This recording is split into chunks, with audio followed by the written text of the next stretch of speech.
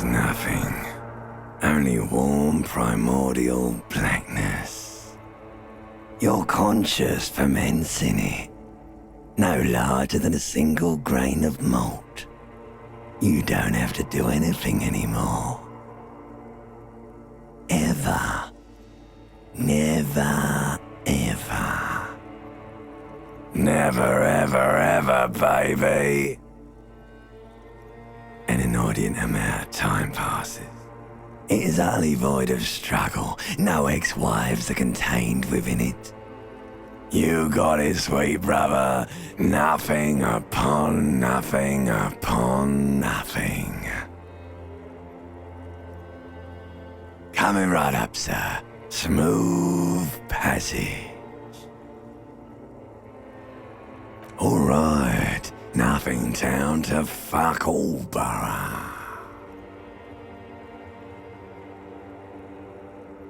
Great choice, Elder One.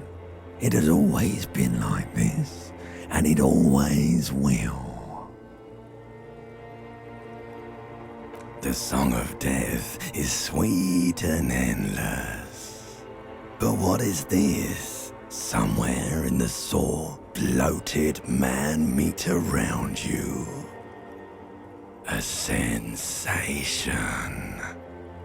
Like a fly to the ointment, your conscience sticks to it. The limbed and headed machine of pain and undignified suffering is firing up again.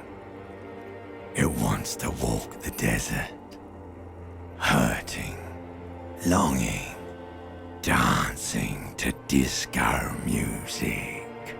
You can take it. You're a champion.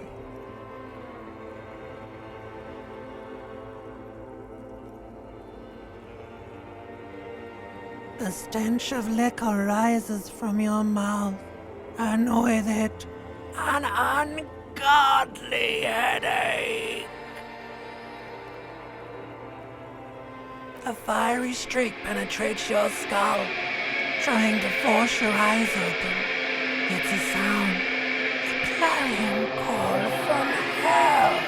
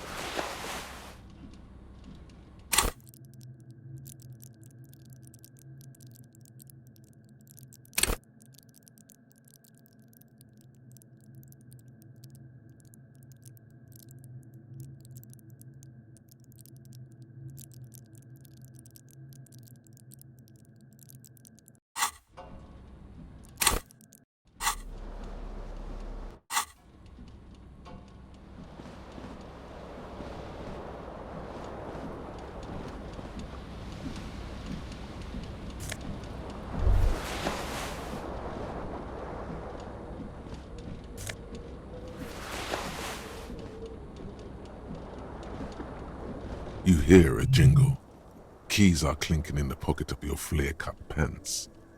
It says, whirling in rags, on the aluminium keyring. There is a single key on the ring. The number 1 is etched on it.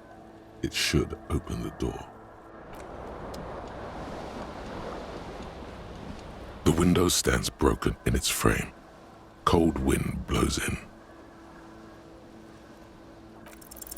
The shards face outward.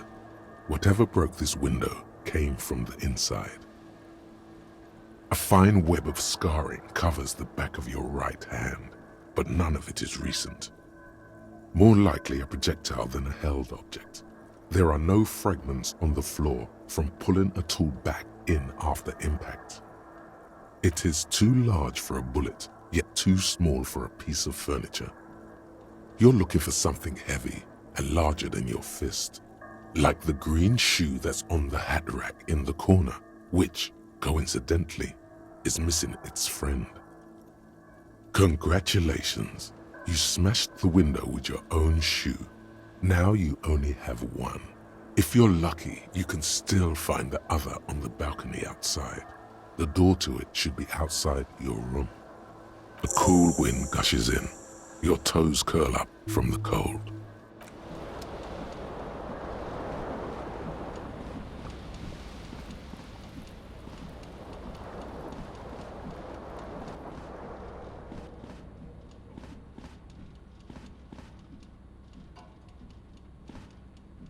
A mirror hangs above a bent and broken sink.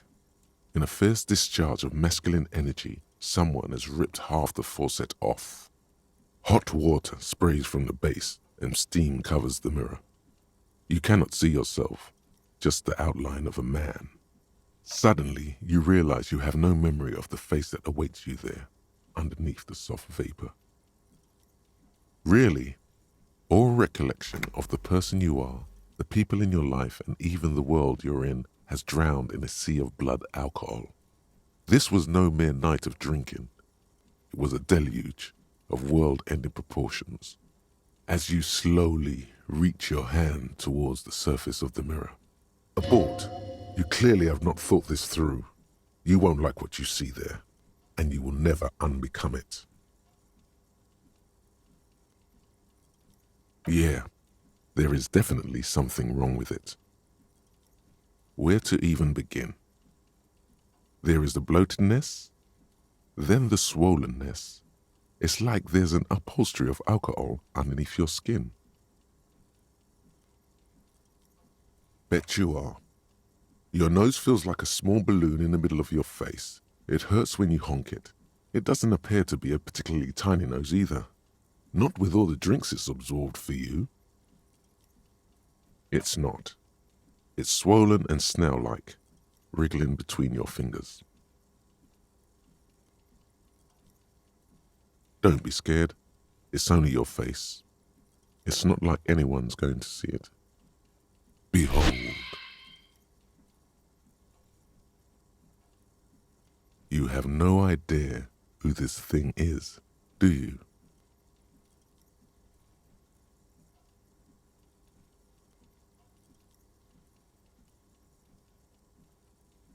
It appears you're also dead. There's clearly rigor mortis on your face. Oh wait, is that an expression? Are you trying to make an expression with that face? Why? Please stop. It's horrible. You're scaring yourself. Oh my God. You can't stop. It's like it's not even voluntary anymore. You have worn that grin into your face and now it won't come off. What does it even mean? What is the emotion you're trying to convey?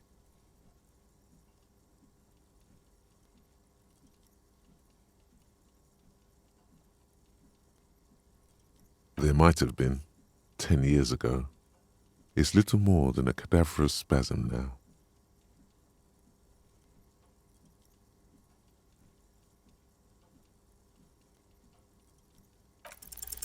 It's too late. Like an image on film. The expression belongs to your primary motor cortex. It would take a minor neurological miracle for you to cease producing it. Like the rest of you, it comes from a bad place somewhere in the past. That's all you know for now.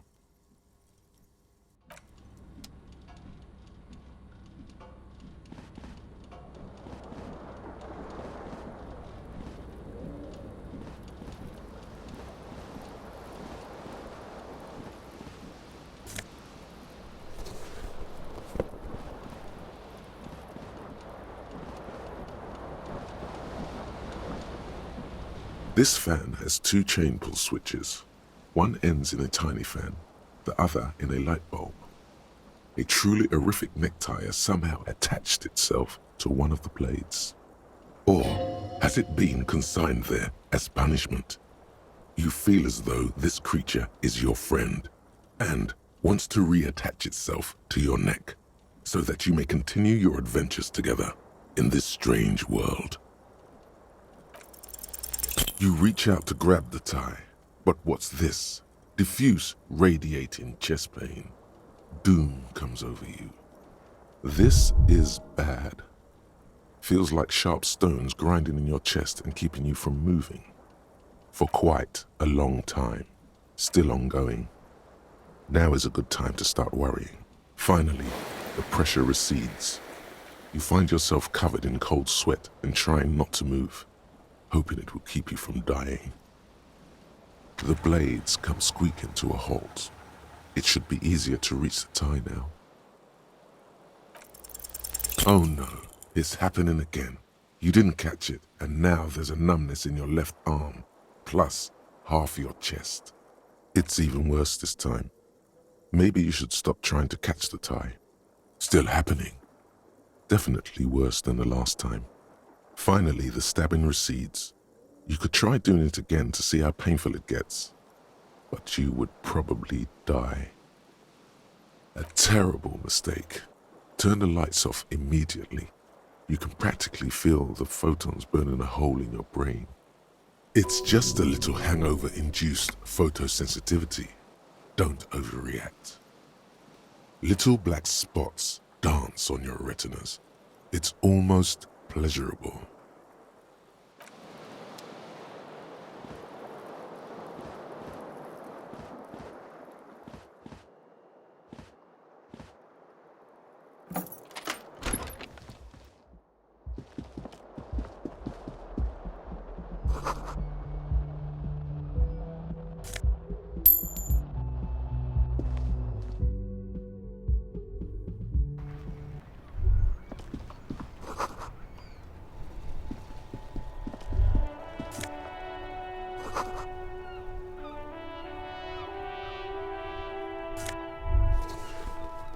There they both are, two identical shoes, both copiously green and indiscriminately snakeskin, reunited on your feet.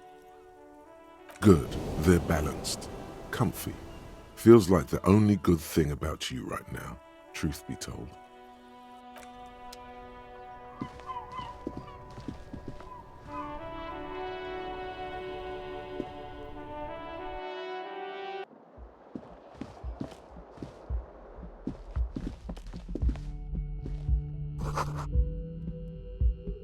Hello, officer. The young woman raises a cigarette to her lips. No. There's only one solution to this. You're a businessman. The young woman shakes her head slowly. No. You're a police officer, sir. I'm not, unless you've been shitting us all this time. You've been here for 3 days, on official police business, no less.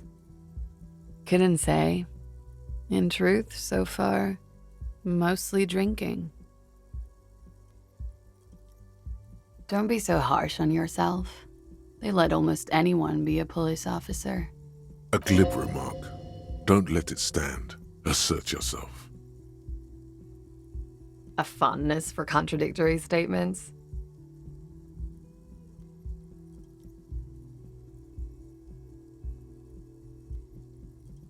I'm sorry. I was being glib. I'm sure you're a great cop. No, she's not.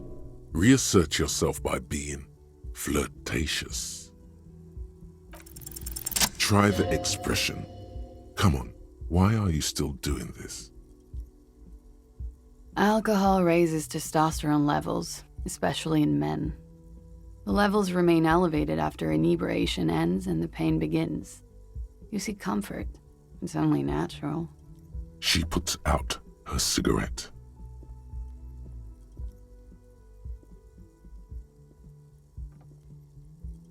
She looks back at you, a light glinting off her eyes.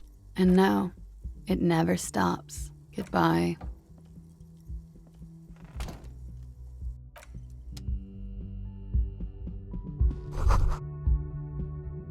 You should pick that fat, juicy cigarette butt from the tray, light it up, and smoke the living shit out of it. The living shit. Your Mesolimbic reward pathway does not mince words. It wants smokes. Who knows what you are? A monster, a murderer, the gnome of Jeroma? You feel like a smoker, especially when you look at that juicy, succulent, seductive cigarette stub, still smoldering deliciously. How very astute of you. This renders it ineffectual. You should look for a whole cigarette, or better yet, an entire pack. Strike that. A carton.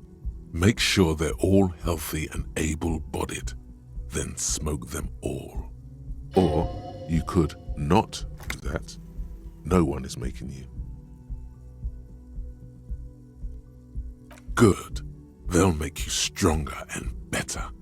You're too old to be cool now, but find cigarettes, smoke them, blam. Instantly a cool renegade man, a mystical red dragon with smoke rising from his nostrils. Plus, smoking them gives massive bonuses.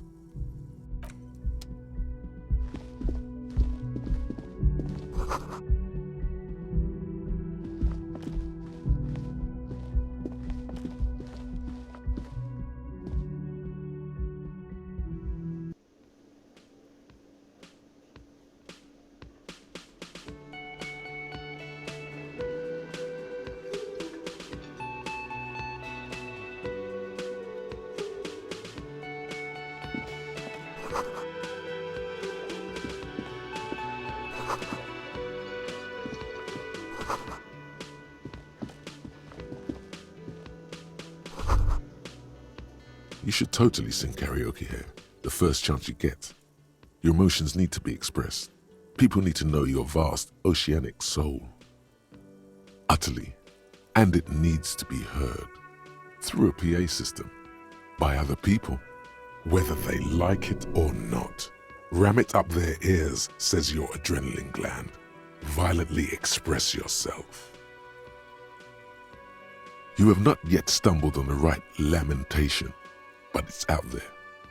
It'll come to you. You will wreak havoc with it. Don't worry. Serves them right. Wipe that smirk off their face with your sad, tragic song. Who's laughing now? No one. You have to find something tragic to sing first, though. Who is mistakenly identified as a cop for his prominent jawline? Yes, sounds likely. You should probably go on stage and pose for a moment when you're done with this thought. See if it works.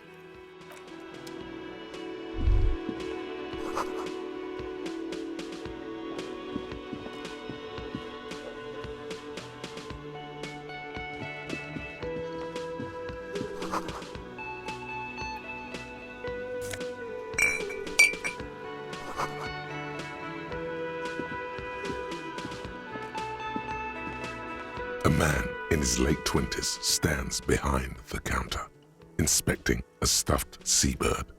As you approach, he gives you a sideways glance, then looks down again. That was disdain in his eyes. Even now he is purposely ignoring you. Looks like he's not a fan. Oh no, you're a hero.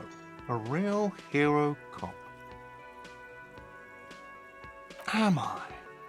Or did you ride in, take the body down, solve the murder, and not trash my hostel room? You're right, you didn't, and it's only taken you 3 days not to. No, I haven't seen you around. I'm not always here. A competent work of taxidermy. The white and brown seabird lies among piles of coasters and drying mugs. One of its wings broken. The man is trying to mend it. Looks like the bird was ripped off the shield that was used to mount it, most likely on a wall. Something about it makes you feel bitter. Look, your buddy is over there. Why don't you go and talk to him, okay? He pretends not to hear you. No, I'm not the bartender. I'm the cafeteria manager. I have 3 cafeterias to manage. 3. Sylvie tends the bar here, not me. I'm only standing in. She just, you know. There's something there, and it's not good. That's all you know for now.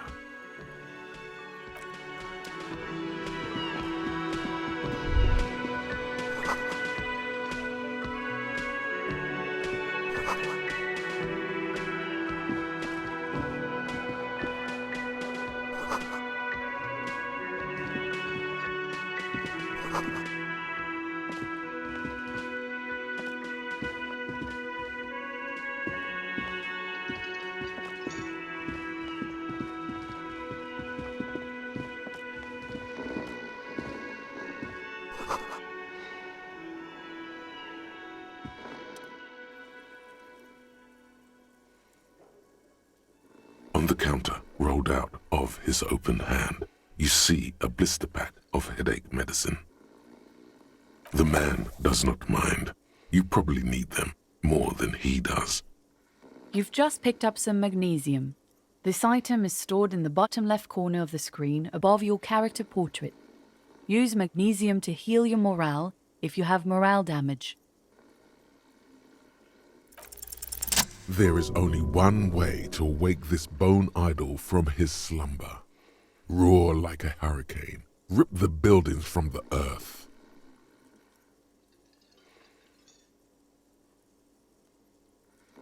Why the yelling, man?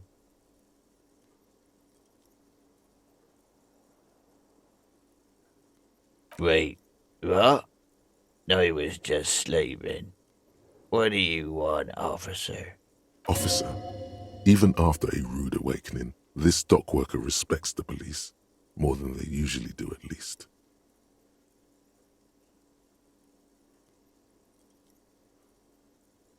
Thank God, no. The worker stares at you, his eyes dry from sleep. A web of wrinkles covers his tanned forehead. I don't know what you're talking about, kind sir, but when I'm out, then I'm really out. No corpses, no mausoleums, just quality time. A little me time in the abyssal pelagic zone. You can never return to it now. Only detective work remains. Wakefulness and detection. That's the name of my employer. I work in logistics. He doesn't sound too enthusiastic about this. How's it going?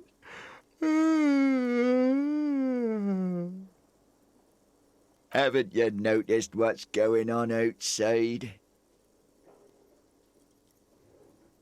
Dude, we're in the middle of a strike down at the harbour, trying to force some sense into the executive board of Wild Pines. For one, I could use some more shut-eye in the mornings. Right to work, right to sleep, I say. Nate got it. Majoret's got it. He's guarding the gate. I'm just getting some sleep. Or was. The way he says Measurehead implies ultimate trust in this head reckoner's physical prowess. He seems like a worthy rival. You should slay him. We are. The workers. The union. We know what we need. What's right for us. Okay. I guess there's also Everard. He's in charge of the union. He's smart. Knows how to negotiate. He's got our back. Indeed. Help yourself to some. Wait. No. It's empty. Sorry about that, pal. The dock worker doesn't answer. His head is already back down on the table, in sweet sleep.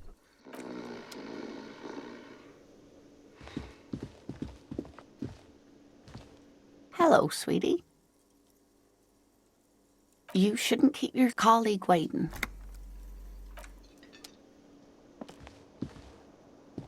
A bespectacled man in an orange bomber jacket is tapping his foot on the floor. Looks like he's waiting for someone. As you approach, he narrows his eyes and extends his hand in greeting. If an assault were launched on this building right now, if the windows came crashing down and the whole world descended upon you, this man would hurl himself in death's way to save you. You are sure of this, but why? He is your half-brother. Hello, I'm Kim Kitsuragi, Lieutenant, Precinct 57. You must be from the 41st. You realize he's waiting for your name. This is your chance to come up with a really good name for yourself. Get creative. Conceptualize. Raphael Ambrosius Cousteau.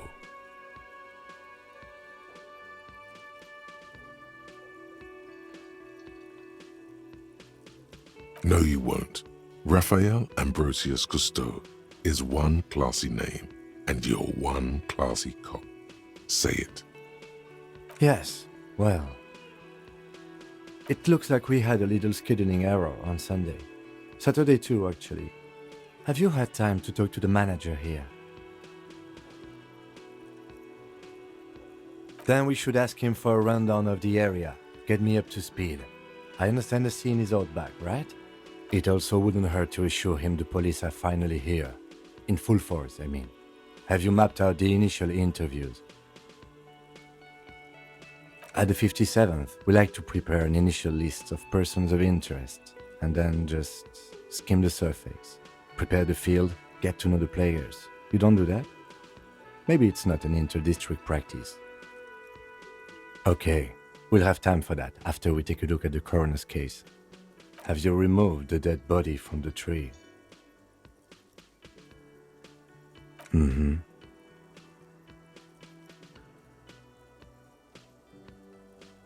Does that mean the body is no longer in the tree? So, the body is still in the tree. This is the first time you detect a weariness in the lieutenant's voice. It is obvious he would have preferred for the body to no longer be in the tree. Where it has been hanging for 7 days straight. We should go there as soon as we are done talking to the owner. I can see you drank last night and the night before, and that you are still drunk now. But I have seen officers go through worse.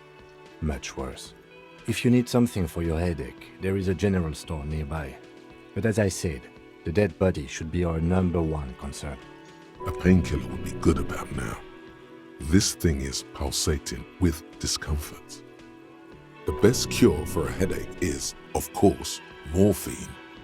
They won't have that, so cigarettes will have to do. I was sent here to meet a detective from Precinct 41. You have the insignia of the Citizens Militia on your sleeve and on your back. I suppose you could be impersonating him. You could have gotten the insignia from the black market or forged it.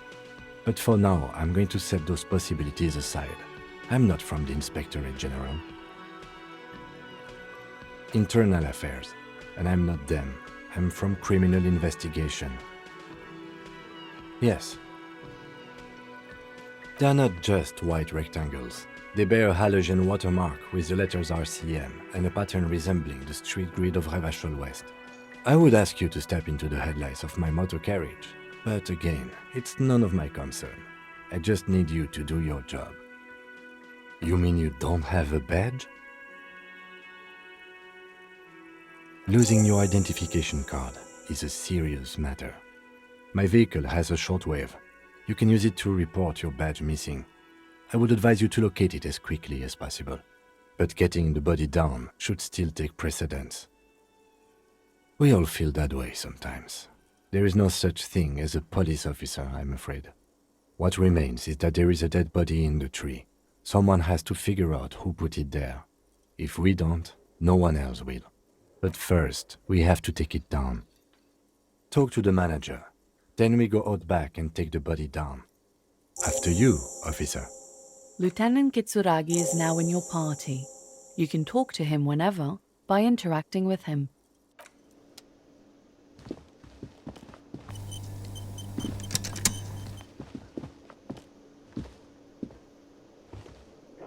The man with the unimpressive beard notices you approaching.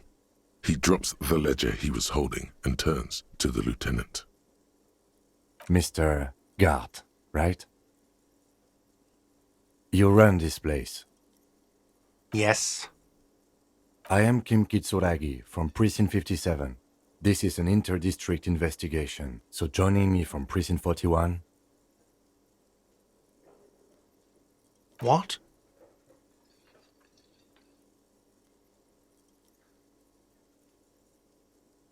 I have no idea what that means. What is this, a joke to you? Is this what you get when you call the police now? This guy? We've been waiting for a week here. Sir, I understand your concern, but we are here to do a job. And for us to do it, I need you to stay calm. Yes, of course. For a moment, the cafeteria manager fidgets under the lieutenant's gaze. Then he gives in. I know it took us a while to arrive at the scene, but it also took you a while to call us. It was you who placed the call, correct? No, I only just got here. It was probably Sylvie who called you. She usually works the bar here. I'm only temporarily taking over her duties. Do you have her number? As a matter of fact, I do. You said you just got here. From where? Are you a local? What, of Martinez? No, I live in Jamrock. I only sometimes come here to keep an eye on the place. This is just one of the many, many cafeterias I manage. But you still know your way around, yes? In case we need directions. Yes, I know where some things are, but as I said, I don't live here. I just used to work here. And I'm not going to start working here again, if that's what you think. I didn't imply that. Detective. I have everything. You? Yes, he means, do you have questions for me, like a police officer would? Behind this building, there's a courtyard. They hoisted him up on a tree there. That's easy. See that door there? First you exit through that. Then, to your right, you should see a big hole in the fence. A really big one. You can get to the courtyard through there. No need for the keys. The hole is big enough for the Franco-Nigerian cavalry to fit through. Does he want you to feel guilty of making that hole? It's implied in his voice. I don't know who killed him. I'm not the police. That's your job. What are you, crazy? Of course I didn't kill him. Suddenly you tense up. Blood is being pushed to your muscles. You should hound him on this. Hound him hard, the prey drive says. No, I didn't. I didn't. I don't appreciate this. What is this? Do I have to answer him? Is this mandatory? The lieutenant stands motionless, his expression unreadable. What are you, an idiot? I told you I haven't killed anyone. He ignores you. She went away because none of your business.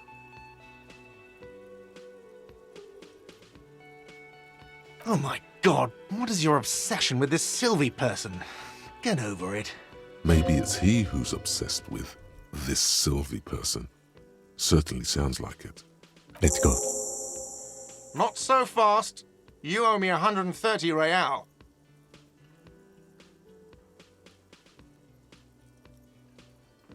Oh, excuse me. You owe me 130 real. The IIR, or Inter-Isolary Real, is the global reserve currency. Whatever part of the world you're in right now, it's safe to assume he means you owe him some money. No, you don't owe me street cred. You owe me money. You owe this establishment 130 real. Let's see. 3 nights at a tariff of 20 real comes to 60 real. Then there's the window you annihilated. The hole in the window was the first thing I saw when I came to work.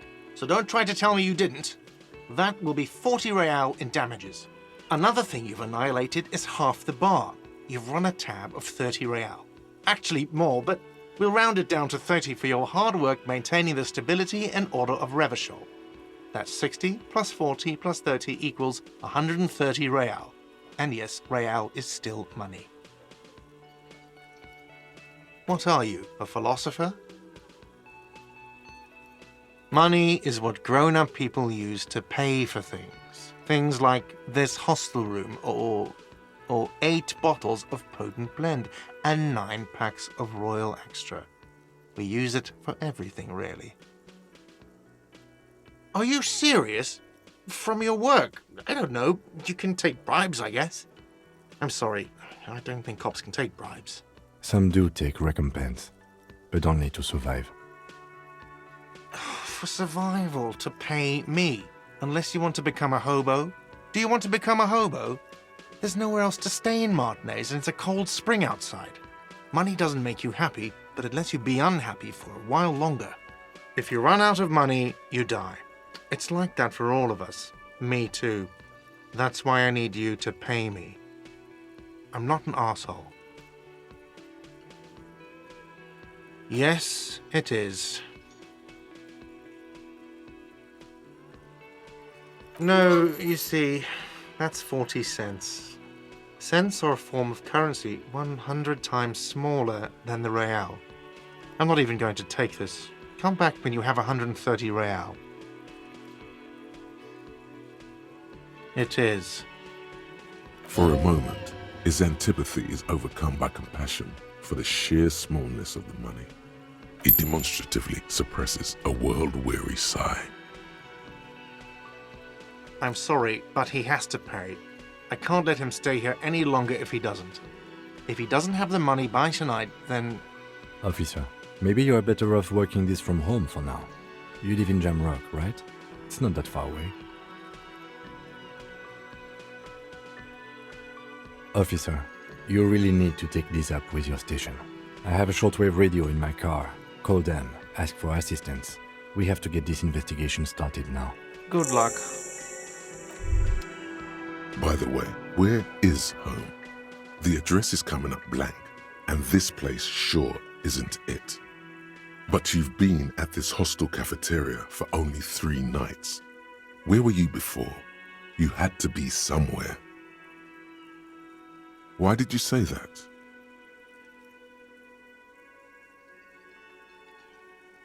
No. But isn't that an expression, not a place? A saying, up on Marvel Hill, a great high place, one that is impossible to climb back to. That doesn't sound like somewhere you can stay if you run out of money.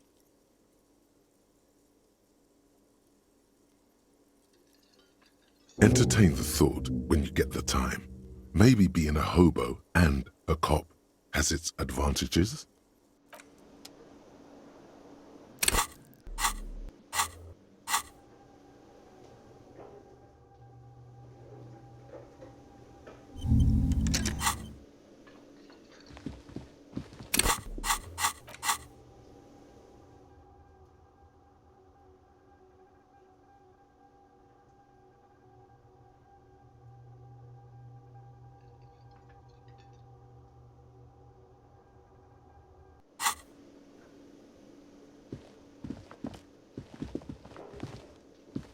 Hello, sweetie. Wait, who's Sweetie? Why, you are, officer. And have you found anyone to be sweet to?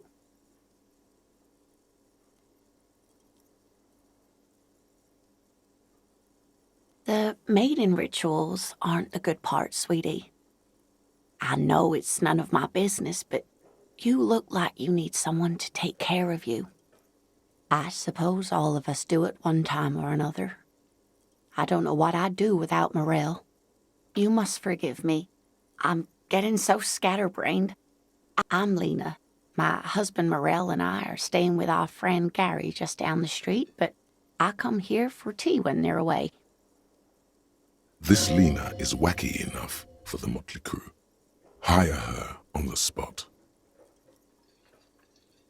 Whatever do you mean? Sequence killers? Oh my. But I think you already have a partner, sweetie.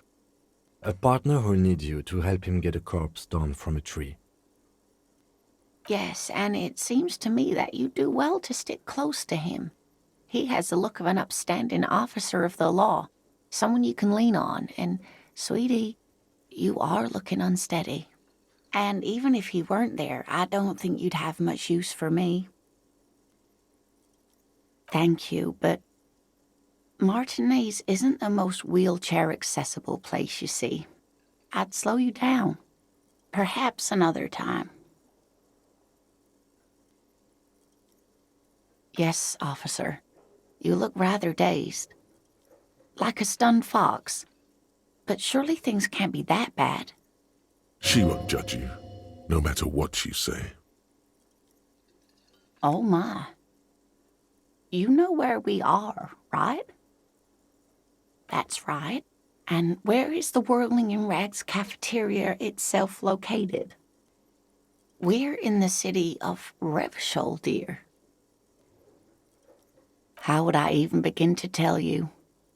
Revachol is the most beautiful city in the world. We're fortunate to be here, you and I. I haven't seen very many other cities personally, but everyone says so. Revachol is a rare jewel. This city used to rule the world, though it has seen better days. Speaking of history, you know what year it is, yes? There. The year is 51, and spring has only just started. I'm sure there are better days ahead. The lieutenant studies you, rubbing his chin. I'm beginning to suspect that you might indeed be completely adrift in this reality, thinks the lieutenant. How can it be that bad? Never mind, we're in this now. I can tell that this is taxing for you, so I'll just ask one more question.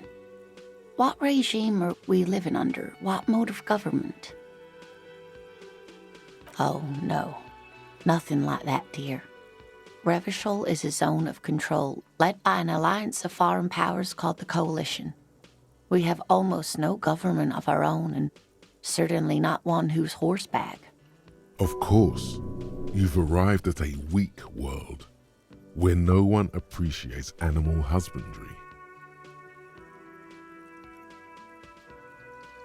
Oh dear, this is troubling.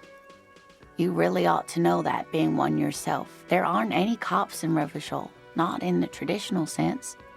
The status of law enforcement has been a complicated matter since the revolution. But we should stop for today, sweetie. You look like you need a break. Besides, I'm not the best person to explain the big things to anyone. She's scared now. She's realized you really are brain damaged. You didn't do too well, dear. It does look like you're having trouble remembering things. History and places. Remembering reality, in a word. It's very odd. A sigh. The lieutenant buries his nose in his notebook. But maybe a fresh set of eyes is what the world needs. And while I'm no doctor, such bouts of amnesia are often temporary, so I wouldn't worry too much. She means this sincerely. Worrying won't do you any good. A defeat, I'm afraid. The people of this archipelago tried to build something new, something different. The rest of the world didn't like it, so they came and ended it. This was 42 years ago. It has something to do with everything. I really don't know how to explain it better. I'm just a poor woman, she thinks. What do I know of these things? And how can I help you? Someone more educated in sweeping matters. Maybe you should ask. No, I'm not an encyclopedia. I won't be a guide either. I'm a detective. Of course. Then I don't know. Someone rich, maybe? Wealthy people are educated. Though I don't know where you would find a wealthy person in Martinez. Of course, dear. Good luck with your case.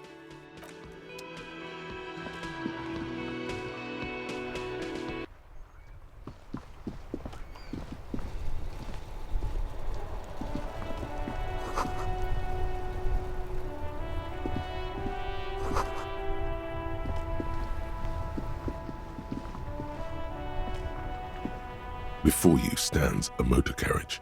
The bodywork is covered in blue and white livery, bearing the number 57.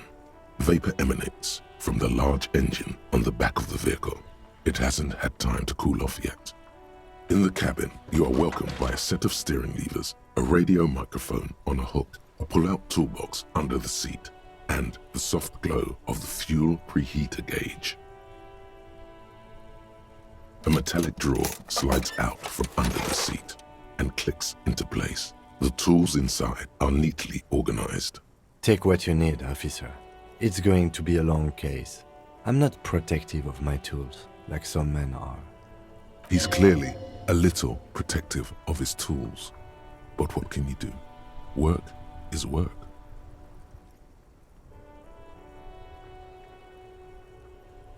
The pry bar feels nice and cold in your hand, heavier than you'd think. Cold and heavy, like truth. You feel like you're reunited with truth once more. Useful for opening all sorts of doors and lids. The handles are long and sleek. Snap, snap go the cutters in your hand. It's robust, weatherproof and well made. Police issue, blue. Lets you see things in the dark you would otherwise miss. The pull-out toolbox slides back into its nest. Preheater gauge casts a warm glow on the steering levers and the radio on its hook. The frequency tableau lights up and the green button labeled Prime Line glows like a feline eye. And then you hear something. The soft purr of electrical kittens. Radio waves cast far and wide over the metropolis. A woman's voice greets you through the static. This is Precinct 57. Hello, Lieutenant. How may I assist you? Hello, Alice. Please assist our colleague from the 41st Precinct here. I'm putting him on.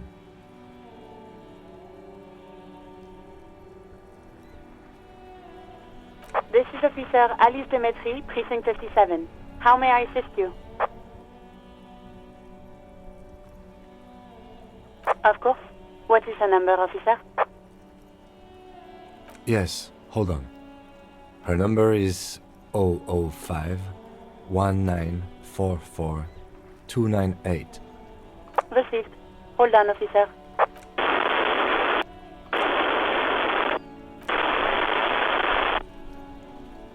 Give it a minute. She might be busy at the moment. Takes a bit to get to the phone. Just wait. Relax.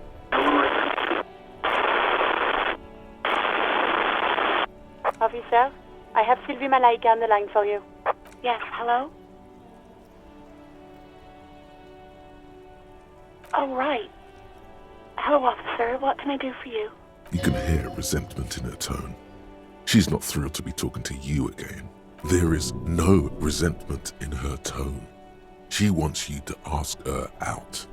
No question about it. You mean, why did I leave the bar? Honestly, I'm not really comfortable discussing it with you, sir. Let's just say I left because I needed to get away from someone. You know whom. You think you hear a sliver of accusation in her words. Don't be paranoid. She's obviously talking about someone else, not you. Maybe, I don't know. I just know I have to take some time off right now.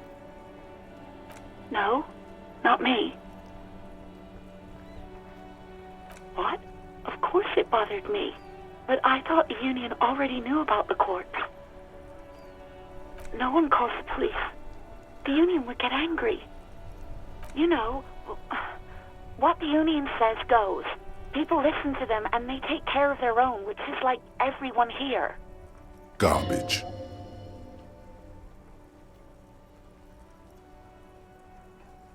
Legally, no. In reality, yes. Martinez is de facto policed by the dock workers' union. Words are not necessary to feel the lieutenant's discontent for the situation.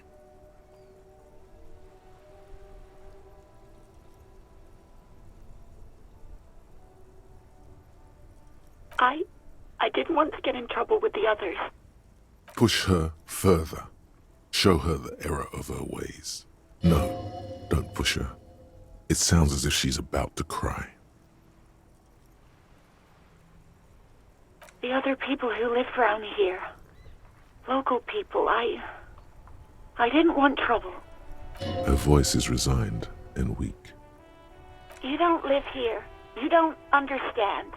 Squealing is frowned upon here. Everything is dealt with, well, by the union, internally.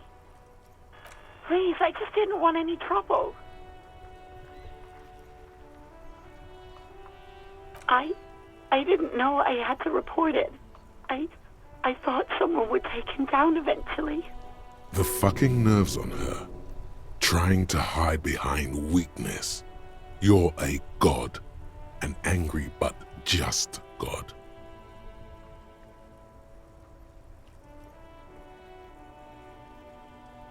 You can almost hear the girl getting smaller on the other end of the line until she almost drowns in static.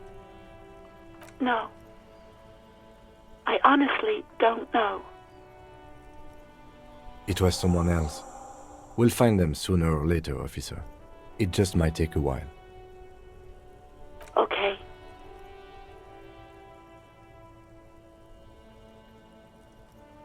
I do hope so.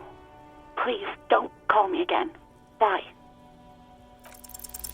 No, she doesn't have a problem with you. It must be someone else she's angry about. Some other guy. Like Gart. You know women and their constant problems. Yak, yak, nag, nag. How's one supposed to get the love going like that? That's where you step in. You're Lieutenant Love, matchmaker extraordinaire. Help the poor girl out, lest she turns into a spinster.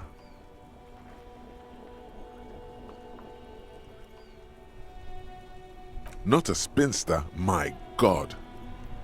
You have to intervene on behalf of Love. First, calm her down. Tell her you've got everything under control, and then go have a boys' talk with God himself. Think you can do that, Lieutenant Love?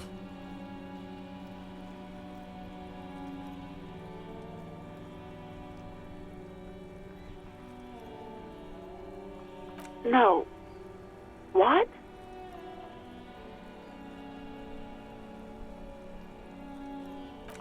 Oh God. Please, just stay out of my life. What? What is it? Call was terminated by the other party. Anything else, officer? It's on. The love quest is on. Too late, everyone. It's on. Take it to God now. Just a second, officer. 10-2, 10-5. This is 41st. Come in. Over. A scrawny old man sits in a dusty cubicle, smoking, with a large white rectangle sewn on his vest. In front of him is a box-shaped apparatus with an array of wires and antennas. The radio switchboard. 10-4, what's your status? Over. 10-18, 10-20, over. State your message, sir. Over. 10-9, repeat message. Over. 10-4, message received. This is a very serious situation. I need to 10-22 the captain. Over. 1022, the captain. This sounds bad. Bad and scary. Like being called to the headmaster's office in school. Is it him? What does he want? Says he lost his badge and needs to report it. He what? He lost his badge? Who lost his badge? Dick fucking Mullen. Who do you think? It's Officer Dick Mullen from the bestseller Dick Mullen and the Lost Identity. Dick Mullen is not your name. It's the name of a fictional detective who would not lose his badge. Defend yourself. Immediately. They're laughing at you. He says this has probably happened to other policemen before him and laughs sarcastically. Oh goddamn it. Is he fucking kidding? The whole station's gonna be dicked for this. Satellite Officer Vikmar is wondering if you might be joking and adds that this tarnishes the reputation of the entire station. Over. Mullen dicked us. He's asking you to stop, says this is serious. Of course it's serious. He lost his fucking badge. Satellite Officer Vikmar concurs, losing your badge is serious. Over. 10-4, I hear you, officer. I'm just going to make a note here that you are in pursuit of your misplaced badge. Over. Fuck me. Mac, come here. You've got to hear this. Dick Mullen lost his badge. What's going on? Super Cop here lost his badge. He lost his what now? His badge. He lost his goddamn fucking badge. He asks you to please stop saying he lost his badge. Why? Did he find it? Sergeant Orson was wondering if you found your badge yet. You don't have a comeback. Sorry. It's hard to think like this. He's not replying. Looks like he's still looking for it. 10-9, come again. I didn't get that. Over. New heights even for Captain Sober. Ask him. Ask him if he's lost his gun too.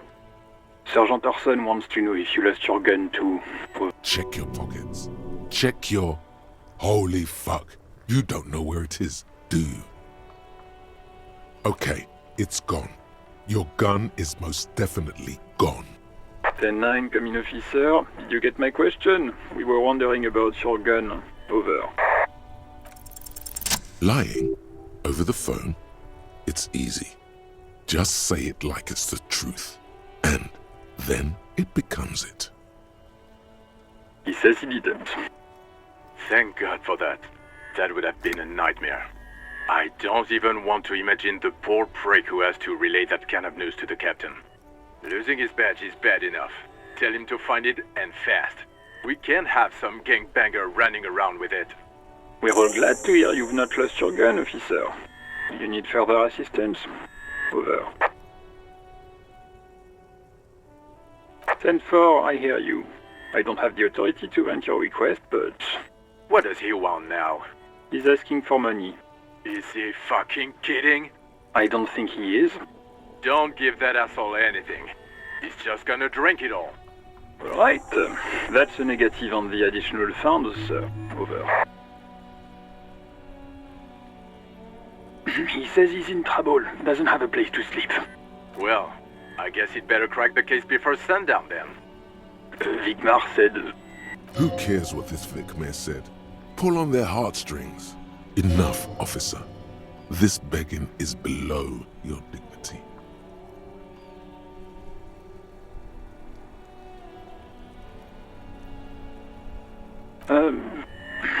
He said, it's okay. You can do it, sir.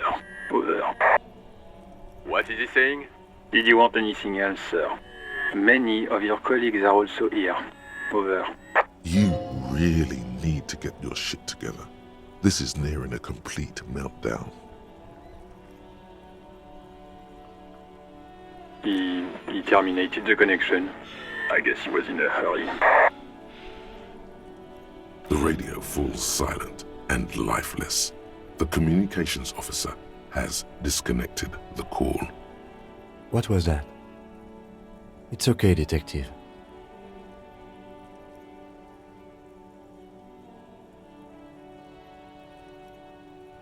We should get on with our tasks. Work always helps me center myself. Now, anything else you need from my vehicle, or...? 18 kilometers to the south, in the 41st Precinct's relay booth, a small crowd has gathered around Communication Officer Jules Oldboy Pidier, around a dozen cops. The small room is filled with cigarette smoke, abuzz with laughter when Officer Judith Minnow enters. Her left arm is in bandages and her hair trimmed short. What is going on here? Did something happen? What happened is my partner made contact, and it's not good. He's lost his badge. He seemed confused, delirious even. Mac, the torso Torson, is finger-fucking his fist, laughing hoarsely and apparently telling some dirty story to his partner, Chester McLean, near the entrance. Yeah, Mullen was fucked, alright.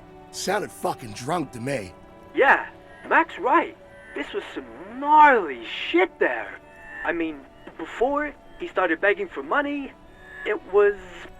Enough! None of this is funny. It's fucking sad. That's what it is. He's a cop. He's one of us, goddamn this. We must help him. Yeah? How do you fucking plan to do that, huh? Get him off the drink? Go jogging with him in the morning and get him on carrot juice? He's a lost man. I just know we can't give up on him when he's at his weakest. He wouldn't. Mac, man the door. You know what he told me? I don't want to get better. I want to get worse. Those were his words. This shit does not leave this room. Not a word of this to the captain, or anyone else. We'll give him a couple of days to pull his shit together. I guess I can hold off the report for a few days. Good. Okay, everybody. Nothing but a prank call here. We all got our laughs. Now get back to work. Far north, on the other side of the motorway, the officer quietly hunches with his hand in the motor carriage. The white suede feels luxurious under the touch, and the metal clutch handle so very familiar in your palm. As you tap on the gauge, the indicator pin jerks as if startled. It's in the large orange sector, indicating the engine is warm. Next to the gauge is a red switch labeled heat. There's no use pressing the heat button. It won't start without the ignition key. Alternative translation: don't even think you can drive my MC. This is the Kupris Kinema, my motor carriage. You can use the toolbox and the radio if you'd like. Motor carriage, motor carriage. Something bad with a motor carriage. A dark lump rises in your throat. Nothing, nothing. It's probably nothing. Forget I brought it up. Please proceed with the carefree lollygagging. The Kupris motorcar does provide most of our patrol vehicles, yes. No, I'm afraid not. We have a murder case on our hands, remember? A motorized vehicle, officer. I'm sure you are familiar with the concept. We've had these for nearly a century. In the cabin, you see a set of steering levers, a radio on a hook, a pull-out toolbox, and the soft glow of the fuel preheater gauge.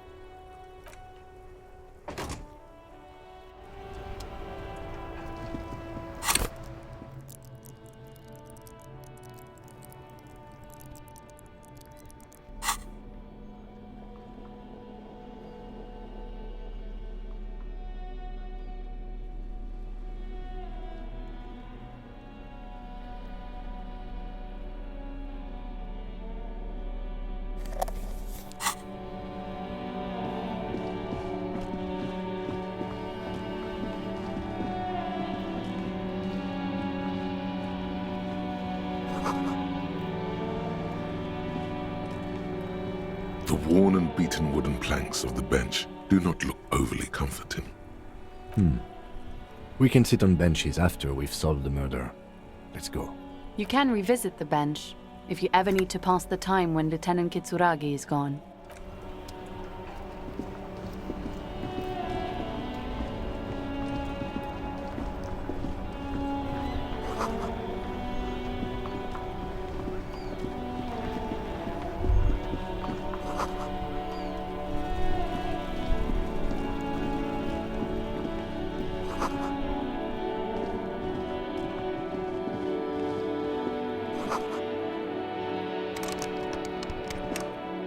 An old call box with a matrix of push buttons lists all the companies in the East Delta Commerce Center.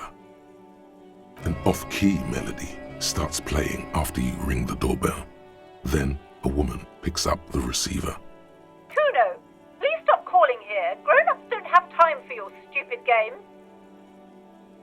Oh, I'm sorry, officer. I thought you were... But the doorbell is broken, and the bookstore shouldn't even be on the list anymore, so I can't help you. Please don't call here again. A single beep indicates that the line has gone dead. You ring the doorbell, but no one answers. Just seeing the words Andro Orlando gets your hackles up. Its very existence is a threat to your masculinity, to say nothing of your hair. All you hear is static, but no one answers the call. You ring the doorbell, but nothing happens. You wait for a minute or two, but all you get from the call box is silence. No one answers the call. You hear static from the intercom speaker. It sounds as if someone has picked up the receiver, but isn't saying anything. Yes, hello. This is Tricentennial Electric. Have you come to place an order?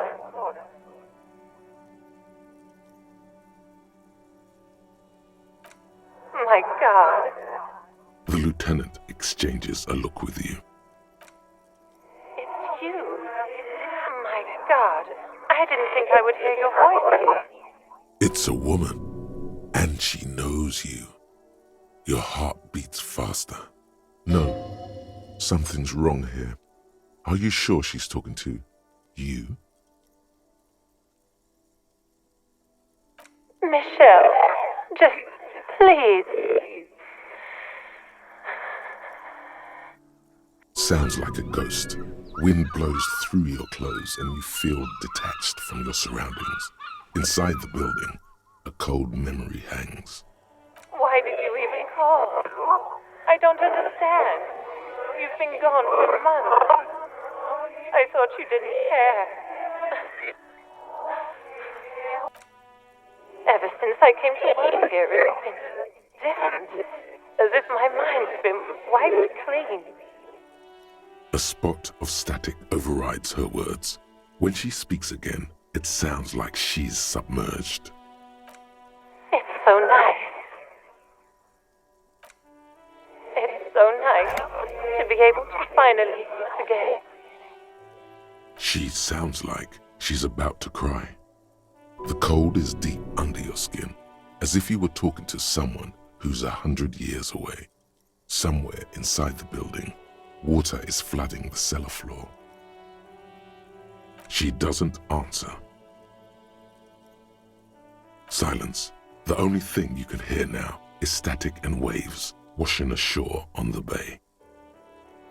Another seagull passes by. It's getting cold standing here, staring at the silent call box. It must have been some kind of faulty wiring. We should maybe stop playing with this doorbell. It looks ancient. You press the number sign on the keypad that terminates the call. 12 name cards on the call box read. Looks like someone has melted half the plastic off with a lighter. The doorbell doesn't work anymore. Silence. No one's home at Fortress Accident. Silence. No one answers the doorbell. Nothing happens after you ring the doorbell. They don't want to talk to you. Silence. No one answers your call. This button looks new, but someone has removed the name card. Nothing happens when you try to ring it. Huh. This button looks new. It's probably not connected yet.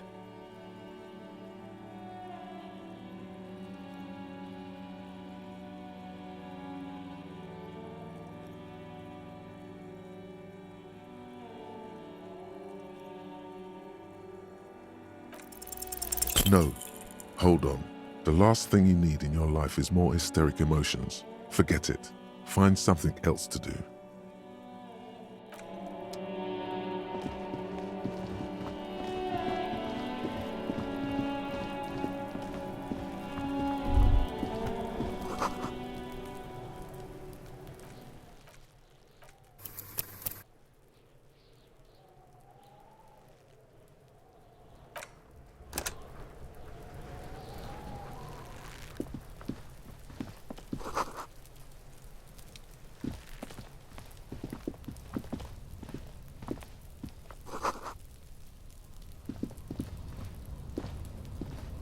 inconspicuous pile of the roofing material, Eternite. It's nothing. Someone just left some roofing material slanted against an old shack. Because there's a secret door hidden behind the panels of Eternite, that's why they're too orderly. There it is. You see a shabby little door.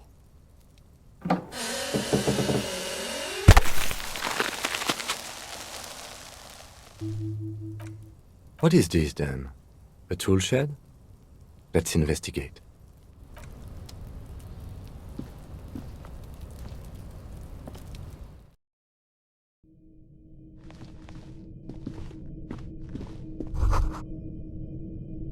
Be still, my beating heart. It's amphetamine, sweet amphetamine. The lieutenant isn't studying the powder in the mirror. He's studying you.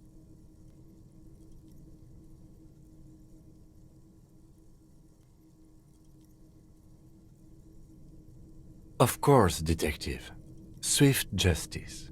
Don't worry, we don't have to investigate every trace of narcotics. Yeah, swift, lightning justice. Faster, harder, justicer. See that ladder there? It's probably another way into the industrial harbor, no? A secret path the local kids use.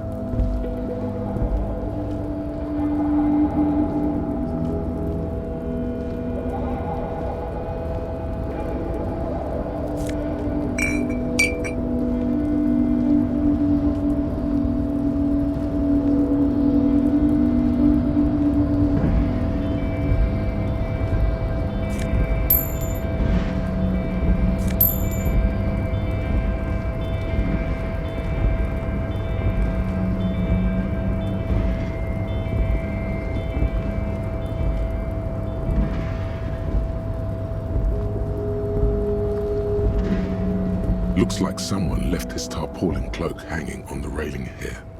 Man down, a trooper has been left behind the enemy lines. You could swear it's more of an instinct than anything else, but you know it's a cop's cloak. Yes, it's probably yours. It bears the RCM insignia, and you have a habit of being careless with your equipment. You could probably make the jump. You look like you've done some track and field in your day. The wind is aggressive up here.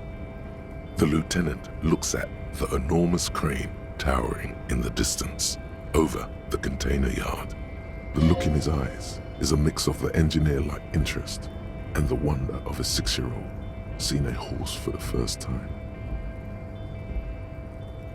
Yes, that's one way of putting it. It's certainly an impressive achievement of engineering. But I digress.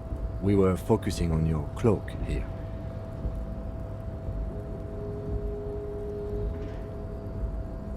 The cloak? I do think it's yours, yes. As to whether you should go for it?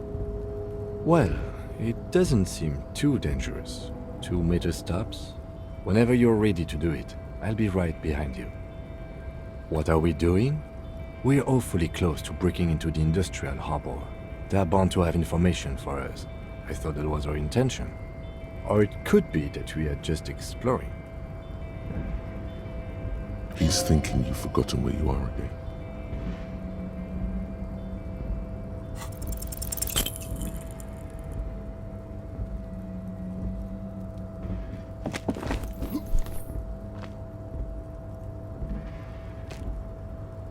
Nope, no. That's still too high. What were you thinking? You're not a gymnast. You're a boxer. And you've climbed way too high up here. Sure. Just be careful, okay? Looks like you almost strained a muscle there.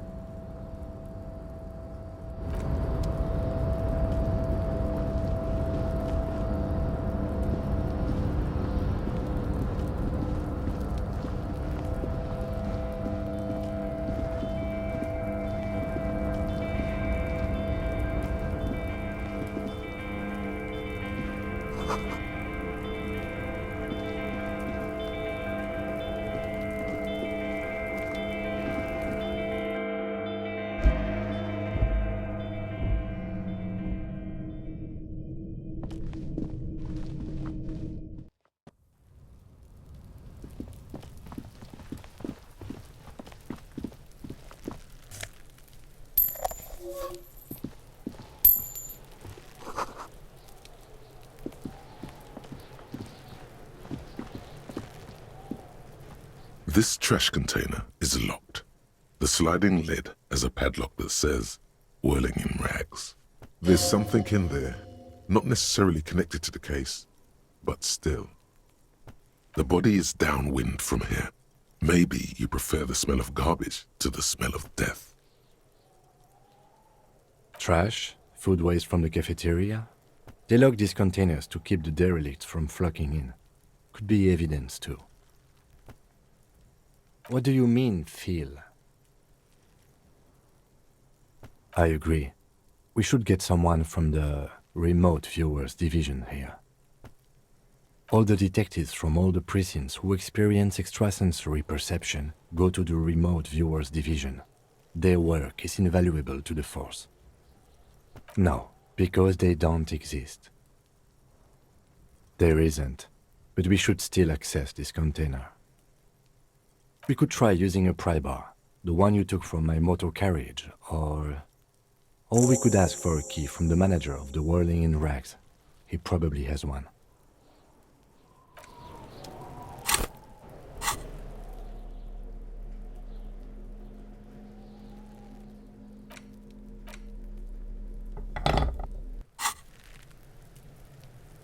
This trash container is locked.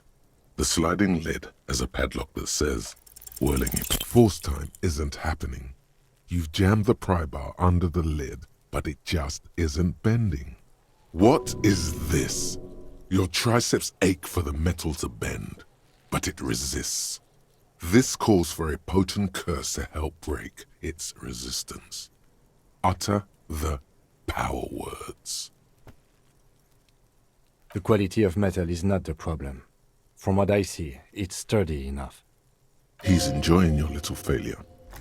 He finds it amusing. He's reveling in sweaty rage on your face. There's a creaking sound as the pry bar slips under the lid. You hang from it like a moron, huffing and puffing. Clearly the technique is wrong, but nothing else comes to mind.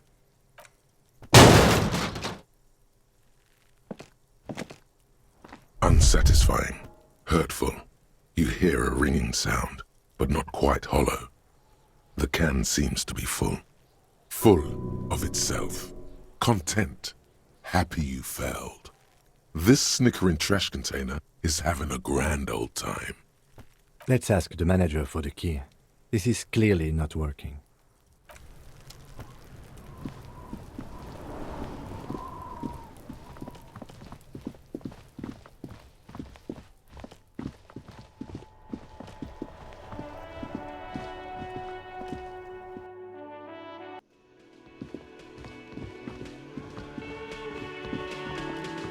Can I help you?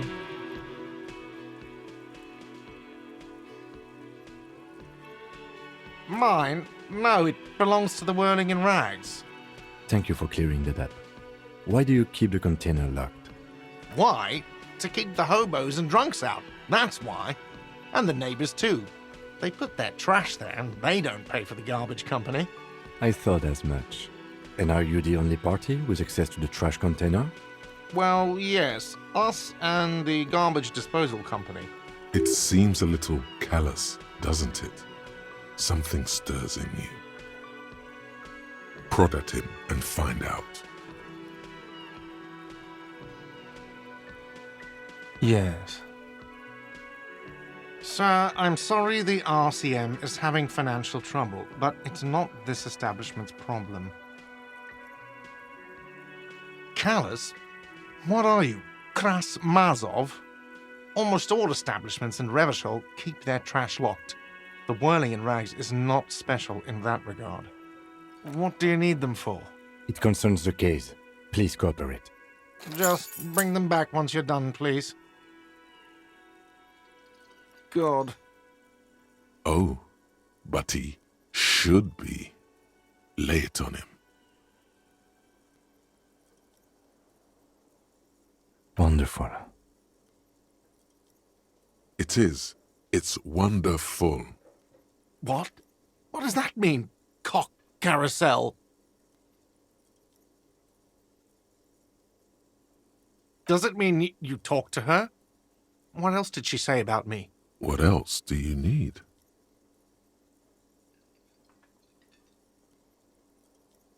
He looks at you, spinning your arms, then leans on the corner and sighs. His head drops between the shoulders, heavy and defeated. She broke the bird, you know. The great skewer. I found it on the ground with a broken wing. On the morning she left. I should have known. It was her way of telling me to piss off. I should stuff it up my arse. Yes, the bird is connected to this. It's a symbol of hope, and she broke it. Huh. Cock carousel. I think I understand now. It's what they ride until, like, 39. They ride the cock carousel until the clock runs out. Here, have the rest. Now, let me have a drink and think about this shit for a moment. On my own. And there we have it. Isn't that beautiful? Another situation fixed by Dr. Love.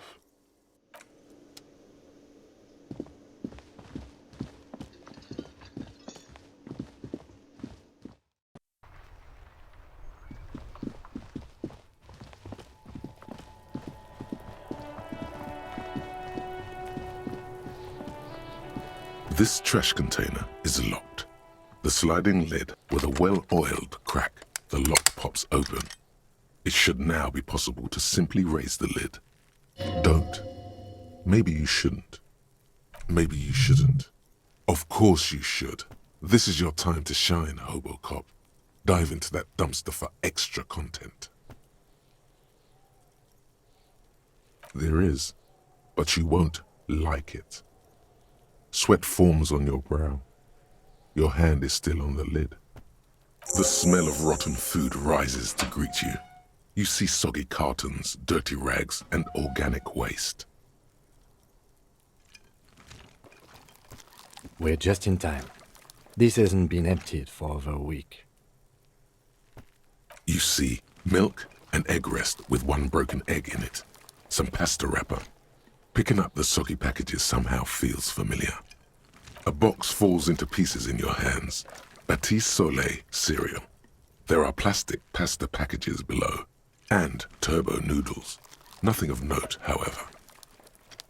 Among the threadbare kitchen towels, something catches your eye. A pair of denim trousers. As the legs of the slime-covered jeans begin to unspool from the garbage, a rank corpse smell fills the air.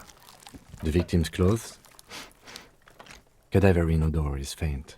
If these belong to the deceased, they were removed when he was still in the early stages of decay. Drop them in here, officer. Guitar-marked blue jeans. Pockets empty or emptied. He wore them with a belt, too, a white belt. The loops appear stretched, but the belt is missing. That's it. Do you see anything else in there? I have another bag here. Something slimy catches your eye. A drab, long-sleeved shirt, olive-colored, appears from the food waste, dripping with pus. This is a military-type overgarment. No label or serial number. This is the kind of rib-knit shirt that's worn over light armor to conceal it in an urban scenario. Anything more? The rest of the rags are just kitchen variety waste. Just garbage. All right. We should go to Gart again and ask if he knows who put the clothes in the trash. It could be as simple as someone from the hostel cleaning the yard. Or that one. I'd advise against confronting that force. The fuck's he on about, kids? You hear that, Kuno? He thinks you're an infant or something. See? Not really. All we know is the victim's clothes are in the trash, the lid was locked, and his establishment had the key. It's just a small loose thread. The lieutenant nods, then looks back into the trash container. It's just organic waste, cold and slimy on your hands. Apple and potato peels, mostly. Unidentified sludge, and the occasional chicken bone thrown in for good measure. But hey, nothing. It's nothing. Nothing more to see here. What's this? A blue piece of plastic sticks out from the apple peels. It's shiny. Looks like the corner of something. Something larger. A clipboard. A blue plastic clipboard with moist papers hanging from it. They look badly damaged, but you can still make out forms and notes, written in a man's handwriting. Officer, is that your paperwork? It is. Look, the plastic has the RCM street grid on it. You've even got an autopsy form in there. If you don't mind me asking, how did this get in the trash? What are you talking about? Doeth thou also thorough inventories? You should take stock of your notes. Make sure it's all there. Official notes contain informants' names. If some of it has fallen into the hands of the RCM's adversaries, bloodletting may well ensue. It would also not hurt to start taking notes on the case. Now, tell me what your eagle eyes see. Or are we finished? Some items, such as the ledger you found, are interactable. Go to your inventory and select the Interact tab to read your paperwork. Wow, an Armistice caliber 50 knock cannon, half wrapped in paper tissues. So shiny. It's a giant rifle, and it's very expensive. Not as expensive as that fat string of pearls snaking around the rotten banana peels, however. And is that Cordon Electric's preamp with Electra F2 tubes? It is. That catches quite a price. We're talking 12,000, easy, unless you're into hi-fi yourself. That's too bad, because none of those things are actually in there. There's just food waste and crisp wrappings. All you see is a broken mug with a racist depiction of the yellow man frolicking in saffron. Only in its social sensibility. Mm-hmm. You've acquired an interactable item. Investigate this item further by going to the Interact tab in your inventory. The container sounds a muffled gong.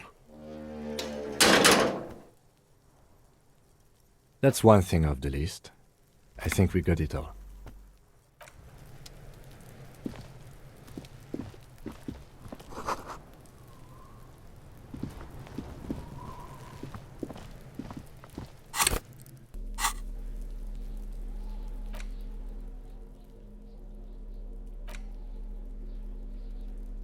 It's just a racist mug.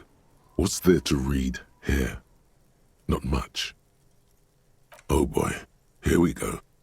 What are you going to say about a broken, tossed-away mug that you dug out of the garbage?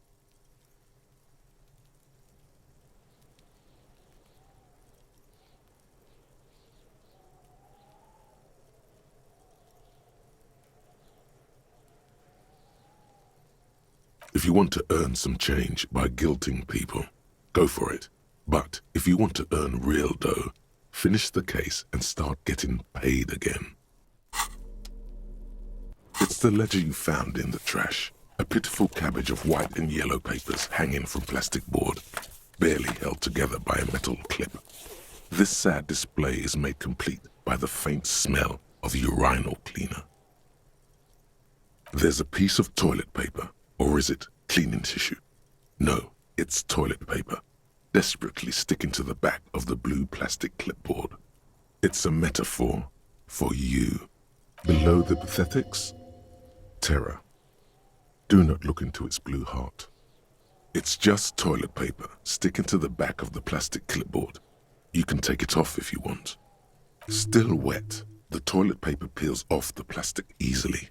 All you have to do is shake it off with your finger and voila! The ledger now looks marginally better. An aluminium block runs the width of the board, biting down on the paperwork. Its crocodile teeth are the only thing keeping the papers together. A regular pencil, the tip worn down to nothing, has been attached to the clip. The surface is interrupted by a silvery sticker. It's rectangular, sparkling with iridescence. You don't know how you didn't notice it before. What? Yes, halogen watermark used for adding information to RCM property. It depends. Aside from an anti-counterfeiting stamp, mine has my station number and address. The information varies by date of issue. How many years you've been on the force, he's thinking. It'll have that. Any capable light with the right wavelength will do. All RCM vehicles have headlights designed to reveal halogen watermarks. Mine too. This means you can read the watermarks if you just turn the lights on. Okay. While a bunch of sodden papers sag from the clipboard in your hand, it's a sorry sight. They're not exactly white. They're yellowed in patches by sunlight and alcohol and covered in dense blue handwriting. Ink escapes into watercolor patterns, reaching its tendrils across entire pages. The paper itself is checkered with faint red lines, forming short paragraphs. Once in a while, there's a red stamp that exclaims, "Case files commit to paper." The case files themselves are plenty. You count more than 100 sodden, crumpled up, earmarked pages falling apart in your hands. They appear to be sufficiently organized and extremely dense, if mostly illegible. Work, strife, poverty, the Jamrock Quarter. These are handwritten logs of investigations dating back to January 51, this year. The exact number is hard to estimate due to missing pages and an odd naming convention. But there are at least 20, maybe 30 cases undertaken, not completed, mind you. Yes, it appears you employ a, shall we say, robust yet literary system. Each investigation has its case number written on the margins. Yet, still more tellingly, most are accompanied by a name. Yes, all caps. One is called The Next World Mural. Another, The Square Bullet Hole Murders. Another yet, The Unsolvable Case. Others appear more light-hearted. The Guys on a Couch in an Unexpected Location, and The Murder at the Hookah Parlor. Even the rare article-free Collapsing Tenement. Murder features prominently throughout. You like this grimy murdering, don't you? It's going to take an effort to piece these case files together, but it can be done. Once you're done inspecting them up close. You mean the alphanumeric? Officer, precinct, time of arrival at the scene? Oh, you mean the titular? Yes, well, so do I. In our defense, almost everyone in the RCM does. It's a holdover from the early days of the RCM, right after the revolution, when the organization had little idea how to do things. It persists in an unofficial capacity. Officers use these titles to refer to their work among themselves. Again, in your defense, I seem to have named one the man with the hole in his head. That was a real person. His death was real. Still, I named it that, to amuse myself. I pray his loved ones never find out. Rail spiked through the head. He died. It was a workplace accident. There is, for precisely one more. 15 pages near the end remain untouched by the damage. The checkered grid forms a structure of passages, breaking the case into subtasks to accomplish. The tasks you've completed flow out of the pen in a brash freehand similar to the rest of the letters. The wording comes easily. It's almost robotically simple, a language developed for mental rigor and simplicity. Inspect the victim's body. Interview the cafeteria manager. A satisfying slash sounds across the paper. You're done, it seems to say. And you, and you. Things to be done and things already done. The composition of reality. This is an extremely useful tool for a detective of the citizens' militia. Now all that remains is to name the case. No, actually. Any ideas?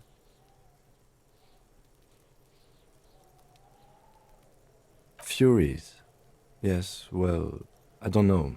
I have to be honest, I'm not experiencing the internal strife that it refers to. And also, could you make it less poetic somehow? Just a normal case name, you know? Think, what would that be? A good normal name. Great, that's great.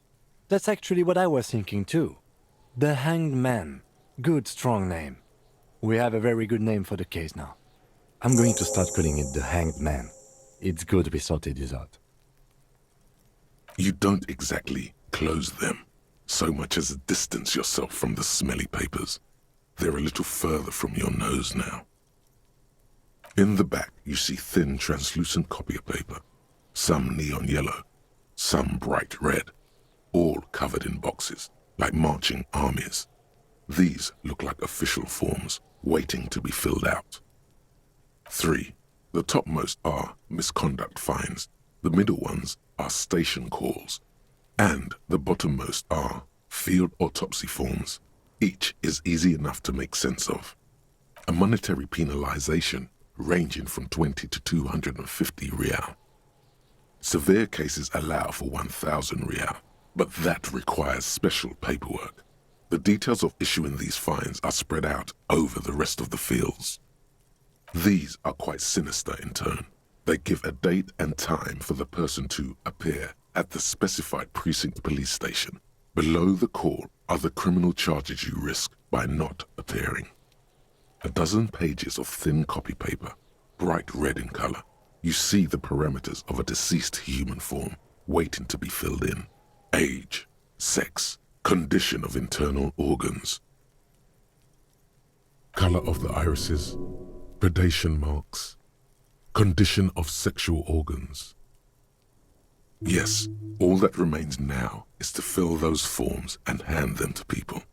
Fines for wrongdoers, interview requests for bad guys, and field autopsies to dead guys.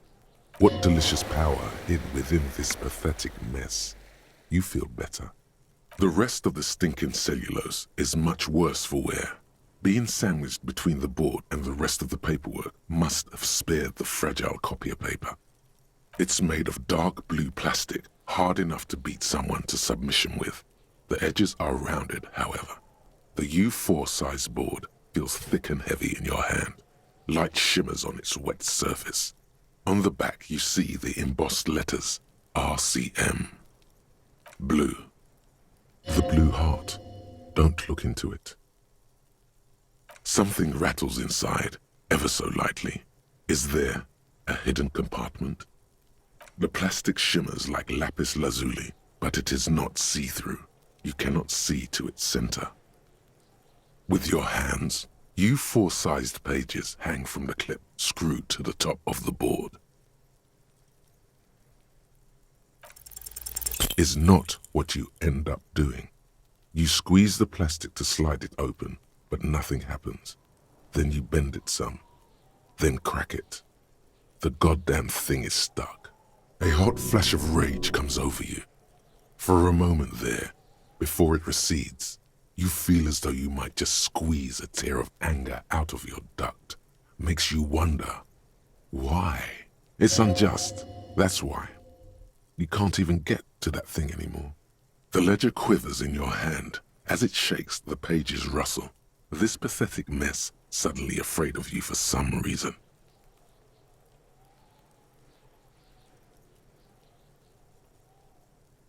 The acidic stench of rotting food is rubbed off on the cellulose. It now forms the base of the experience.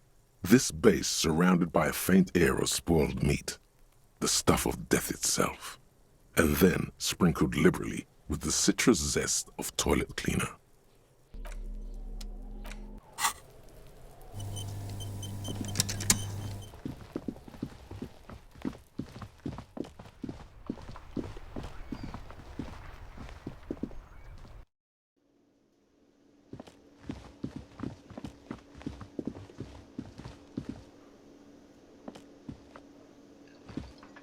Can I help you? Thanks. I hope you found what you were looking for. How strange. I certainly didn't put them there. I think fugue states are more your forte, officer. Sylvie had the keys before I got here, and I can vouch for her. I can vouch for all my staff. None of us would tamper with the crime scene. The trash collection service, CS Municipal. I don't see why they would put anything in the trash, though. Ah, the elusive CS Municipal. I doubt we'll be able to track down who was sent here last and when. This will have to be one of those little threats that solves itself down the road. On Clinton Street, near the Boogie Street Diamond, a small truck rattles down an alleyway. It stops by a rusted trash container. Two men, their faces rough and swollen, jump out. They look at the container, despondently.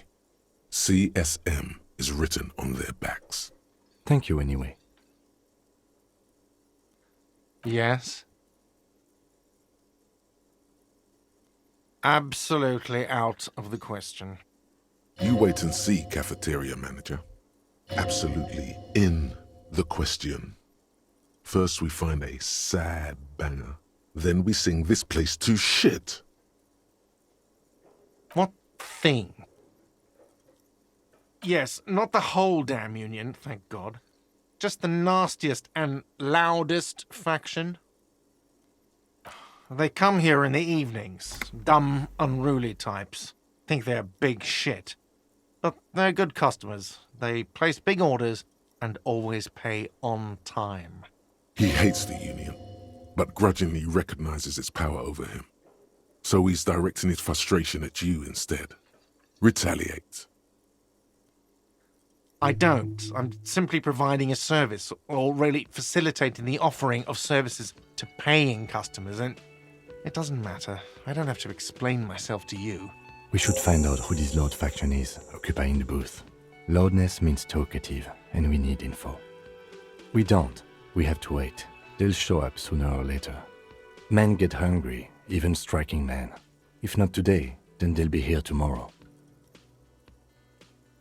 What are you, a cook now? That's none of your business. You're not. You're a menace. Fine, okay. The kitchen is closed until 1 p.m. because the real cook is working. You can snoop around after that, if you must. What?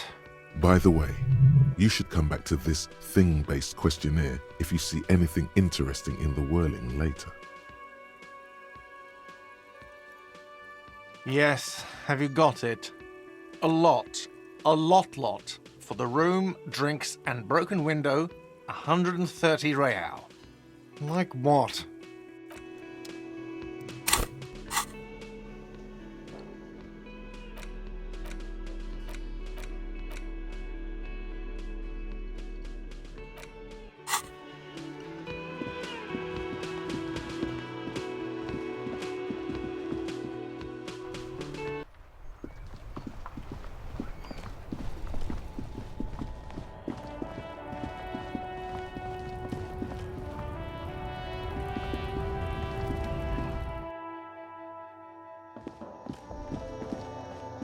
The tear machine stands in the corner. A sign says, 1 bottle equals 10 cents. Oh, that's the tear machine. It's a machine for tear. You know, you find tear outside, like bottles or whatever, and put it in the machine, then it gives you money. You need a bag, I guess. We used to have some, but we gave them all out, so feel free to use it if you find a bag, though. I'm sure there are some out there, somewhere.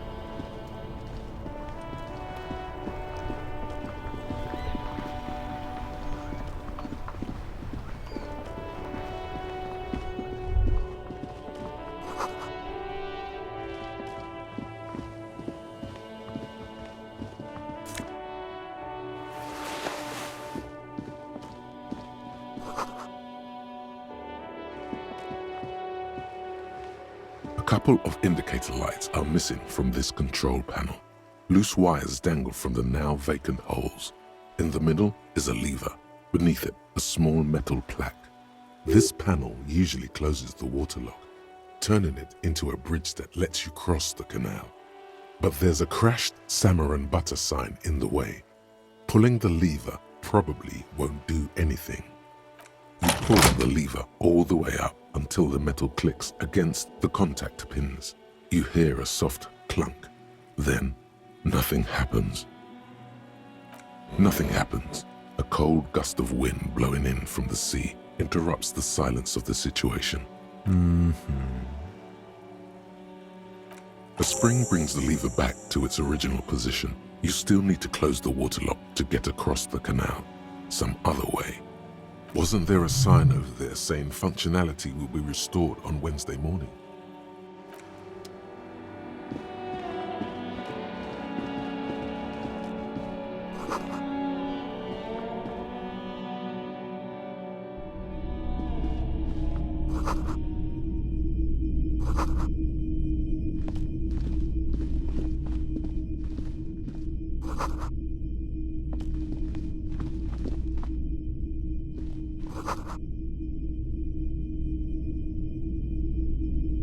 A typical Martinez streetlight sits among assorted floor and table lamps.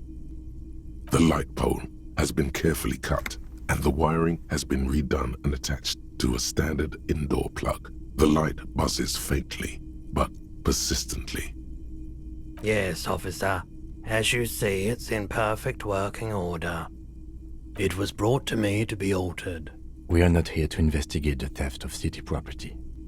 You have to admit it's rather clever what he's done with it. 700 real. A bargain, I dare say. A bargain? No, it's not.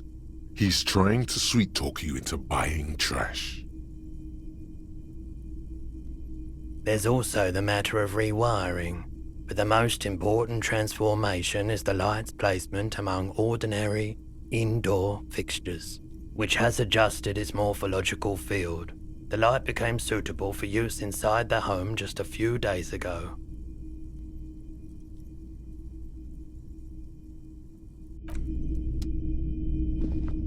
The boomboxes on the shelf look well loved and well-traveled.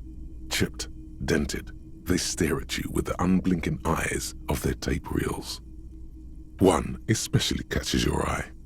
Deep gold and amber plastic with a big old handle on top. A classic boombox that says, Stereo 8 approved. This is you. Golden orange. A sunset suite. Just make sure it works before you buy it. Is the Harman Welsh W2, made in Vespa, designed in Seoul, plays all reel-to-reel formats, 2mm, 8mm, 12mm. It's even got a little radio in there. It'll set you back 12 real. Absolutely. I've tested each one myself with recordings of speech, found sounds and music from a variety of genres, even though I don't really like music.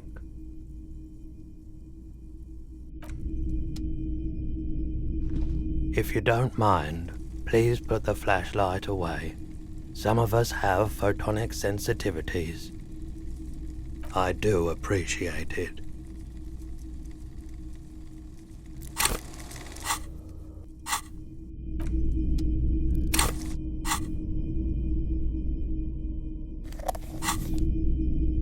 It's not often that I see officers from the RCM in my pawn shop.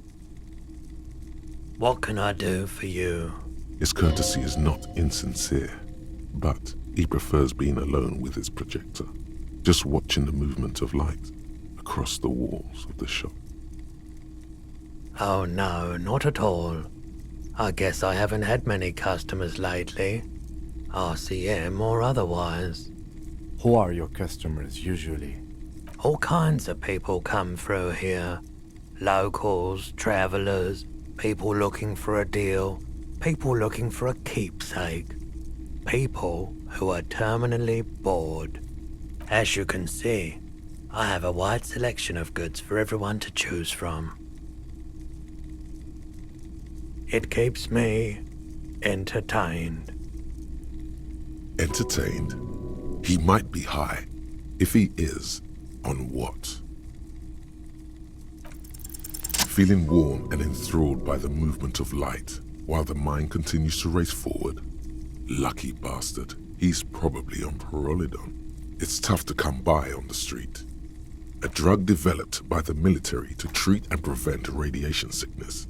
It has psychedelic side effects, and it makes your eyes turn yellow.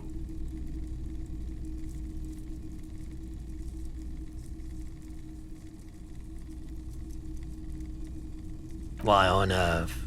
These are prescription. I can't really see without them. There's a note of indignation in his voice. Interesting. Those triangle patches on his vest, you have a feeling they mean something, like they're similar to the halogen rectangle on your jacket. I was with the Emergency Relief Brigade. You know, after the People's Pile disaster. Had to take Pyrrolidon for radiation sickness. That's what you were hinting at just now, wasn't it? He's taking it for mental and emotional, not physical pain these days. There's a reason why everyone's tried to forget any of it ever happened, and why no one has tried to repair or replace the pile. So much disappointment, and early deaths. Cancer mostly.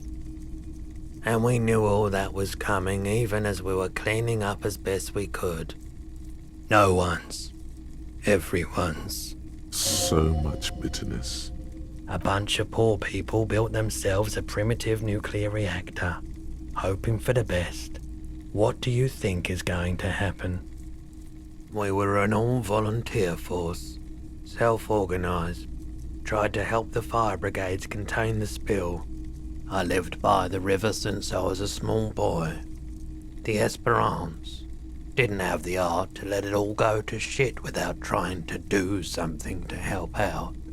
There wasn't much the volunteer force could do, however. We wasted years in the river mud, years getting sick. The clean-up happened 15 years ago. I was young then. Later, my second aunt died. Left me this shack and all the assorted junk in it.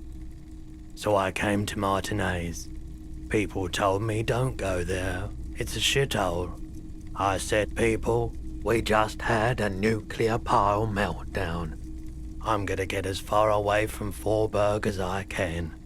Still in the same city, but... a bad idea. Some poor leftist built a particle decay generator in hopes of bringing affordable electricity to underserved communities. It malfunctioned. Radioactive waste everywhere. Probably some of it in you too. I like the theory more than the story. Outward movement, not vortices. Yeah, you gotta get in on those vortices, my man.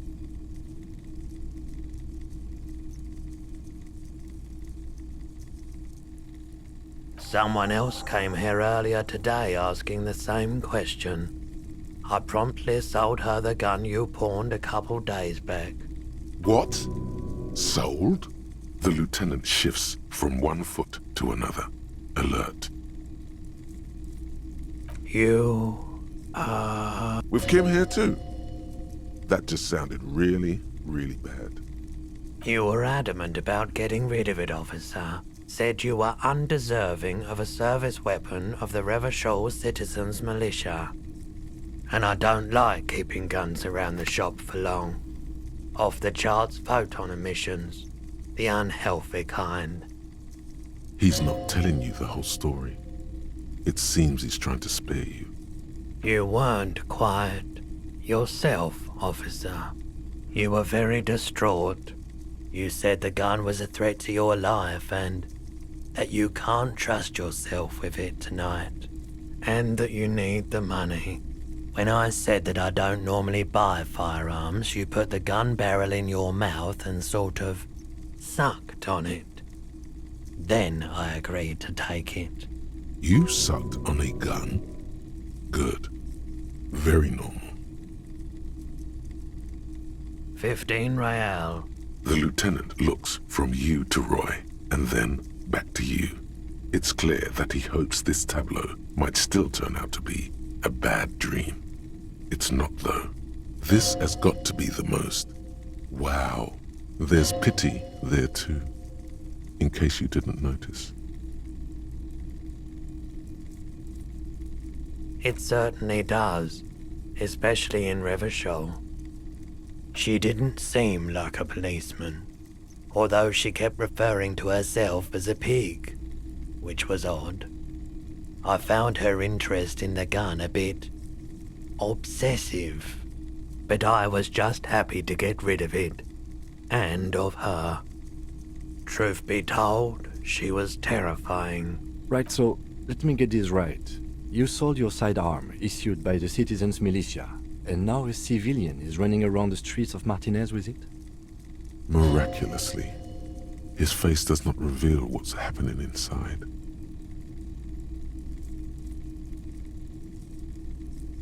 It's possible in these parts of town. We ought to find her and discourage her from taking justice into her own hands. My apologies, officer, but I have no idea where she was coming from or where she went. A needle in a haystack. There is nothing you can do about it now. You'll just have to hope you luck upon her somehow. Of course. Let me have a look. Anything else you're thinking of selling? I'm not purchasing any more clothing at the moment. Another time, perhaps. I doubt it, but I can try and answer any questions you may have. I do my best to keep my distance from all manner of butchery. Bad for business, bad for everyone. No one likes to see what you have to see every day. The pawnbroker's gaze is already fixed on the dancing colors. Have you tried it before? It's almost like he's worried for you. The lieutenant steps away, pretending to admire some of the knickknacks on display. Looks like he doesn't want to get involved. Go ahead then, he thinks. As long as you can walk straight, I don't care.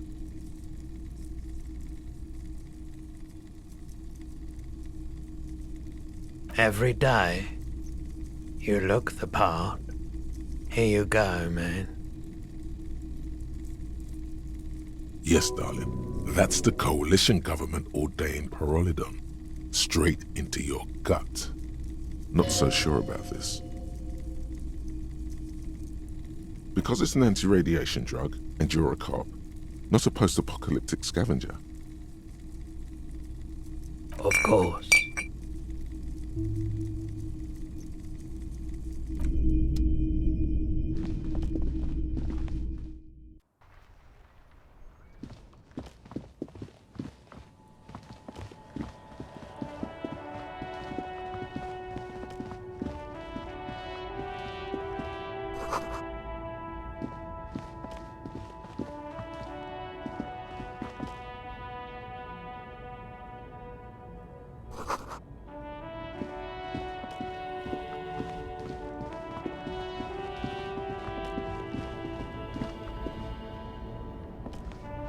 You see two lowly, defeated speakers, thralls, slaves basically, perched atop them like conquerors surveying the land. A pair of found, durable wear sneakers, ultra series. I can see you've a taste for luxury, officer. Can't keep your eyes off those sneakers? These once respectable speakers have been conquered, reduced to a mere prop by the indomitable found ultras atop them. No, don't look at the speakers, officer. Look at the sneakers. The sneakers are the stars here. These, officer? These speakers are Samaran garbage. I'm ashamed to even use them for props. Don't waste your time on them. No way, officer! These aren't for sale. They're bad speakers. Low-fi socialist junk. No, officer. You're a high-class policeman who accepts nothing less than the best. Lucky for you, I've got the best on sale. Well, if you want them, but see, they are the pedestal for my sneakers. If I let go of the speakers, where will the sneakers go? I can't leave premium lifestyle sneakers on the ground. If, on the other hand, you wanted to buy the sneakers too, I could maybe throw in the speakers for little extra. 50 cents?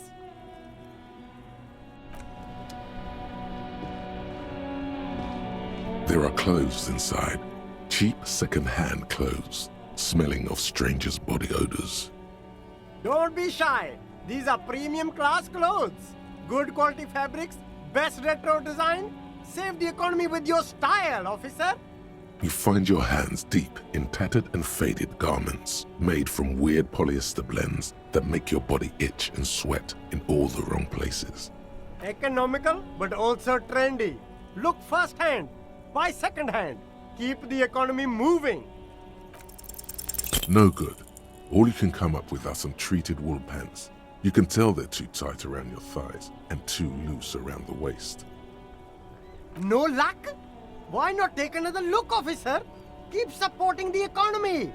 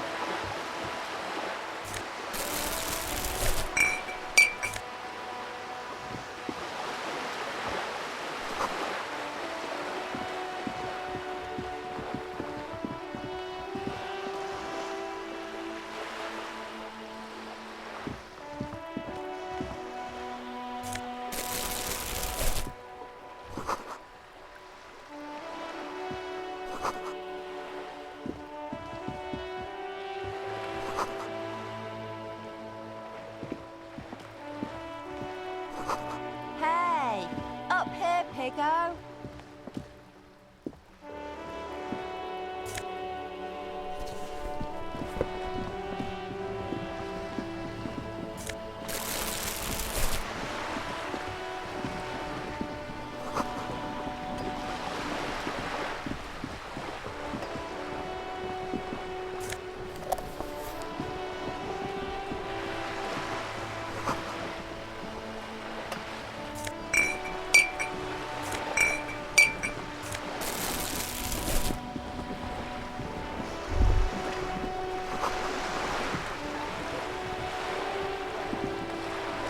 A striking woman leans against the cabin top of her sailing boat, smiling as you approach.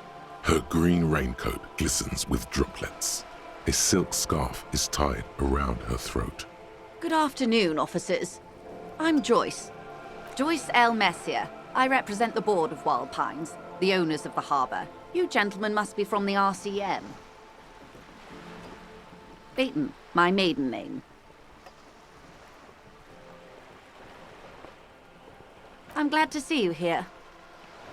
I was dispatched to handle a strike, not a lynching. Anything I can do to assist the RCM in this matter, I will, gladly. That is good to hear, madame. My colleague will take the lead on this interview. I should let you know that he is recovering from an unusual medical episode. Very unusual. But I can assure you of his ultimate competency. There's a trace of irony in his voice. Mischief even. The lieutenant is hatching some scheme. How interesting. I wish you a swift recovery. In the meanwhile, you have my full cooperation, and the full cooperation of the Wild Pines group. It's hard to get a read on her precise disposition, but she appears helpful. What we do. I'm afraid I don't speak for Wild Pines as a whole. It's a giant undertaking.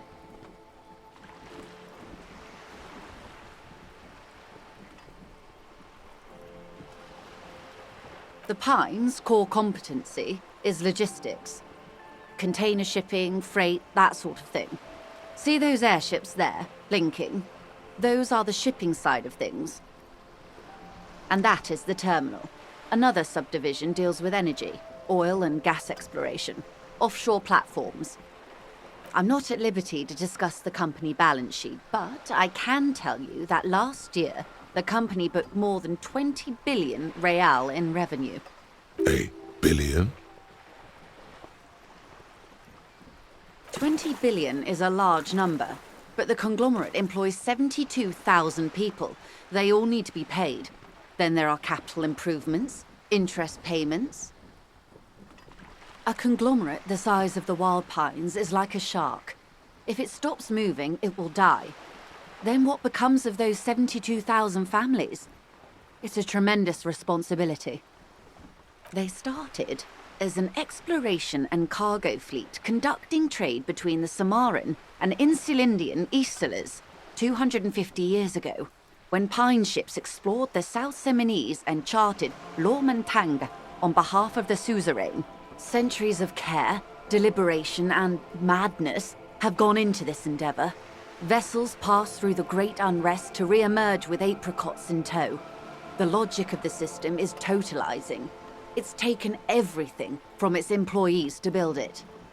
You mean aside from being the terminal's legal owners, who are responsible for moving 8% of the world's cargo?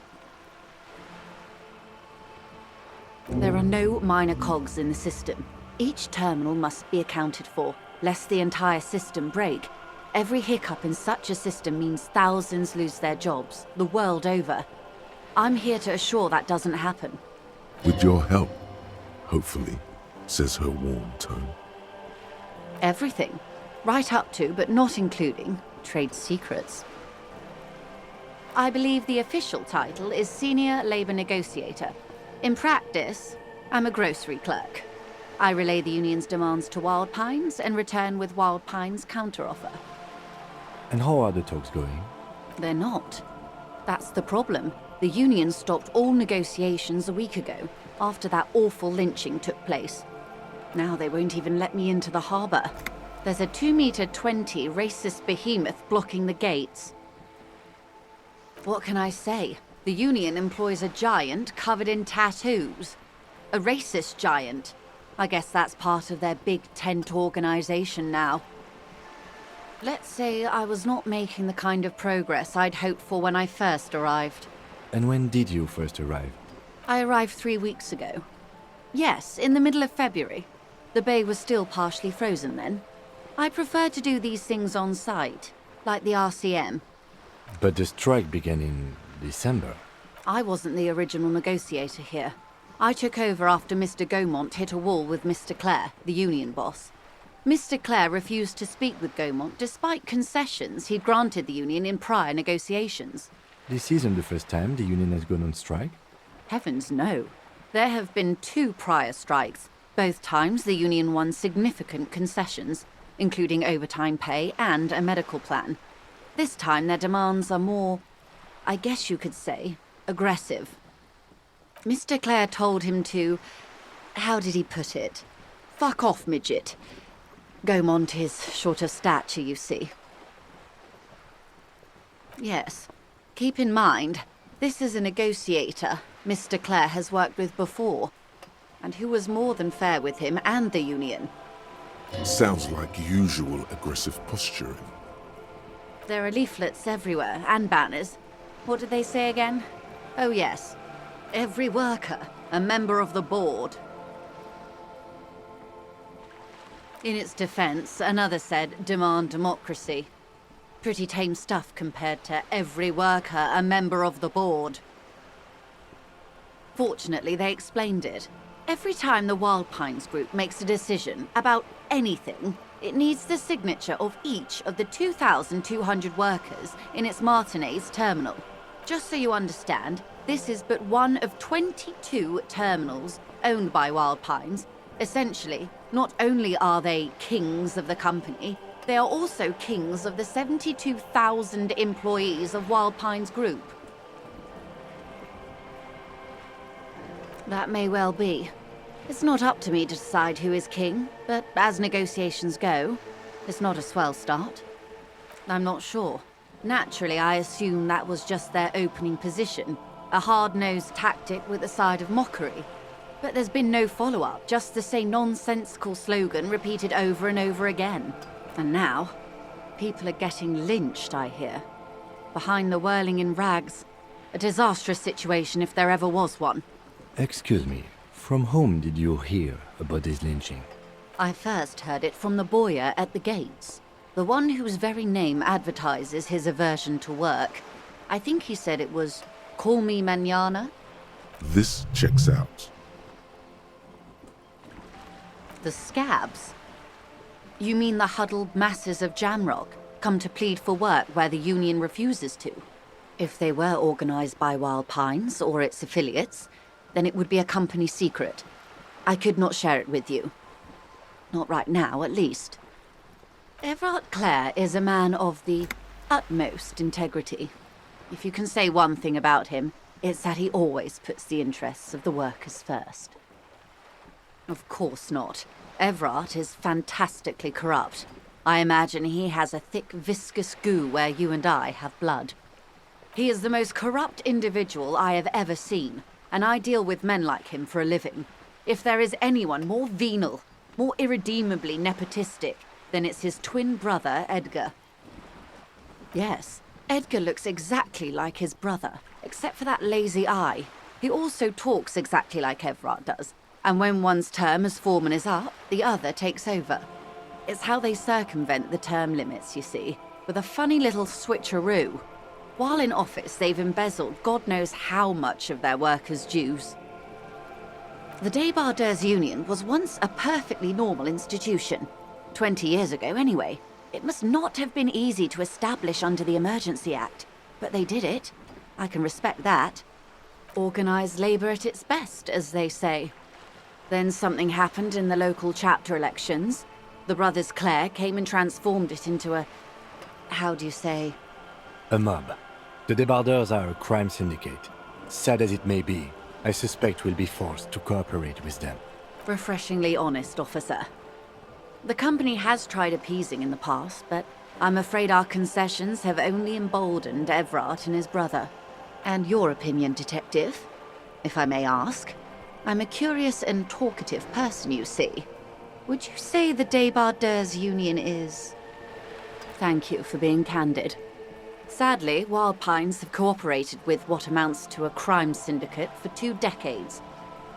However much you feed the wolf always hungers. I'm glad you asked.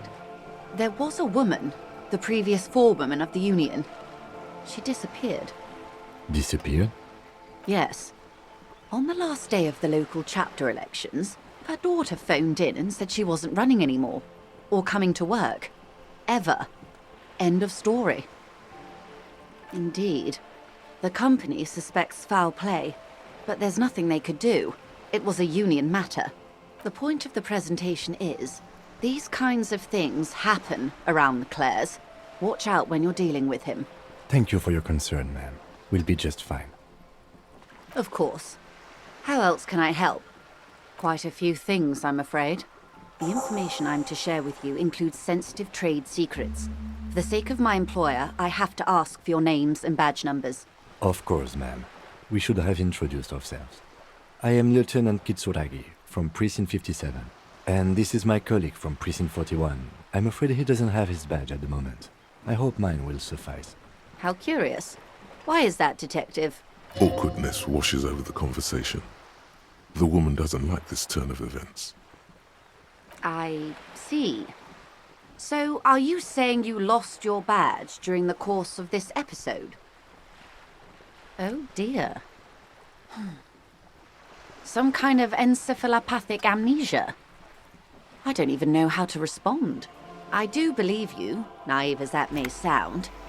I simply can't imagine what you gain by faking such a condition. As I said, ma'am, his technique may be very unconventional, but he is an officer of the RCM.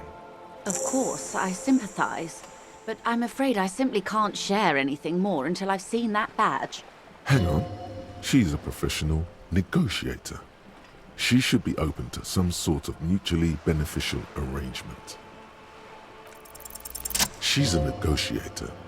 Just float a favor at her. Insinuate. I will be frank with you. If I'm going to break protocol, I need to be able to justify it to my superiors. They're going to want to see something very tangible.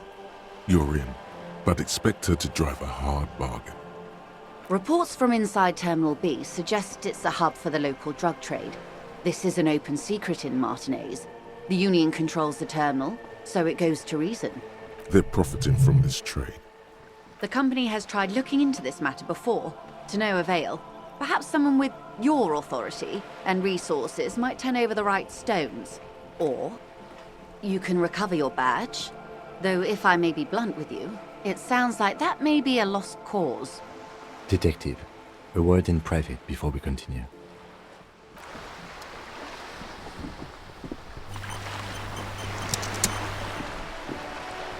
This is not going quite as I hoped it would, Detective. Honestly, I was expecting you to use your unorthodox technique to keep her off balance, and not volunteer us to be her henchman. This woman is running circles around us.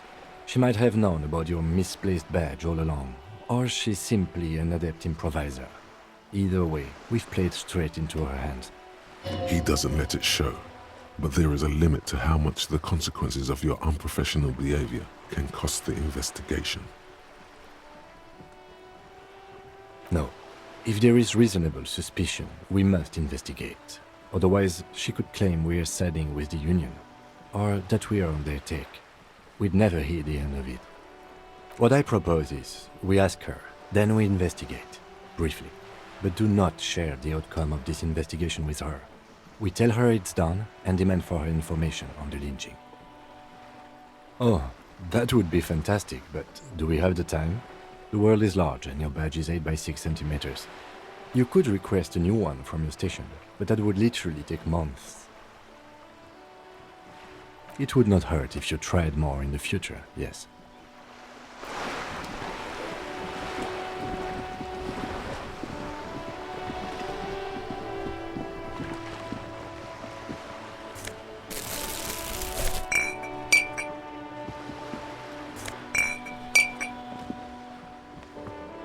sturdy metal door guards the southwest entrance to the apartment building. It's locked. The door rattles against your knuckles, but there's no response. The door rattles again, but this time you hear an elderly woman's voice calling out from inside. Stop banging on the door! I'm not letting any more strangers inside. The police? Everyone knows the police don't come round here. No, I already told you. I won't be responsible for any more strangers getting into the building. Go check the backyard door.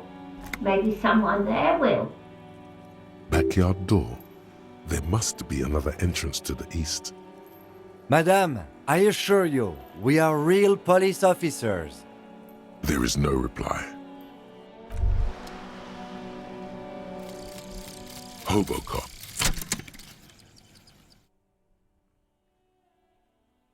Technically, you wouldn't be a cop anymore, but a hobo. That would mean game over for the cop chapter of your adventures. But who knows where the hobo part takes you? To the bar? The old L'Assommoir? To the pier or the sewers? To Le Royaume, where for 300 years they interred the dead. You could plunder royalist crypts for long-forgotten triple malt bourbon, then fight the Aramakan beast that lurks the bottommost sepulchres. The secrets of the city are all yours at last.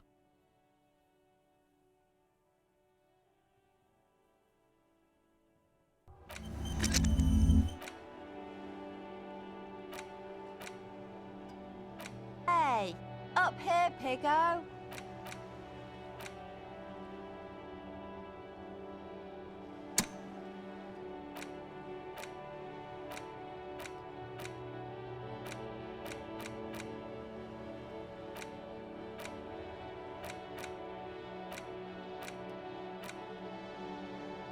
You bet.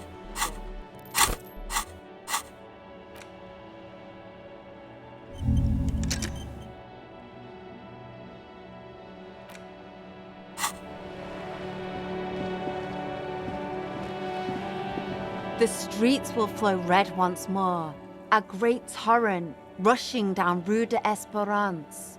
You wait and see. The streets will not flow red with anything. Who are you? I'm Cindy the fucking Skull. What else do you want to know? Date of birth, blood type, the last time I was tested for Hep C.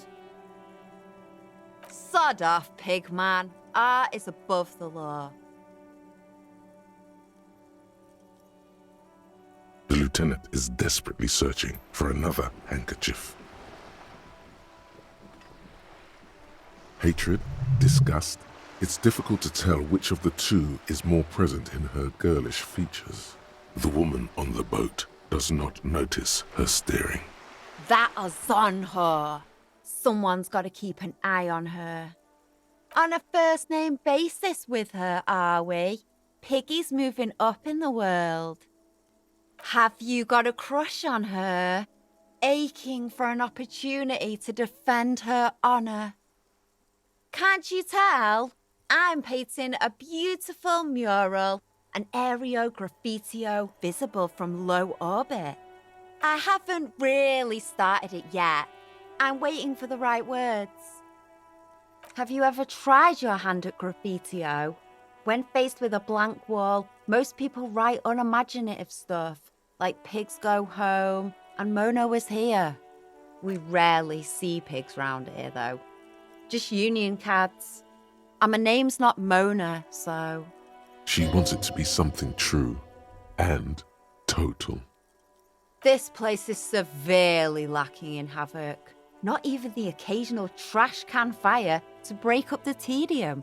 I thought I'd mix it up, you know, summon the forces of crime and social chaos with a wall-sized invitation. Yeah?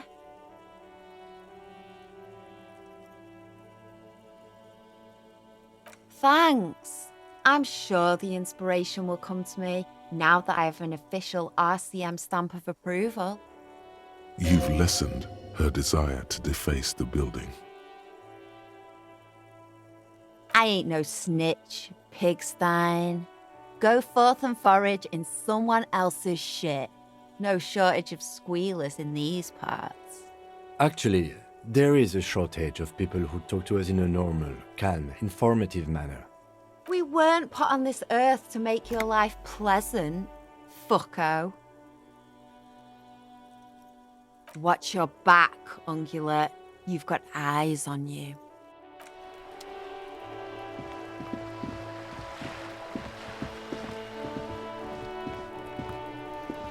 This is a wall on the side of an apartment building. You have no clue. It's just a wall. So many walls all over Martinez. Weather-worn, cracked, their paint peeling.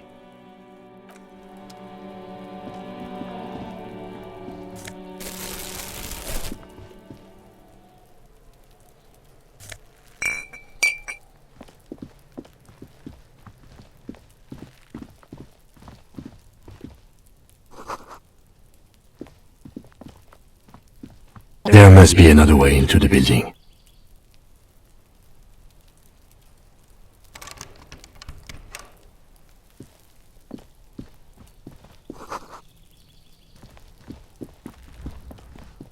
Hey, what's that noise down there?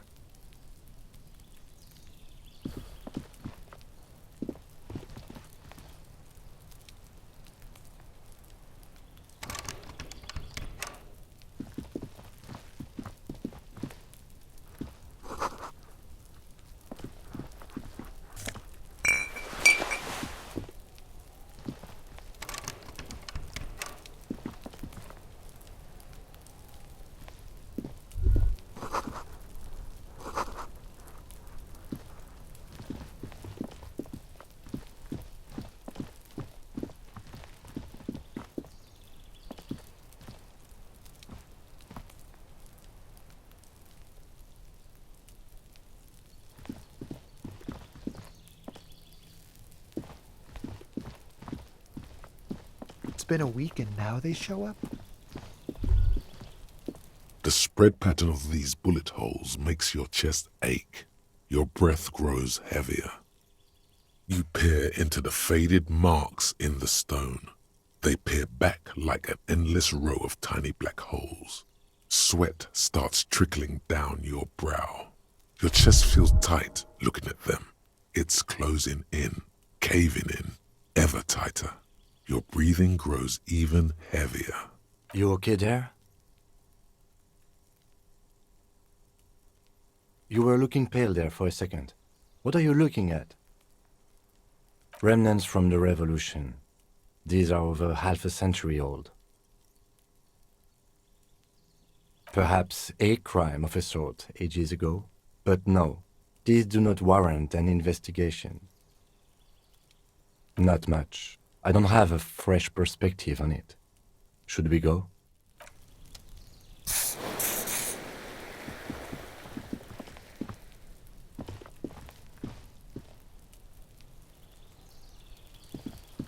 I can't get involved in this.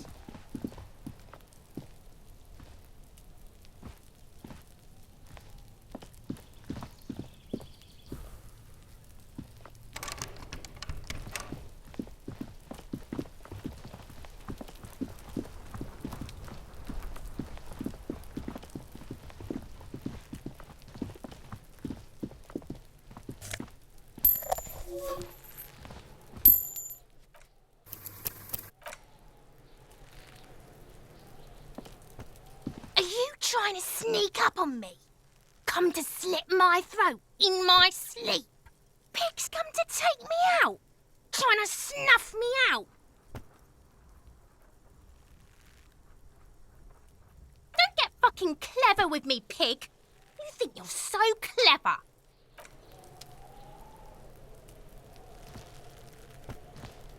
Trying to sneak up on me again? Trying to snuff me out? Get away, pig!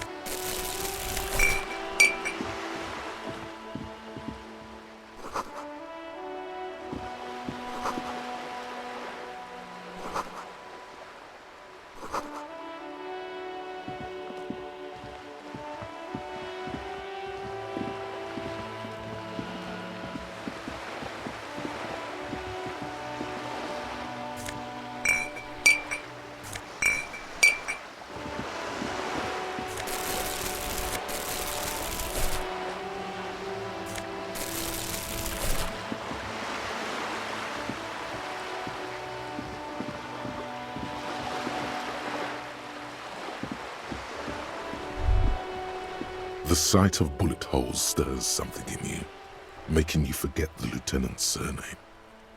The faded marks are too degraded to draw any forensic conclusions, just chips in the sandstone. Where? There? Those are old. Yes, the one that happened half a century ago. Those bullets were fired during the revolution and do not warrant an investigation by officers of civil law. Not much. I don't have a fresh perspective.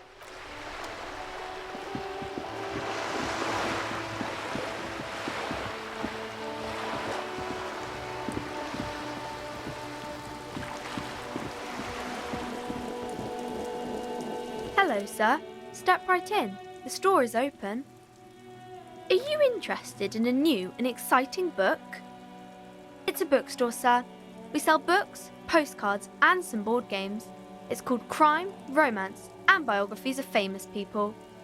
Whoa, whoa, whoa, whoa. Hold your horses, little girl. That is a book. They have stories inside them. It's like someone told you a story in a really long letter. A postcard is a small cardboard picture. You can write a few words on the other side and send it to your friend or beloved.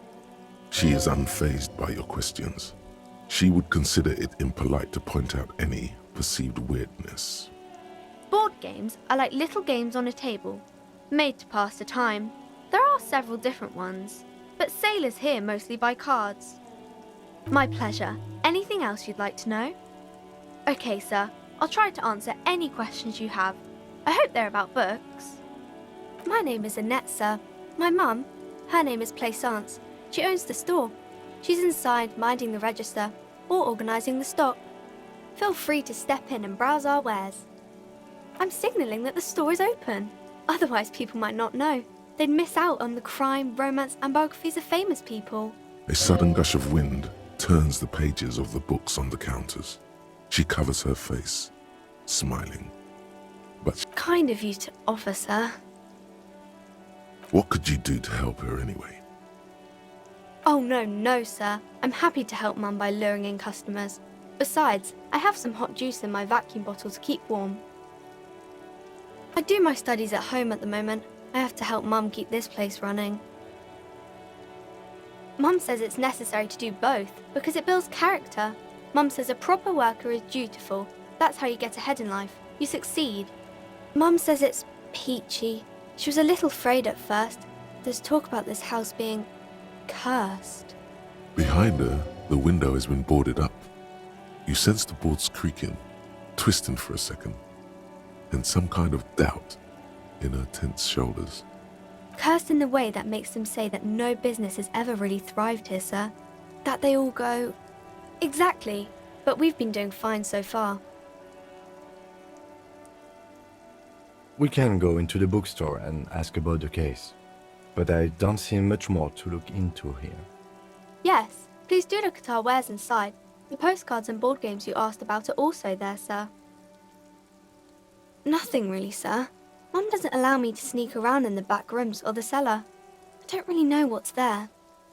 It does not manifest itself in any way. It does not exist. I liked it better when we were talking about whether it's appropriate to stand out in the freezing weather. No such thing. Anything else you wanted to talk about, sir? Maybe I can tell you about some of our books instead.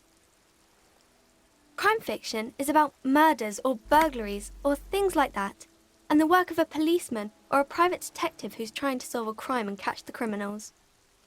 It's exciting to people, I guess. They get to imagine dangerous things, and it's kind of like a puzzle, where you can guess who the criminal is or how the good guys are going to catch him. You don't look much like a policeman. Didn't mean to offend, sir. Sorry, sir. It's just that you don't look like Dick Mullen. She looks at Dick Mullen, frowning. Dark, arrogant, violent, likely overcompensating for something. She examines the cover, trying to gauge the inner workings of the detective. Of course not, sir. He's just a fictional character. He'll be no match for you. Maybe you can show me some real police work, sir. Like in the books.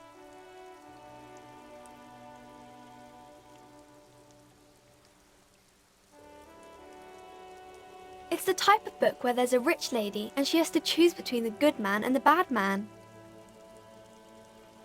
Or there could be a story about a poor lady getting a rich man. It's about man and lady business, sir.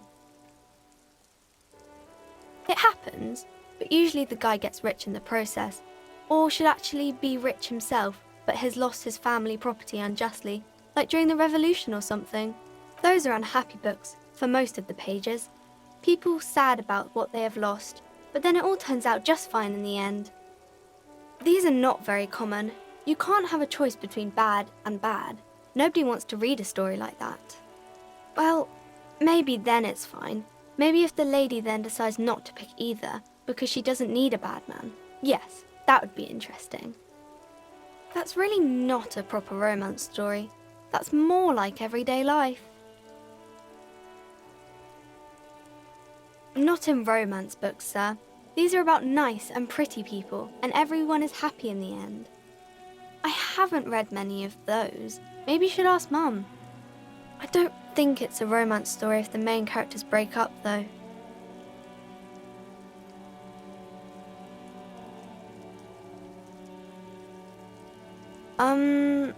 No, I don't know. You can take this. Blossom like a pain flower. The girl is at a loss for words. She shifts and sways on her feet, looking confused and uncomfortable.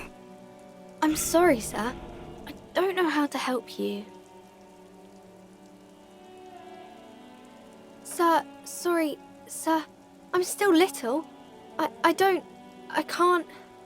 It's time to leave it be. You're about to make a child cry. Are you proud of yourself? This is your tiny chance for redemption. Apologize. Yes, sir.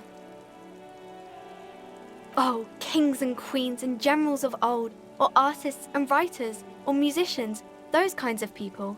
There's usually something extraordinary about them. I think that's why people read them, to find the secrets of their fame. I don't know about that, but I imagine life is great when you're famous. Why would they do that, sir? That's so cool. Maybe they'll make you a book cover picture and everything, standing over a dead body, holding a gun. The girl keeps her hands folded, hidden. Why is that? What do you mean, sir? She knows where this is going. She looks around anxiously. Her hands remain folded in front of her. She doesn't want to show them. The lieutenant stands by, looking at the two of you with little interest. A facade of true professionalism. He is far more intrigued by the situation than his poise reveals. She brings out her reddened hands, her nails frayed, nearly chewed down to the flesh. And you knew this from me keeping my hands folded? Well, that proves nothing. Anyone could do an easy deduction like that. She actually is impressed. This is more like a defensive reflex. She nods, half provocative, half enthusiastic. Maybe so, sir. Okay, I know it's a bad habit, and I shouldn't. It was okay, sir. There's more that can be achieved here. Ask her to do the same. You're quite sober. The lieutenant does not flinch at the comment. He does not flinch even a single bit. He is intensely not flinching. It takes effort. I sure hope you are, sir. There she stands, swaying on her feet, assaulted by the early spring breeze. She smiles at you. The whole situation suddenly feels familiar, somehow. Because you know each other. She's been talking to you so openly because you've talked before. Yes, I stand in this spot all the time. You've been running around all week without your shirt on, sir, telling people about being a star or something. I don't really understand who those stars are. Of course, you've stopped by a few times. You certainly look better than the last time I saw you. Yeah, I can see. You don't have party eyes anymore. Party eyes. Yes, of course. That makes sense. I'm not surprised children have seen you running around with party eyes on, he thinks. Not at all. You know, like a cat in the dark, all big and wide-eyed. It certainly looks odd on a man. The swiveling eyes of a loony drug addict. That is what she meant. You were probably gurning too. Fuck yeah. You should get some party eyes right now. Snap those sequins on you, boy. Oh baby, that's not what you have to worry about. Worry about the important thing. I didn't know I had to do that. I'm glad I could help you, sir.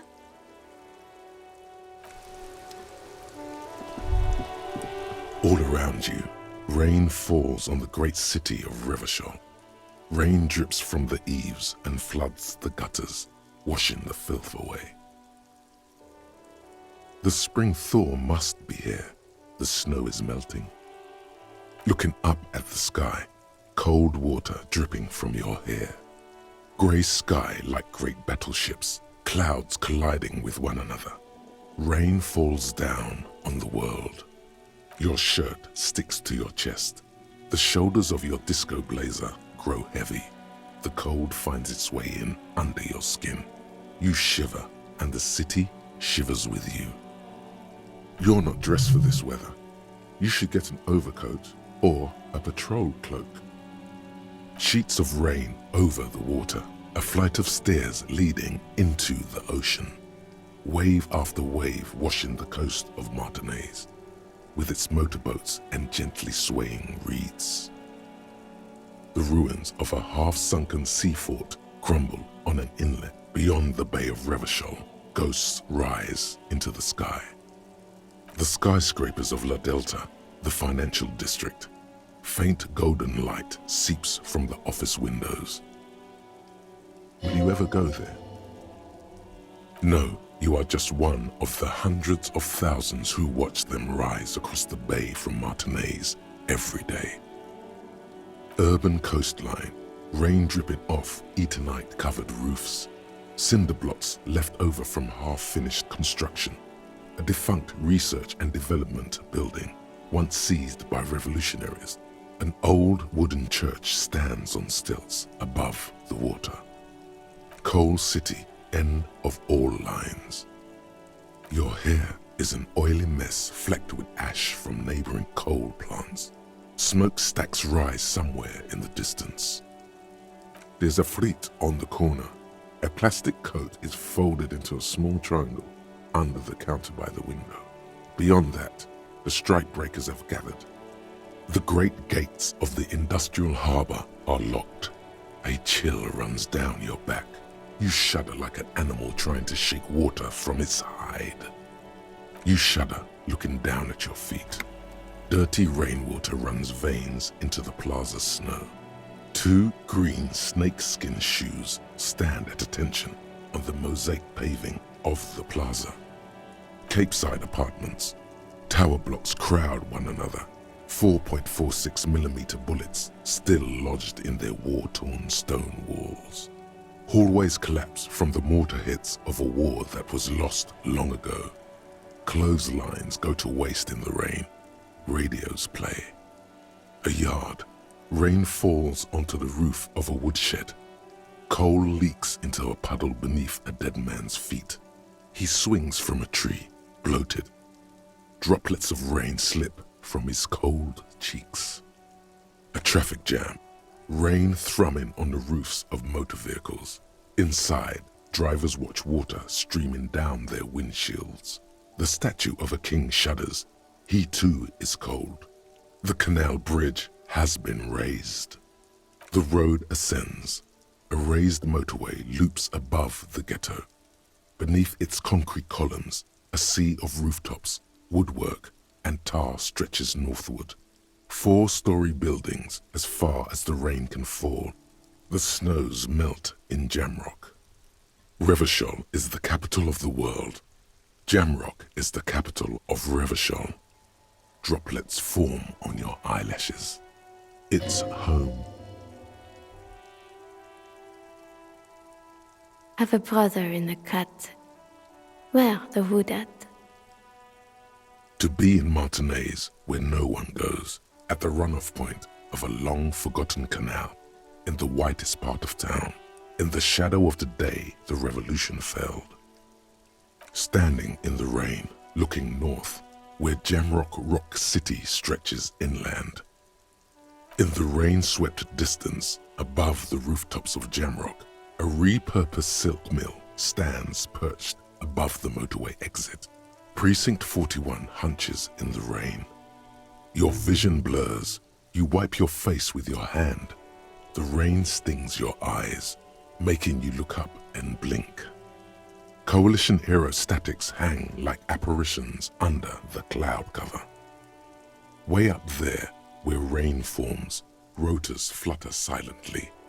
Your sight clears. Collapsed storm drains, old sewage systems flooded with rainwater. Hidden weapon caches from the revolution. Doors leading down to Leroyam. The catacombs to which, for 3 centuries, they delivered the blue-blooded dead. This rain will not let up anytime soon. I'd recommend you put on your coat.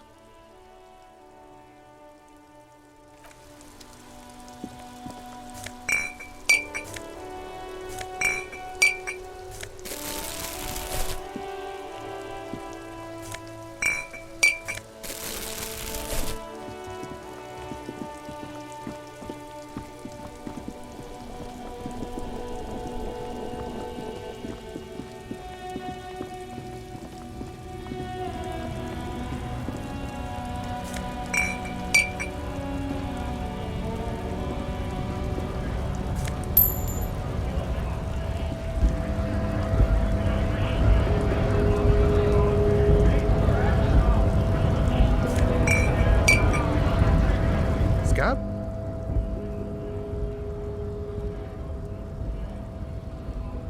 A kind of a worm, content with mere survival. They come, they want to do our job for shittier pay, screwing over both themselves and us. Everybody loses. Beats me. Somewhere in the ground, I think. Gotta be bloody stupid or freaking evil to Scab. Or I guess scared, maybe. But scared of what? Of who? Personally, I'd rather beg than Scab. If the gentleman shouting on the street came begging, maybe they'd have gotten something. We've explained the matters, but they don't listen. This lot would be reasonable and go home if the big guy wasn't riling them up all the time. I was just messing with you. No one's ever seen a cop Scab. Imagine, you cops going on a strike, but then another cop comes in and says, "Let us cop for less money." Speaking of, what brings the RCM here, to the wild north? Come to see the strife? Murder, huh? That sounds like a lot of hard work. You'd never see me investigating a murder.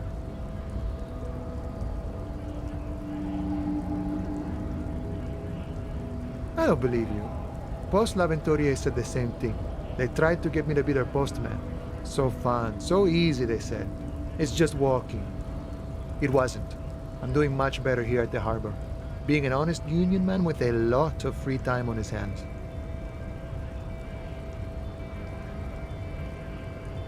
Sure thing, my friend. I can help you out. The coin lands into your hand as if it has always belonged there. The swallow returns. Always glad to help out the RCM. Shame I can't do more. Things are meager at the moment due to, you know, the winter's fat is slowly running out and all. Still better than scabbing though. I'm always glad to help out when possible. Not like these slithering scabs. My friend, I respect the right to roam. The open range awaits. I don't operate in that capacity. I'm not a granter of passage. The passage grants itself. I walk right past Measurehead and go in. Yeah, the 2.5-meter tall Semini supremacist there. Walk right past him, then press the button to unlock the door, then go past him again, and you enter the arbor through the office. Está. Don't worry, I'm sure it's not completely impossible. For example, you could best measure head in a physical confrontation, or you could convert to a Semini supremacist worldview. Or, maybe it actually is completely impossible. Not yet, no. He's incredibly strong. Nothing a couple of solid hooks from Dexter and Sinister won't fix. Jean-Luc himself would say the philosophy has proven overly heroic for the scabs to convert to. Not enough intuition. Sure. You know, serious business. I'm sure the big boss will be glad to tell you. You'll have to ask him first. He's a chatty guy. Wants to talk about the strike. Return once you've met the union boss and are on a better footing with the organization.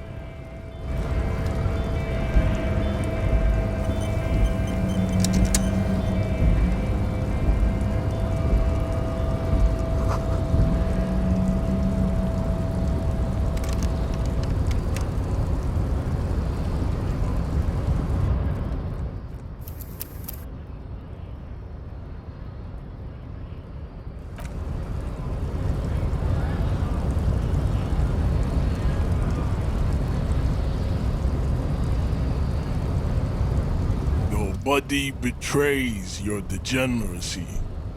Yeah, Measurehead. His body totally betrays his degeneracy. Don't say anything. Size him up first. Are you admiring my morphophysiology? It must be frightening to stand in the shadow of this racial pinnacle.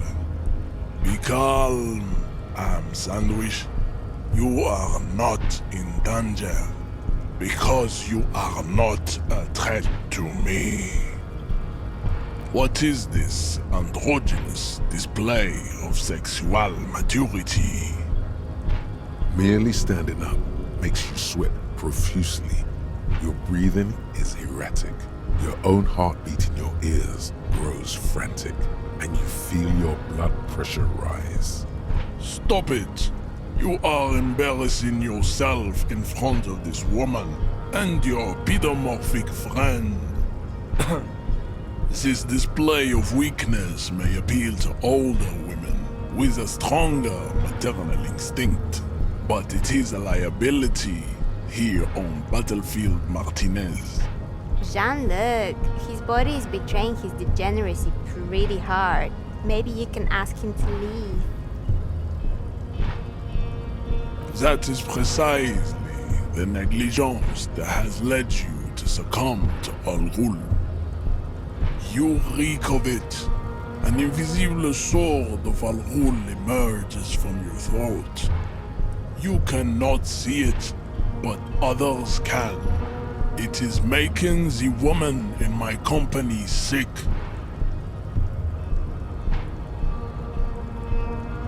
No, you don't. You need to get another drink. Occidental Haplogroup B4 is done giving orders around here. The influence of the ham sandwich race is waning. Show him the ham still got it. Willingly calling yourself a ham sandwich, how far the Occidental Haplogroup has fallen. You were once a noble and powerful race. You gave the world eugenics, electricity, and powerful weapons of war like missiles and aerostatic aircraft. You made great gains in metallurgy, race theory, and statecraft. You dominated lesser cultures, like the deformed Hemians and the inexplicably potato-obsessed Quakers. But now your ascent to the genetic summit has halted. You are obsessed with sadness and with frivolous pop culture. You will be superseded. Isn't that right, babe? It is, baby, yeah. You know it. There is a button right behind him, just out of reach. It must be the one that opens the door to the harbor. It is my task to keep the degenerate tongues from entering the harbor.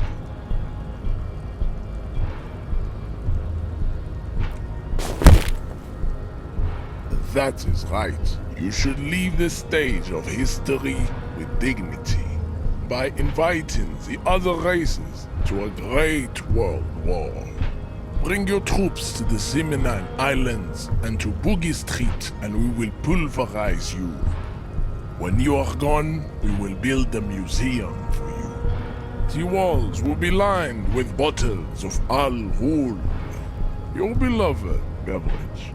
Inside, we will store the odes to homosexuality you call art, and your microcephalic skulls. This is your chance. He's talking. Rip into him with a punch and catch him off guard. No, don't rip into anyone. You're sensitive. Remember? Communicate. He does not so much as glance at the object.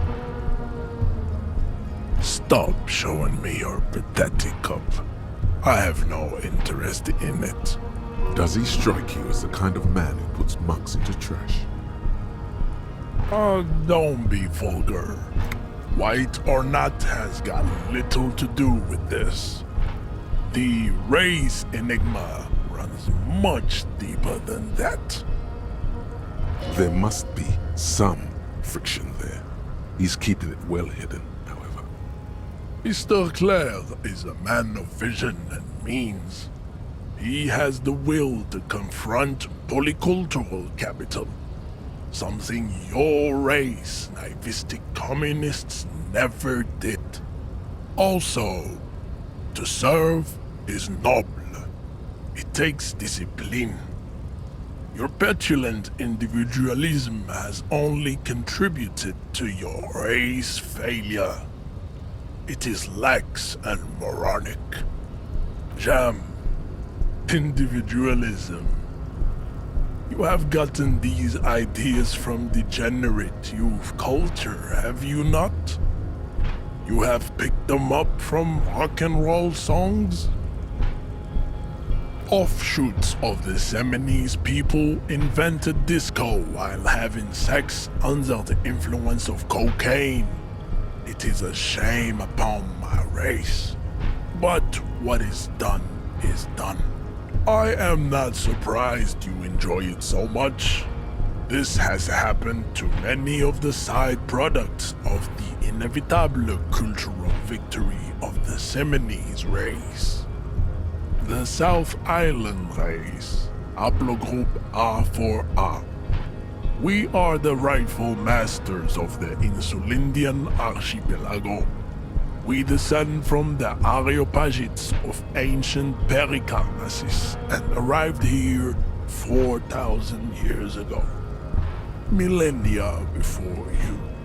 We are the future. That is all you need to know. I am a descendant.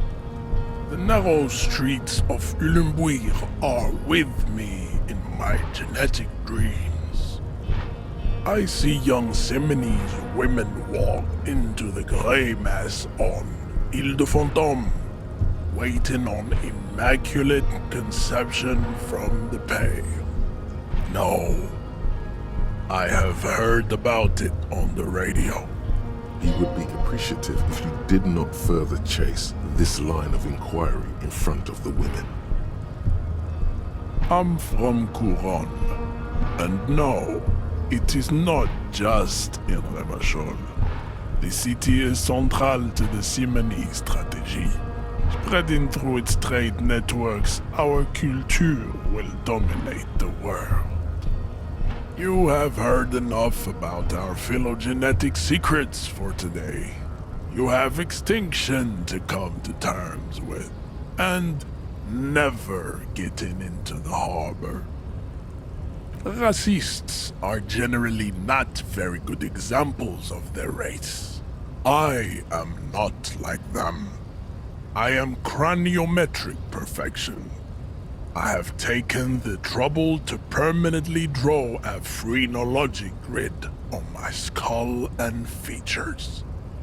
This should dispel any doubt. You exhibit forward projection of the jaw, indicative of schizophrenia and sexual inaccountability. From a purely aesthetic standpoint, the dimple in your jaw makes you look like a baby. This is not craniometry, just an observation. It is impossible to see any more of your bone structure. It is covered in the ravages of Al-Hul.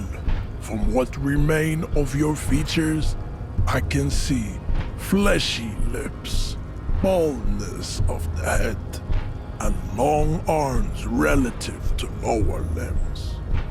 This leads me to conclude you are not a police officer. You are a common criminal, an offspring of murderers and sailors from Sur-la-Clé and Vesper, and possibly even the degenerate sheep herders of Ubi. Your racial heritage is uninteresting. It is the same as all Revacholians. Your parents and their parents made the decision to reproduce while under the influence of Al-Hul. That is the only reason you are here. He's right there. It's almost impossible to get it on unless you're both drunk. It's too scary when people are sober. I don't think anything about this. We are wasting our time having this conversation. Your pedomorphic friend is right. You should leave here with your tail between your legs, contemplating race extinction. I am an immovable obstacle. Ask what kind of races there are first. Classification is core to this stuff. Do you? The lieutenant looks toward the harbor's electronic door, and then, to you, he lets out an audible sigh. You are obviously a liberal, Sailorite. A polyculturalist. I can see it from your love of microtechnology and your sartorial choices. Do not deny your friend the truth you have denied yourself. There are 3 categories of race. Type A, the heroic races.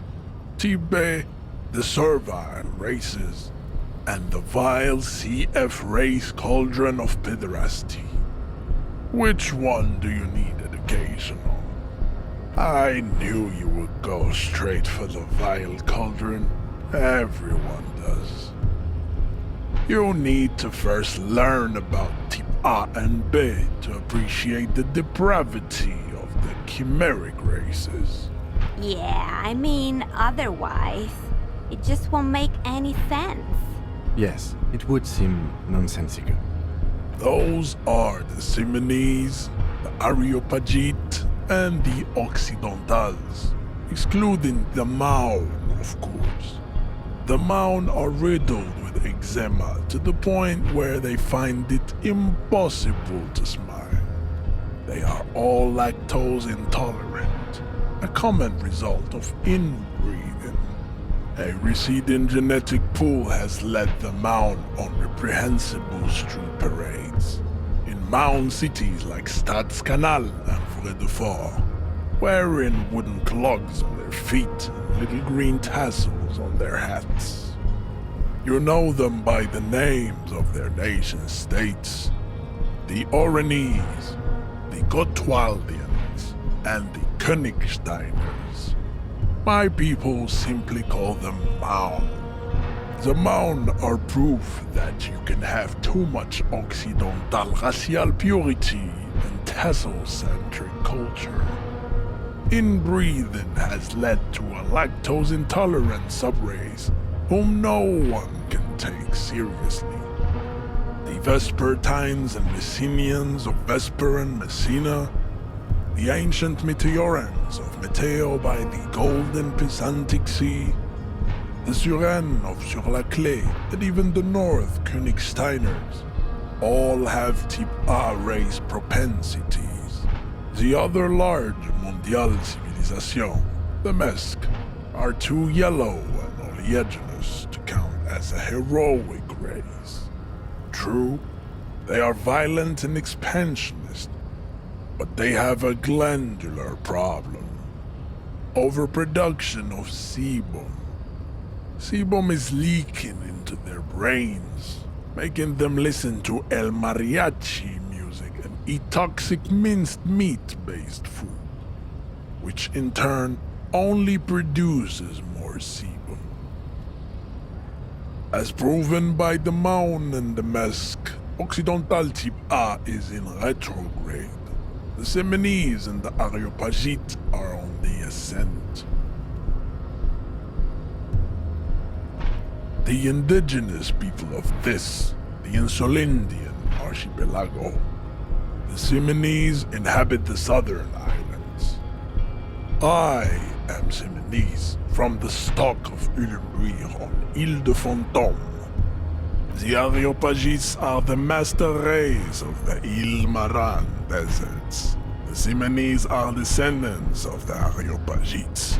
We came here during a heroic migration from Ile Marat to Ansuland, thousands of years before the lactose-intolerant Maun Occidentals discovered this place. The Areopagites are sleek, long-headed. The Seminese are powerful, mesomorphic. The former is an immutable progenitor, unchanged since the Super Isola of Pericarnassus. Ancient brains rest in their slender skulls. The latter is perfected and adapting. Together they form the Simeno-Areopagite or Simeopagite super race. That is all. There are no more type A races in the world. Nature was not capable of more. Type B are the unheroic races, amorphous non-competitors of the great race. The Khoikos and the Vacholiers, they are mud-colored people. To an untrained eye, the Khoiko appear white and pinkish, like a ham sandwich. But look into their eyes and you will see. They are of an indistinct muddy color, and so is their skin. Unhealthy, sweaty, and ashen. Pinkness is a racial quality that has to be earned through centuries of advanced ballistic warfare and cultural domination that the grad people have undergone for drinking al ghul and smoking the degenerate tabac herb and for eating potato. The Khoiko, the countless micronationalities of grad, are all inexplicably obsessed with potat. The only thing they like more is dividing into microscopic ethnostates, like political amoeba. The Revacholians, halfway between type A and the racial cauldron, too mixed to know right from wrong. You tried your degenerate little revolution, which was the single greatest failure committed by humans in our 82,000-year history on this planet. Tips CF are a museum of failed chimeric experiments and tragic maladaptations. They are tortured creatures waiting to be put to sleep. Your morbid interest in them worries me. Lesser races like the Mosquito, a grotesque mixture of a Mesk woman and a Seminese man. Only possible if the mother is Mesk and the father Seminese. The other way around, they fail to produce offspring. The mosquito is born sterile, like a donkey. All they have left is to ride customized motor carriages with hydraulic suspension, listening to aggressive El Mariachi music to vent their impotent despair. Then there is the Simino Koiki Chimera. Are you sure you wish to know of the Simino Koiki Chimera? It is not an aesthetic sight.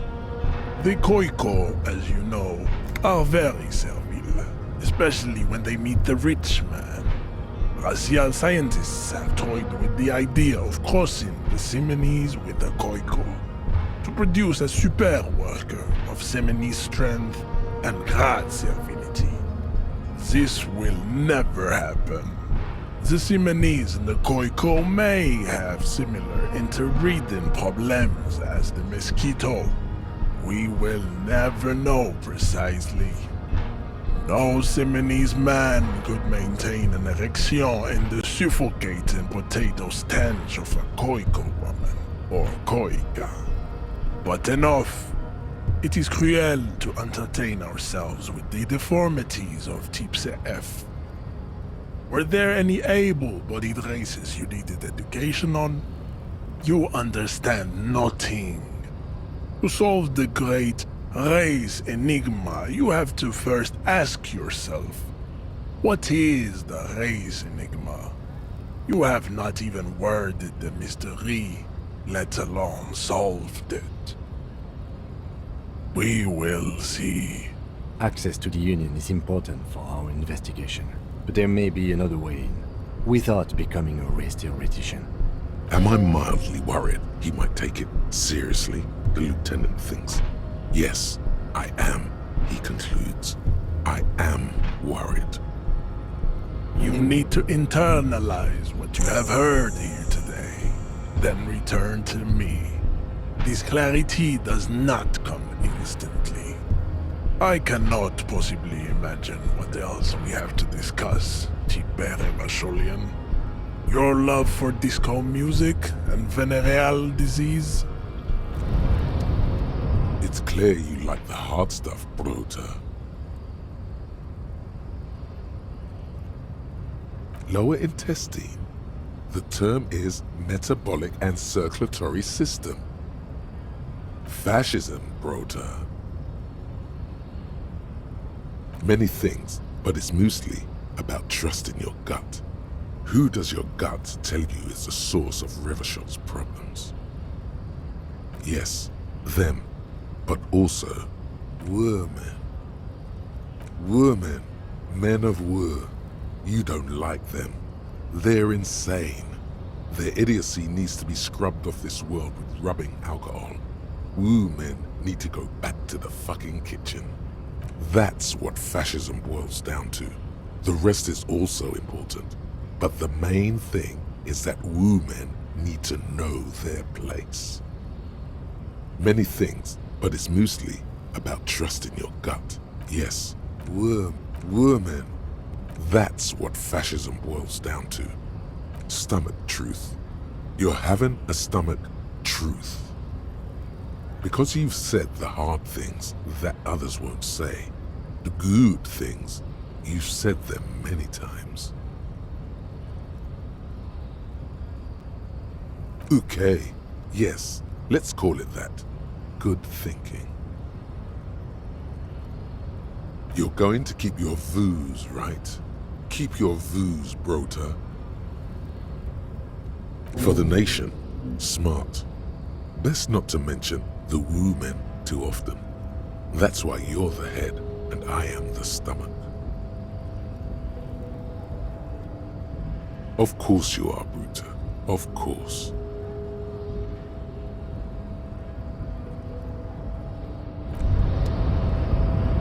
As you turn, a bright light catches your eye, making you squint. So cool. From a distant sunset, a stage light, flash photography, nowhere in particular. It's just what superstar law officers do. They squint at lights and they solve shit. Yeah, you have. You're a big dick cop, Dick Mullen, Salam Rocky Bayi, badass on the edge disco cop. Time to recede into a ludicrous fantasy world. Here we go. Camera, lights. With a sudden flash, the world freezes around you, and you along with it. In an iconic monochrome solution, a black silhouette against a rasterized orange world. It's on.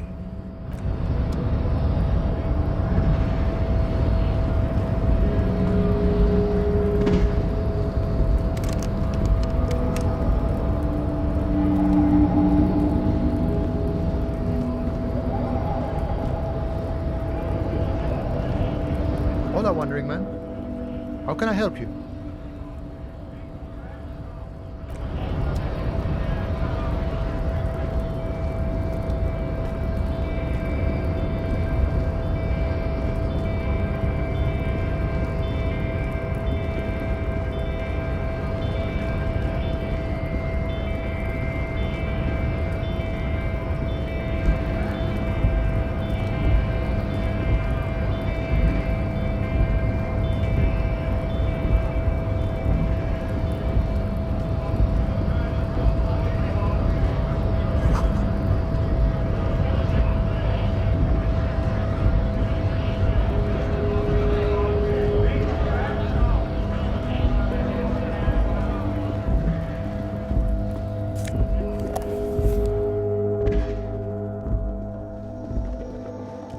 The tear machine stands in the corner. Your bottles clunk into the machine. You're 100% sure you got special hobo cop money for that tear. At least 100% extra tear money. If the numbers on the machine told you otherwise, it's a lie.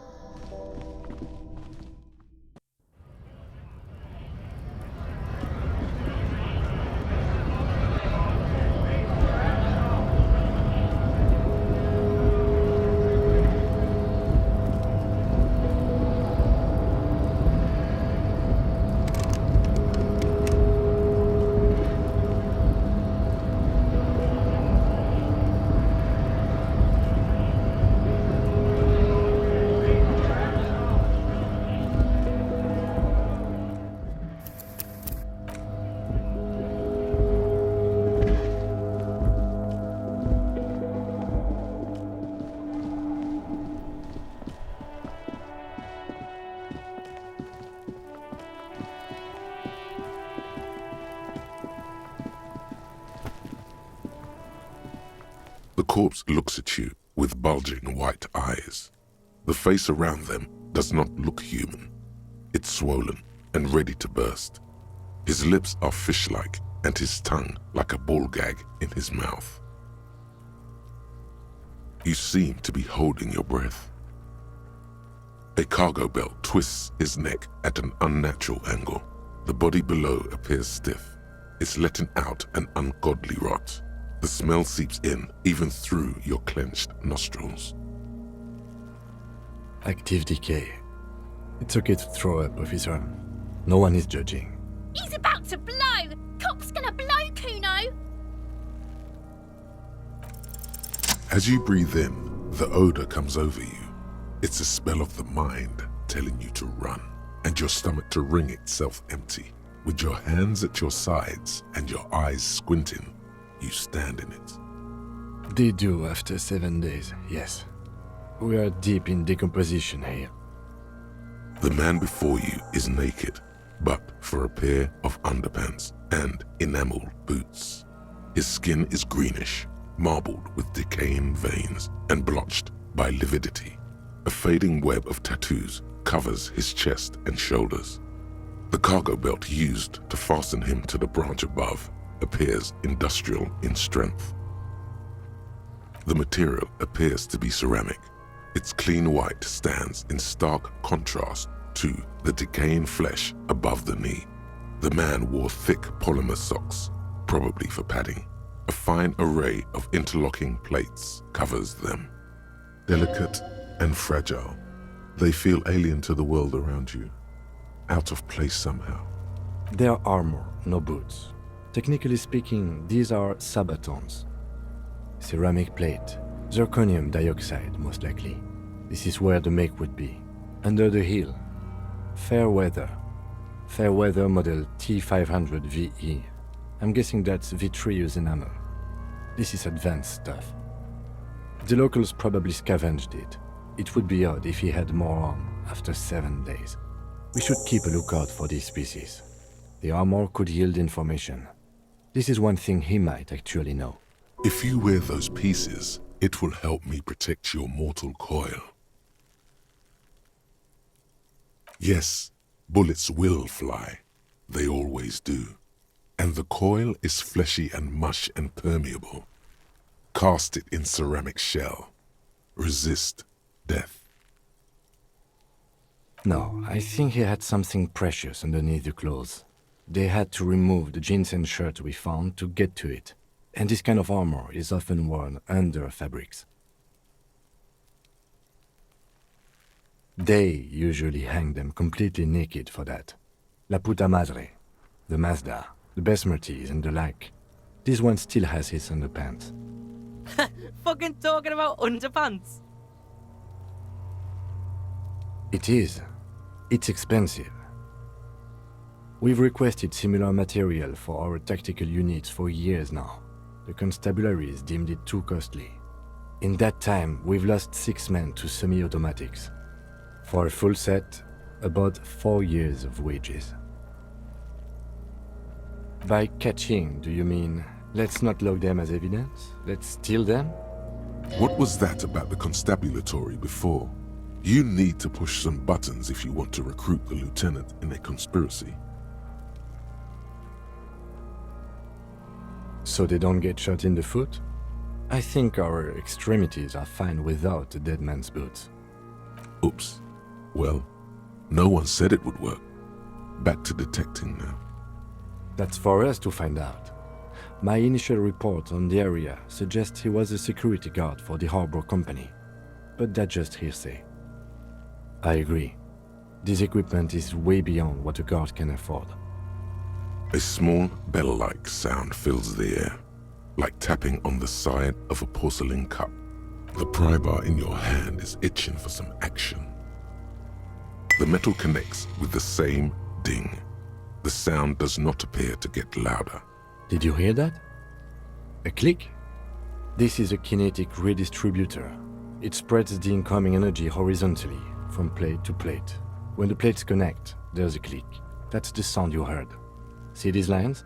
Faint, organic lines cover the plates where they separate into smaller ones. These plates then divide into smaller plates until there are hundreds of them altogether. Like the scales of some ancient white monster, cracked and pearly. This feels dangerous. The stench fills your nostrils. As you push downward, an ominous creaking sound comes from above. Stop! Pig's gonna pull his head off. Brutal! Even the mongrels can see you're about to pull his head off. Do it, homo! Pull his head off. There's no point performing an autopsy if you do. We'll have compromised the coroner's case. What are you trying to achieve anyway? Why are you hanging on to that boot?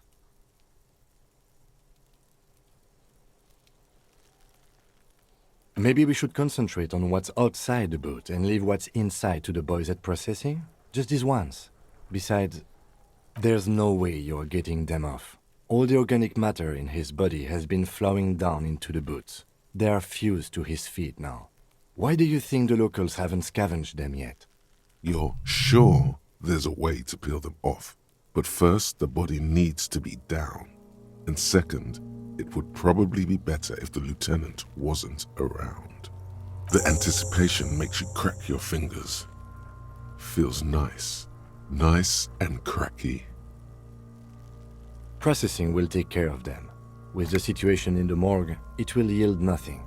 But we must pick our fights. Should we continue? The cadaver slowly twists on the cargo belt, his torso covered in tattoos, and extremities blotched pink and blue. The hangman's knot is pulled tight by the weight of the corpse below. Yellow, hard-edged polyester cuts into his neck. Above, a sliding buckle ties the belt to the branch. Oh my, there's something on the belt, a familiar word that speaks to the thirst within you. Vermilion, in yellow letters, along the length of the twisting cargo belt. Only a deep longing for vermilion golden spirits lets you decipher the fading logo of the local brewery. No, you should not get a drink. You should perform an initial inspection of the victim's corpse. We are on the raw part. Industrial strength, the kind used for tying cargo to lorries. Like in a circus, when the circus leaves town and they tie a black-spotted giraffe to the wall of a carry pen.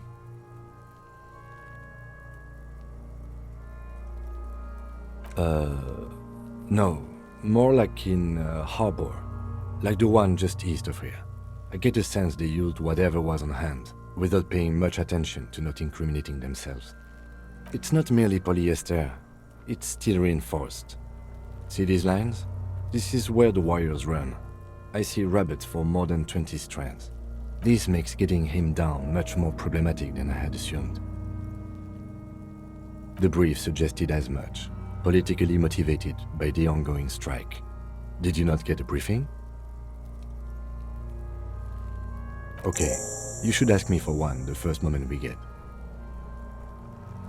A noose is one of those things that's easier to use one way around.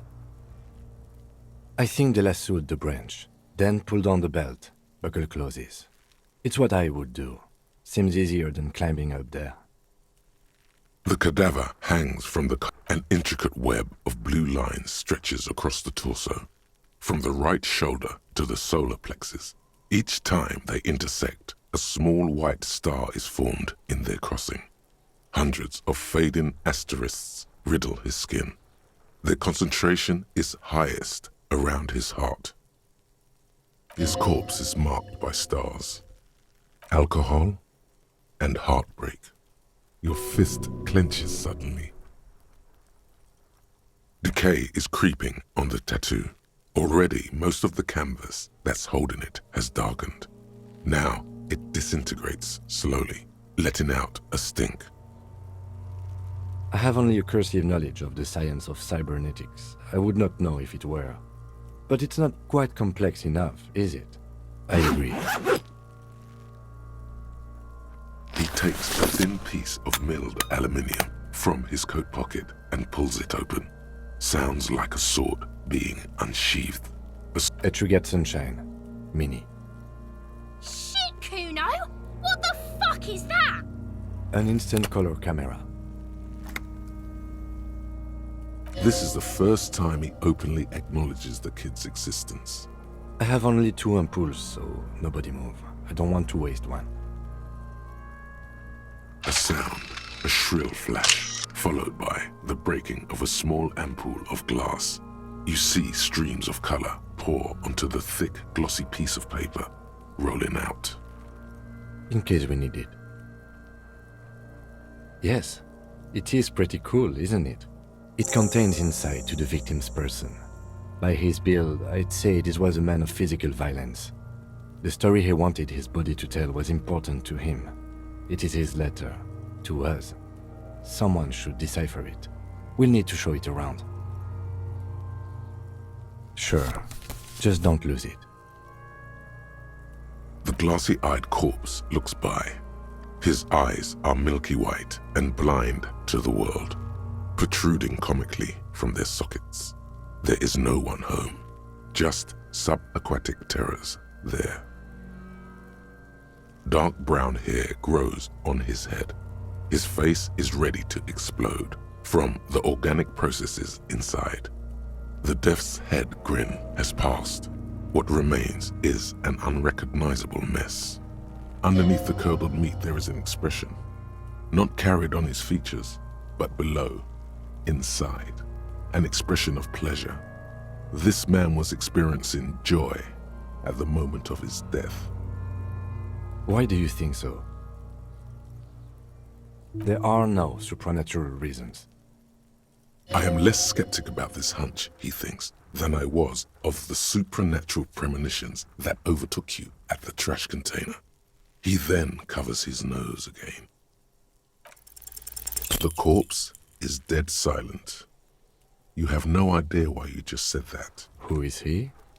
He is male, 40 to 50, with an athletic build.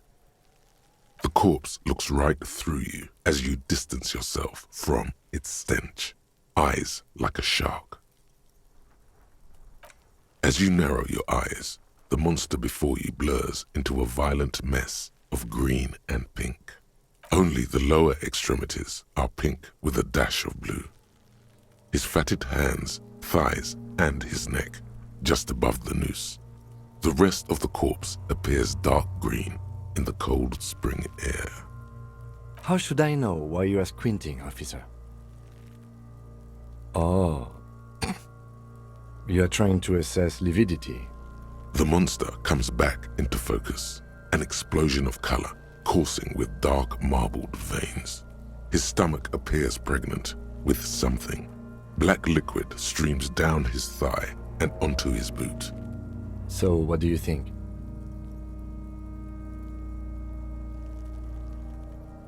I do. Most of them are post-mortem. Maybe even all of them. The delinquents have made our jobs harder with their little sport. Stop talking in riddles, coin slot. He means you fucked him up good, Kuno. Fucked him up brutal-like. A pool of blood and feces has eaten into the frozen mud below the man's feet. Purge liquid is dripping into it, drop by drop. The victim appears to have contained no more than half a kilogram of digestion at the time of death. The fuck he's saying? Talking about shit.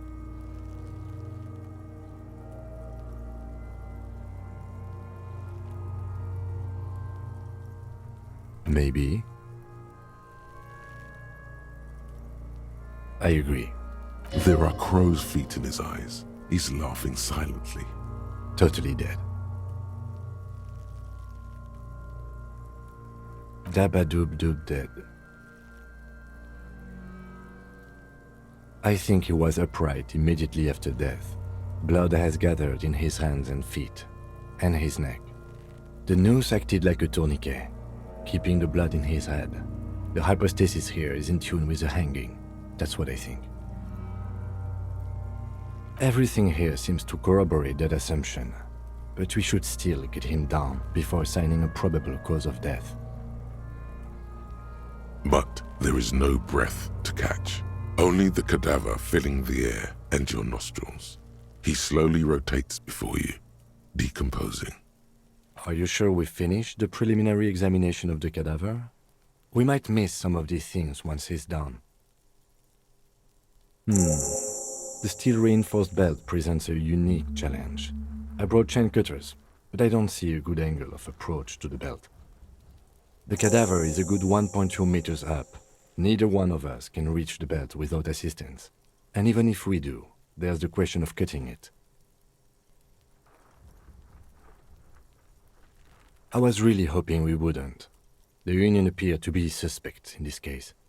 It seems like a dangerous route to go down. Confirmed. It's unsafe. Okay, they do have the tools and the men. And since it looks like they put him there... Okay, let's do it in the lousy, dangerous way. From the gate, by negotiating or fighting. Or we can try the secret route we found, where your cloak is. It looked doable. To the gates. Let's fight, I say.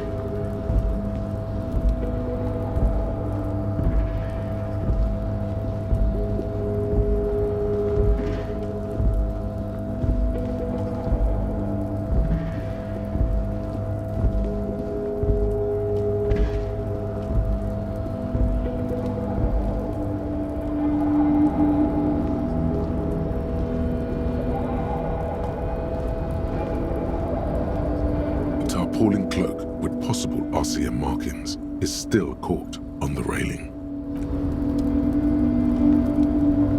Yes?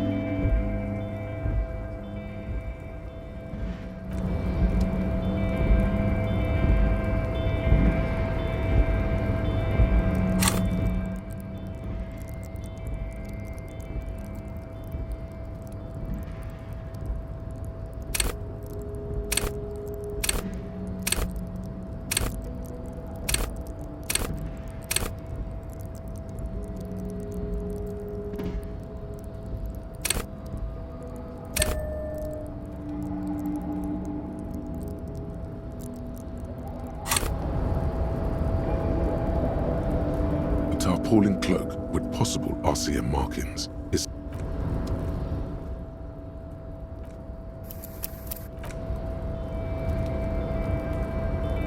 a tarpaulin cloak with possible RCM markings is still caught on the railing.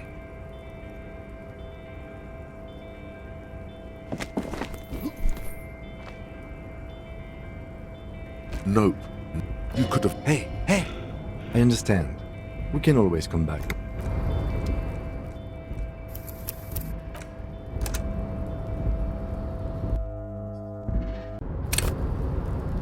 A tarpaulin cloak with possible RCM markings is still caught on the railing.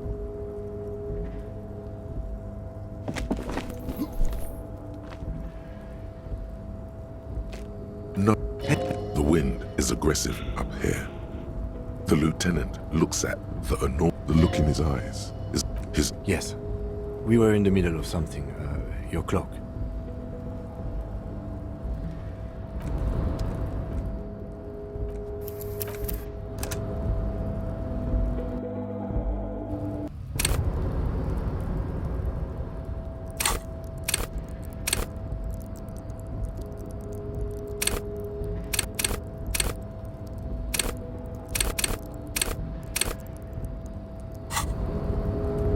Tarpaulin cloak with possible RCM markings is still caught on the railing.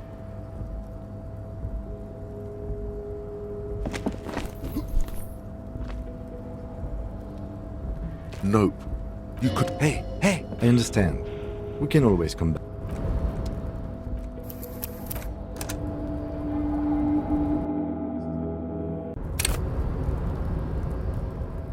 Tarpaulin cloak with possible RCM markings is still caught on the railing.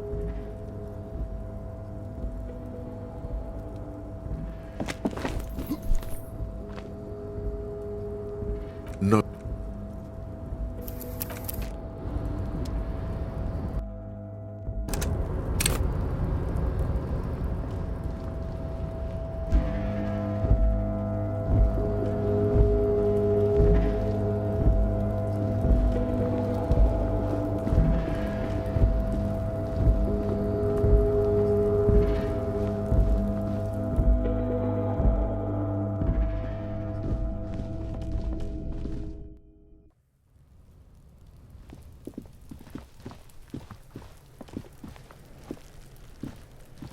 There are several footprints in the mud, left by work boots.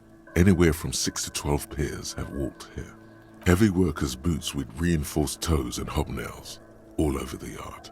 Isn't this something an industrial worker would wear? Noted.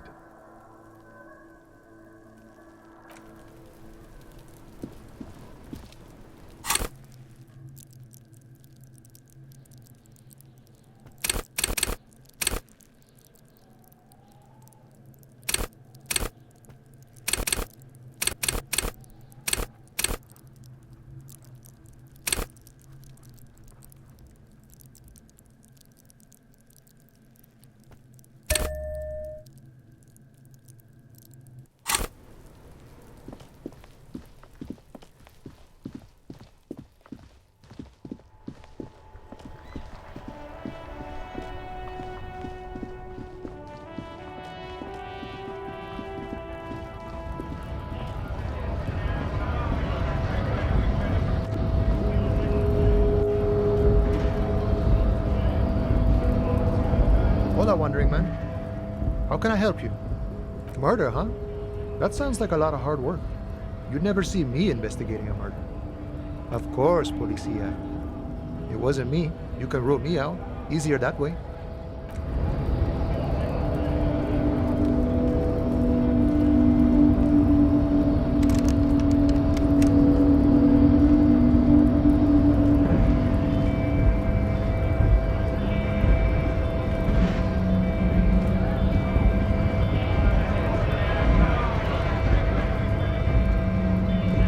Bastards!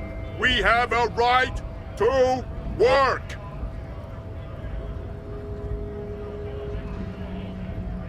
Yes, people get that you are the law. You really don't have to keep saying it. Hold up and stay frosty, everyone. Cops are here. You here to fuck with us? Beat the honest worker down. Ha! Couldn't handle us. Cause gives the workers strength, gives them power. We have a right to work! Besides, we're not that different. It helps if people see us talking, cops and strikebreakers together.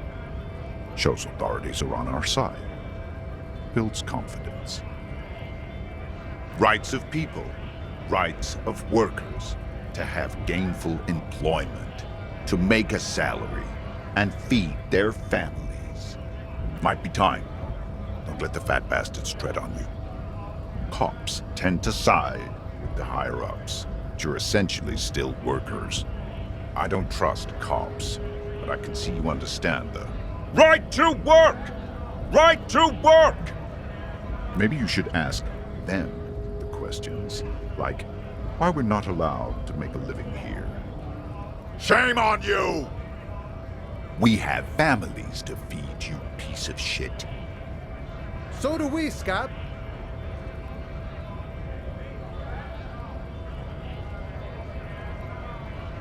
Have fun. Union shits are on full strike. Don't think they're going to let you through the gates. I'm trying to meet their fat boss. I know nothing about a murder. The mention of a killing sends a barely noticeable shiver of tenseness through him. What are you talking about? I'm not tense. Yes, he's tense. And dangerous. Somewhere below it all. Right to work! It's shameful. Cops doing nothing. You should bring backup. Open up the gates for us. Blockading gainful employment for workers is a crime. We are not picking a side in this just yet, sir. Pity. Let us work! Honest men and women with rights to work, to be useful, not toys for corporate interests. We came here to help the harbor run smoothly in time of crisis. If union fucks don't want work, they ought to let in those who do want work. I have a question. Why do all these men follow your leadership? You think they follow because I'm big and loud? No. They follow the rules of the market, the rules of the economy, because they were given a job to do! You've been talking to him for quite a while now. Something is off with this guy. Ask him where he's from. What's it to you? Am I a suspect? Done no crimes. I only fight for the rights of people. We're all workers, right? Workers stick together. Came from the eminent domain, in Jamrock. Backgrounds in odd jobs, heavy lifting, cargo hauling, bouncer work. I know the drill. Worked at Territorial. Ring a bell? Uh-huh. It was a long time ago.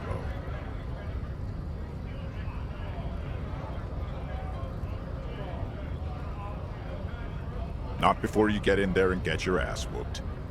Learn by failure, I always say. He might have some advice, but you got to at least try to fight Measurehead first. Return if you fail.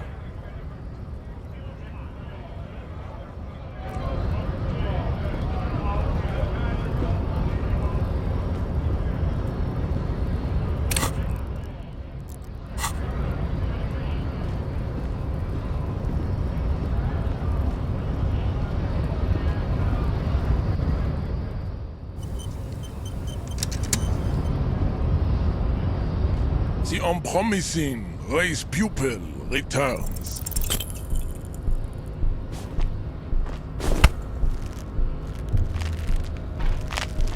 How did this happen? Your little fist is in his giant hand and he's squeezing it. It hurts. You must be out of your mind, degenerate drunk. Say it. I am a degenerate alcoholic. Your fist cracks in his hand like a ripe apple. Pain shoots up into your brain as he's twisting it more and more. The words to the song have changed. Say, I am a violent drunk. Your hand twists in his grip and the pain blinds you. Still you press the words out of your swollen mouth. Good. Now leave before you humiliate your homoerotic organization any further.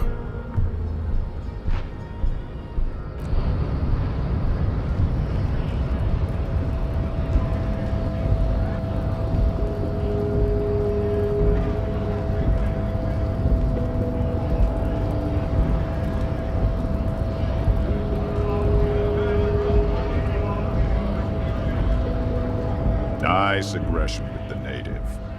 Don't let the chief fool you next time. You don't need to be that up in his face. Leave yourself space to move. Not bad advice, actually. This might do the trick. Let's talk about our right to work.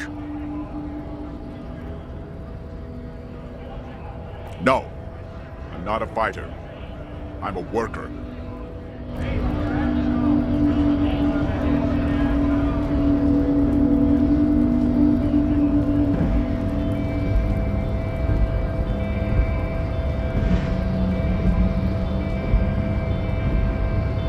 The unpromising race pupil returns.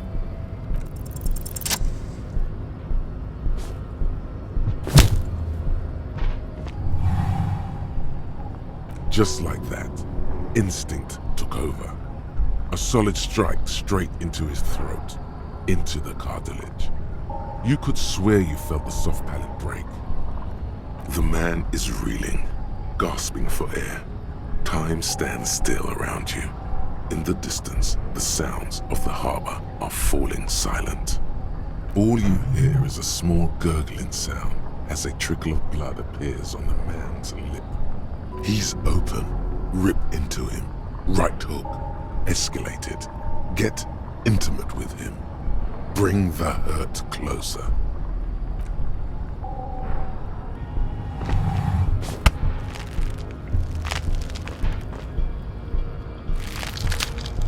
Oh God, wrong move.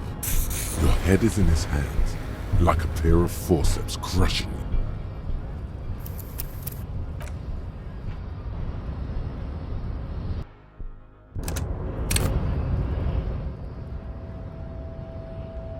The unpromising race pupil returns.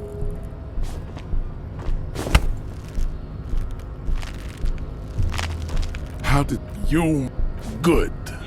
Now leave before you humiliate your homoerotic organization.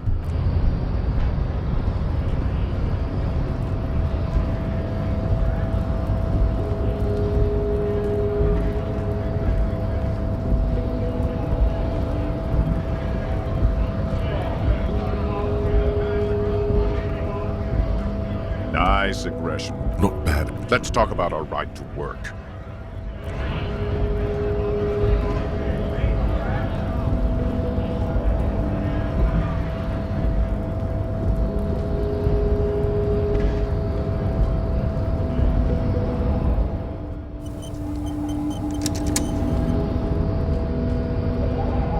The unpromising race pupil returns.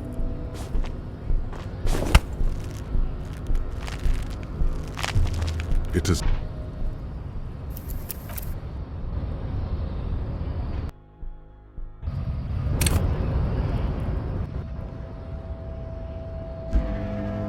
The unpromising race pupil returns.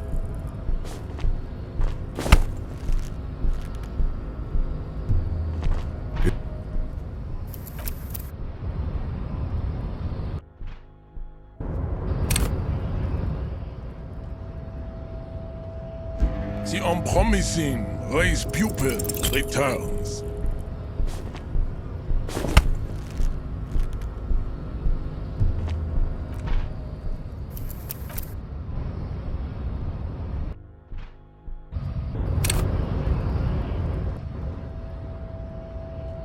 The unpromising raised pupil returns.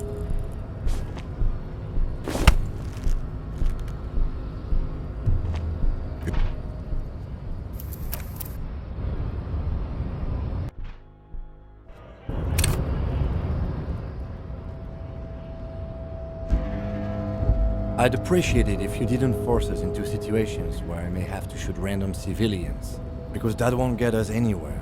I'm not even sure the one bullet my chamber holds would even prick that hook.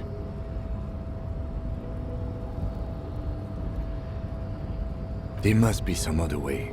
Let's go see the yard again. It faces the other end of the harbor. We're done with Measurehead here.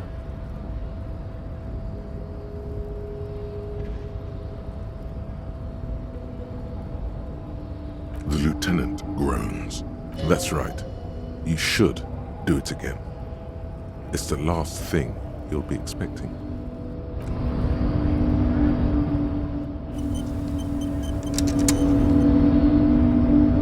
The unpromising raised pupil returns.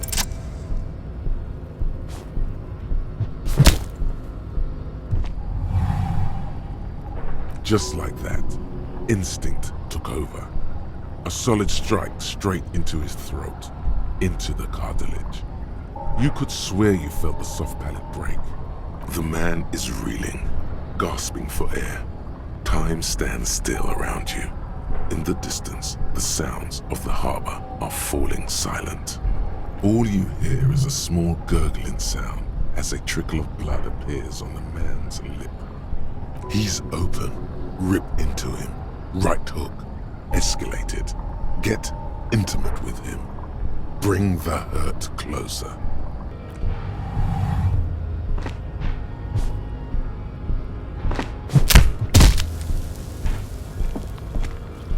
The man lands with a dull thump, like a broken down puppet of muscles and sinew. For a moment, he still tries to keep his head up, dazed eyes looking at you with unimaginable surprise. To your left is the button. As you slam your fist on the button, the man collapses entirely, his head rolling to the side. Looks like you're the new Measurehead now. Her voice is surprisingly calm. No one is the new Measurehead. Let's go before he gets up.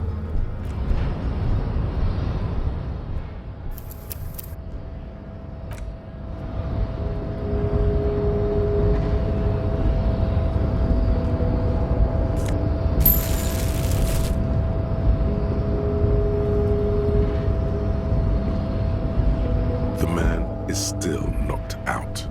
He breathes slowly and steadily.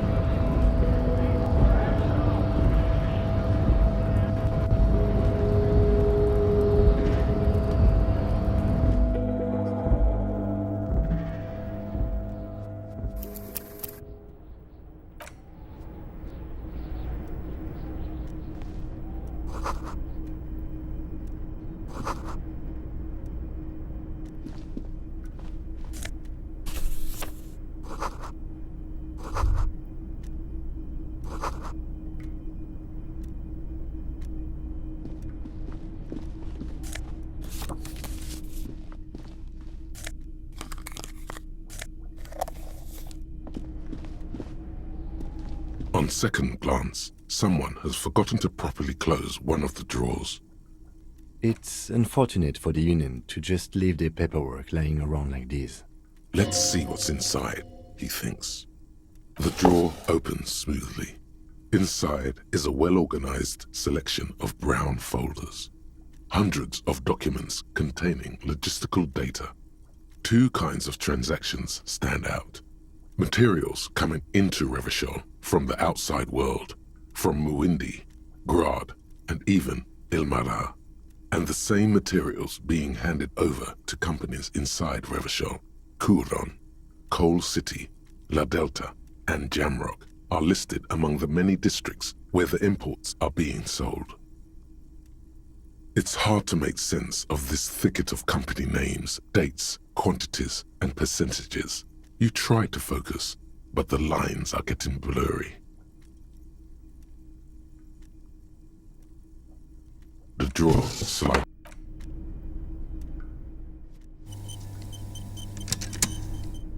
The file cabinet stands steady as ever, and whatever's hidden here is hidden well. Concentration isn't enough.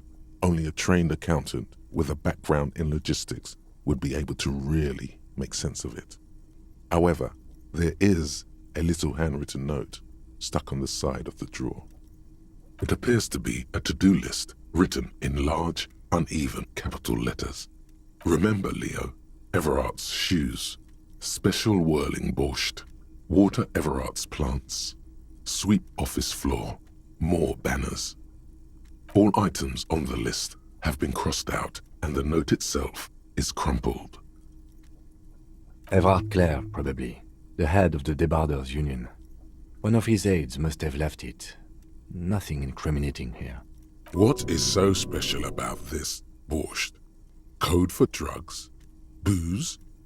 Blood? Remember, Leo, Everard's shoes, special whirling borscht. All items on the list. The drawer slides.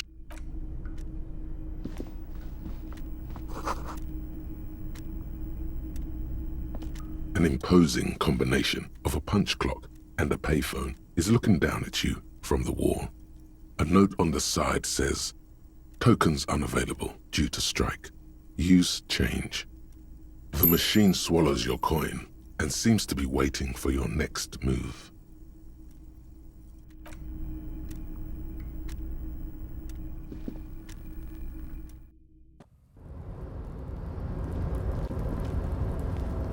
The tarpaulin cloak is still hanging on the railing.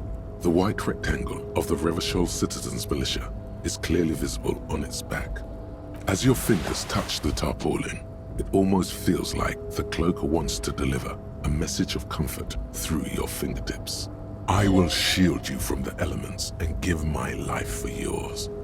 That's what the cloak is relaying.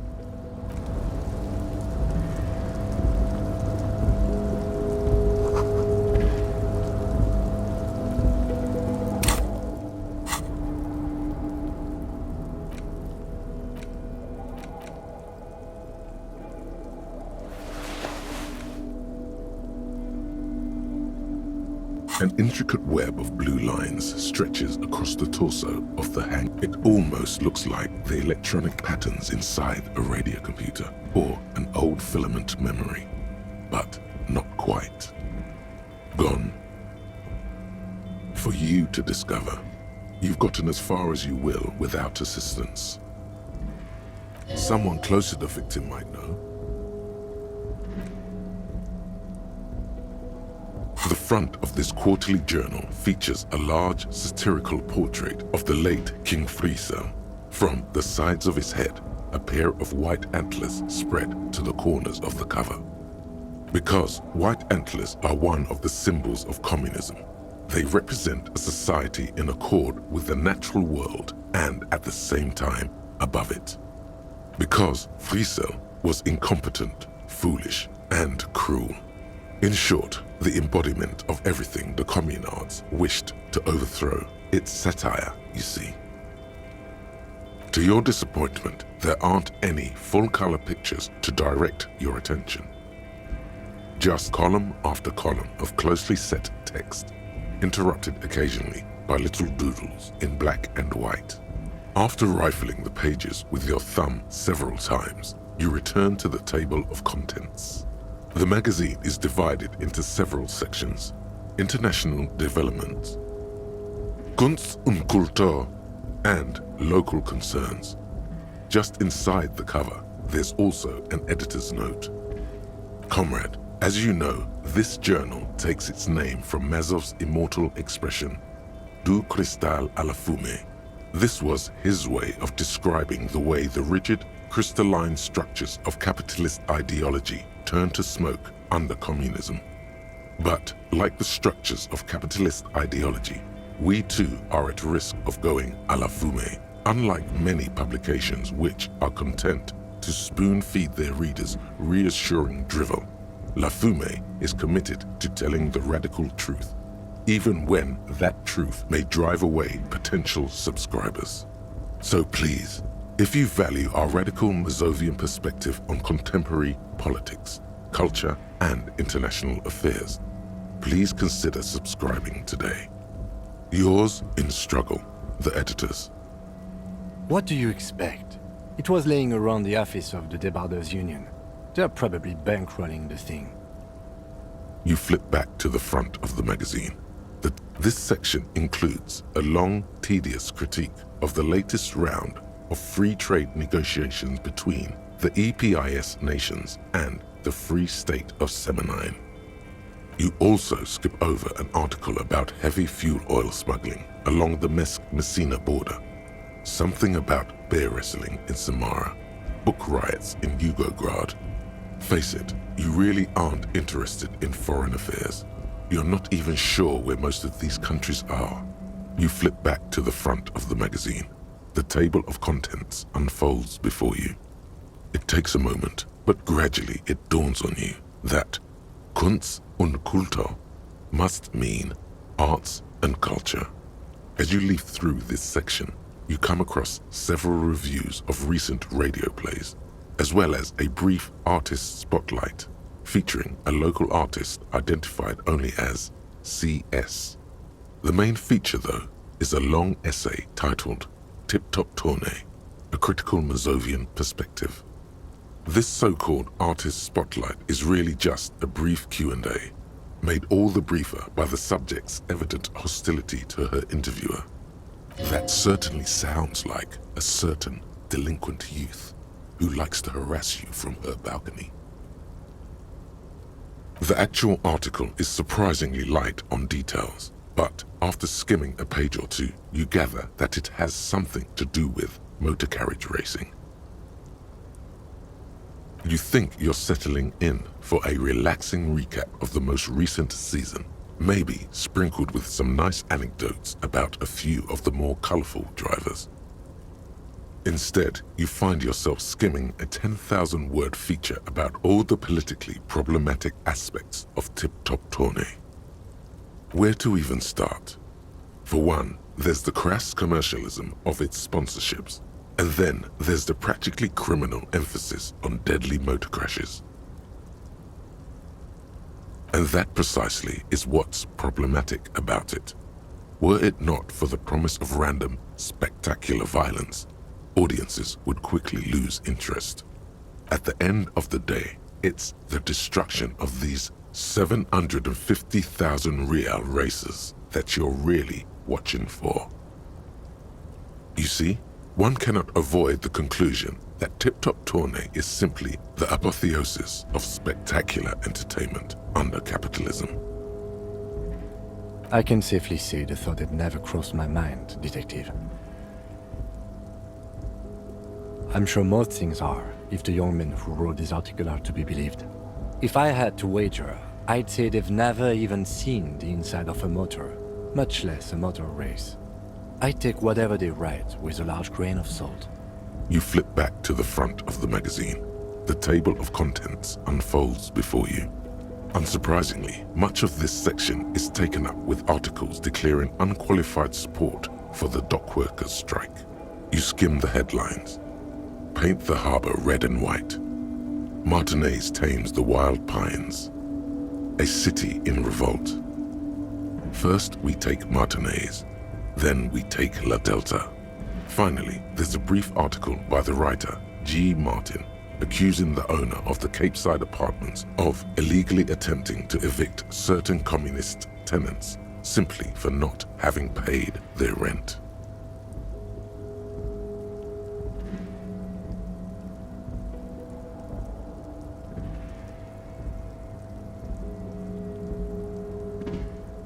The eternal problem, according to G. Martin, is that under capitalism, the worker is rendered incapable of perceiving their own agency or lack thereof.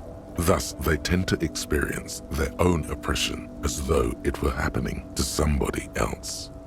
Is that true? Have you felt estranged from your own self recently? You flip back to the front of the magazine, the table of contents.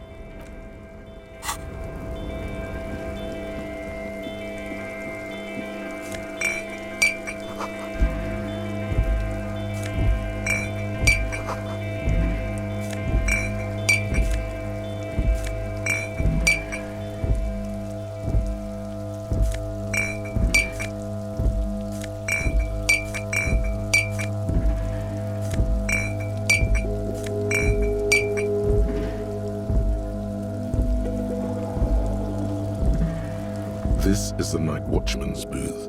The name on the door reads, René Arnaud. Listen, it's okay to take a few minutes to yourself. Sit down and have a breather. If you must. But please hurry. We are pretty easy to spot up here. Nothing incriminating catches your eye. The cabinets are clean and their sparse contents meticulously organized. There's a framed photograph on the table. It's a black and white photo of a young couple out in a street fair. The man is young, dark-skinned, and dressed in a Royal Carabinieri uniform. The girl is smiling playfully at the camera. Why did you take that?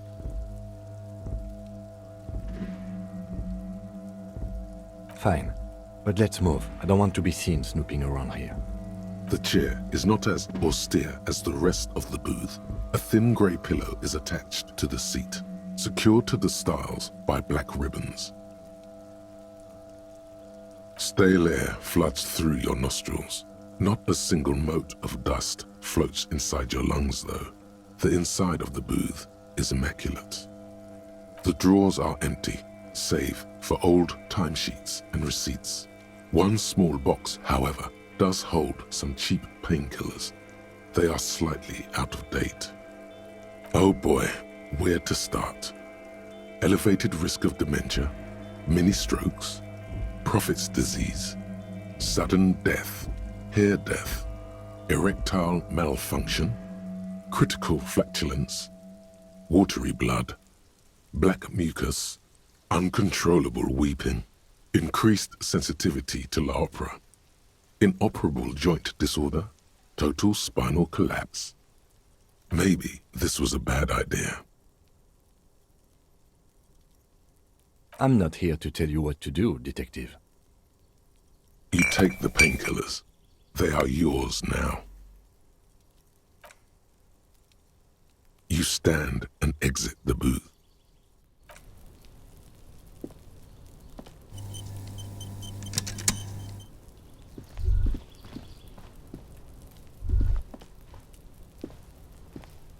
Numerous empty wine bottles glisten in the rain. Someone partied really hard here. Well, they went through 6 bottles of potent Pilsner, 3 bottles of Commodore Red, and almost 4 packs of cigarettes. It must have been pretty hard. Well, yes, I think we can say with relative confidence that it was you. Yes, this scene isn't exactly ripping with joy. Let's just move on.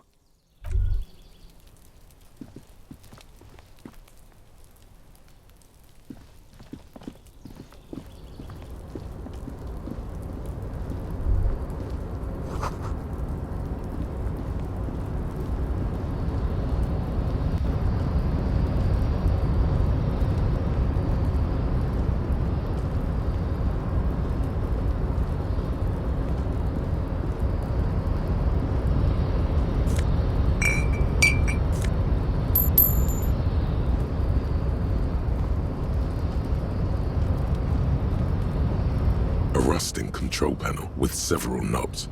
2 buttons marked Marche and Arrête are faded with use. It seems to control the large crane above. A container is attached to its hook block. With a loud grind, the crane shifts overhead.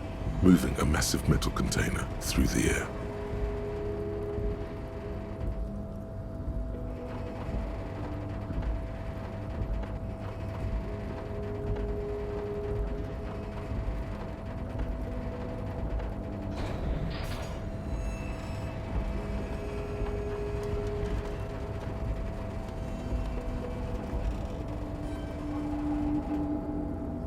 And with a surprisingly quiet thunk, the crane places the container down. This crane was built with a purpose, which has now been fulfilled: to move this container.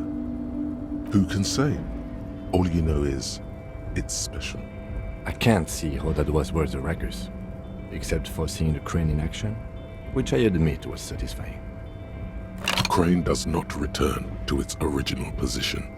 It does not move at all.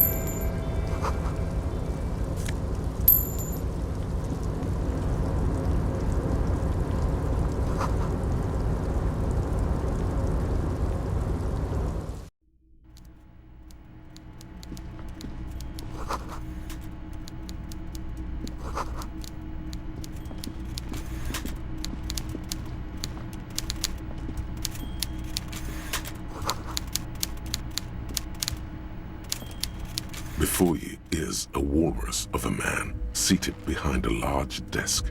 He looks up from his work, not the least bit surprised to see you. With great effort, he straightens himself up in his chair, yet says nothing. He simply stares at you. Welcome, Mr. Dubois, Mr. Kitsuragi. It's good of you two to stop by. Please, have a seat. I'm Everard Clare, head of the Debarders Union here in Martinez. I'd offer you my hand, but unfortunately my health prevents me from getting up. You understand? He looks extremely comfortable. The tiny folding chair, on the other hand, looks like a torture device. You go ahead, detective. Whatever he has in store for you, it can't be good, he thinks. I'll do my best. Forget about that. What's with this Dubois stuff? You're getting some seriously bad vibes from that name. Excellent, Mr. Dubois. I can see that you're a reasonable man, and reasonable men can be of great use to one another. So tell me, how can the head of the Debarders Union help a representative of the Revachol Citizens Militia today? The chair you're sitting on has got to be the most uncomfortable chair in the world. It's violating your backside. Oh, by the way, I heard you got a rather rude reception from a certain Lawrence Gart. Some people have no manners, it pains me to say. This should take care of that nonsense. It should be sufficient to cover your expenses for a few days and patch over your differences with the cafeteria manager. Go ahead, take it. Hey, that's 25 real. That's good money. Think of all the stuff you could. Don't mention it, but also don't forget it. I'm just kidding, of course. Is he? Now, I'd like to set your mind at ease about one other matter. Your lost gun. Let me assure you, Union people are on it as we speak. I've got my best hounds looking for that lost gun. His slug-like lips move, but all you hear is an echo. Lost gun, lost gun, lost... The world is swallowed by a black hole of fear. Only 2 words escape its gravitational pull. Lost and gun. Are you all right, Harry? You seem anxious. Don't be. Everything's going to be all right. It's not like you left it loaded. You didn't lose a loaded gun. Local children aren't out there playing with it right now, pointing it into their own mouths. It's in a safe place. I just know it. I have a feeling everything's going to be all right. Officer, we will deal with this later. We don't need Mr. Clare's help with this. I wouldn't be so sure about that. God, you're sweating. Your knee is jerking. You're about to cry, aren't you? You're about to cry because you lost your gun and those children are gonna shoot themselves with it. You want to cry? God, you're weak. Whatever you do, don't cry. He'll think you're disgusting. Mr. Dubois, you don't look so good. What is this, Mr. Dubois, he keeps repeating? What is he trying to pull here? You need to cool the fuck down. Chill. Mr. Dubois! Mr. Dubois! Harry! While Everard is distracted by your odd behavior, the lieutenant's eyes are mapping everything around you. The folder, desk, papers on the wall. Mr. Dubois, are you okay? Can I get you a glass of water or something? Are you having some kind of medical emergency? Maybe you could use your hands somehow, in a kind of throw-in motion, like you're throwing that Mr. Dubois act right back at him. He's Mr. Dubois.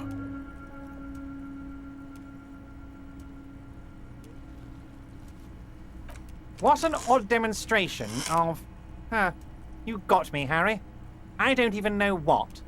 As entertaining as it was, I'm afraid we're wasting our time. And I'm an extremely busy man, as I'm sure you are too. Okay, enough. We are here to ask you some questions pertaining to a murder investigation. Quick, here's your window. Get yourself together and ask him questions. Police officer questions. It is about time to stop embarrassing yourself. Questions will help you regain some of your lost dignity. Of course. Let us dispatch with the formalities. You call me Everard, I call you Harry. My God, so it's true. I didn't want to believe it, but you are a fantastic science fiction amnesiac cop, aren't you? What are the odds of that? I think the odds of that are very low.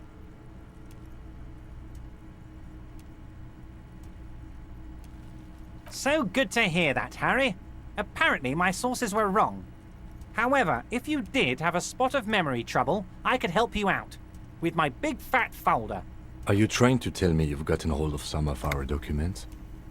Mr. Kitsuragi, would you mind? Me and Harry are talking about his lost identity right now. It's Harry. Harry Dubois. You feel like a Dubois, but you don't feel like a Harry. Strange. You don't feel like any of these things. You know what your name is. You have a sophisticated name, like that of a count, or a beautiful man. And I can work with you, Harry. Now, what else can I do for you? But of course, Harry. Your precinct is the 41st and you live in Jamrock. You're a Jamrock boy. A long way from home, but that's okay. Family? Harry, you're not a family man. There's not one peep of family in here. Unless you think you're a family man. Do you strike yourself as a family man, Harry? Well, yes. I'm sure you're going to make one little boy or a girl very happy and proud one day, Harry. Harry, you're not simply a cop, you're a star. A bright shining star in the drab law enforcement sky, outshining all other stars. You're a superstar. Of course I do, Harry. And I'm gonna help you shine. I'm gonna put you on all the big stages, your name in giant neon letters. Harry Dubois. The giant neon sign reading Harry Dubois hanging from the Kavalsun crane, can be seen all the way to Jamrock. Somewhere in Birova, a beautiful woman sees the bright glow on the horizon and says to herself, "Oh my God, I shouldn't have left him." Ah, this? My friends in your organization gave it to me, Harry. I find that very suspicious. May I have a look? I'm afraid this is meant for Union eyes only, Mr. Kitsuragi. I'm sure you understand. Please continue, Harry.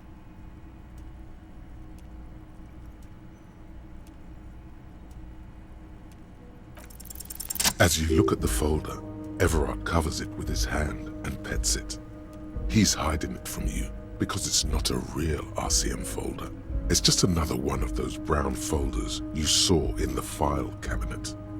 Okay, Harry, you got me. This is from the Census Bureau, not the RCM. Those Census Bureau people are absolutely corrupt. You should do something about them. He got the name from the Census Bureau, and everything else from your actions here in Martinez.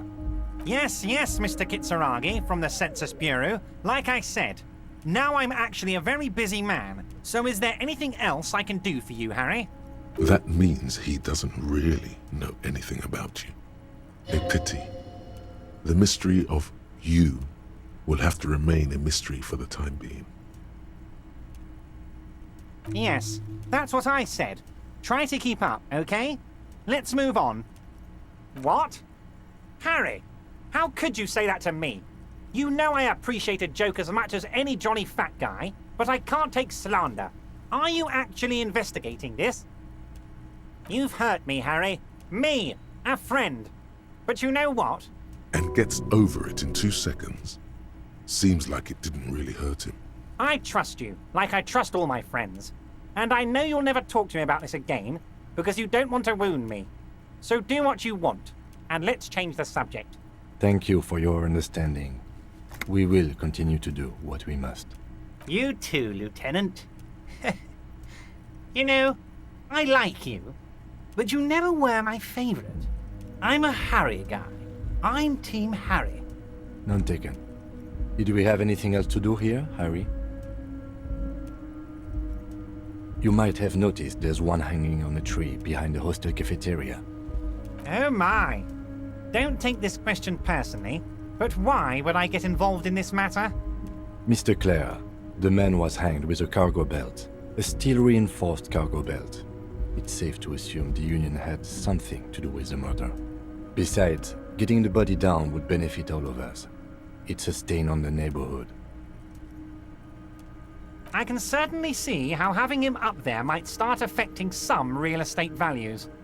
But of course, all joking aside, I am going to help you. Jean-Luc, the cop who bested you in physical combat is here, and he has a little dead body in a tree problem. Namely, he needs it to be taken down. Please extend him this courtesy. You can find Jean-Luc down at the gates, but you already knew that. Anyway, he's going to help you.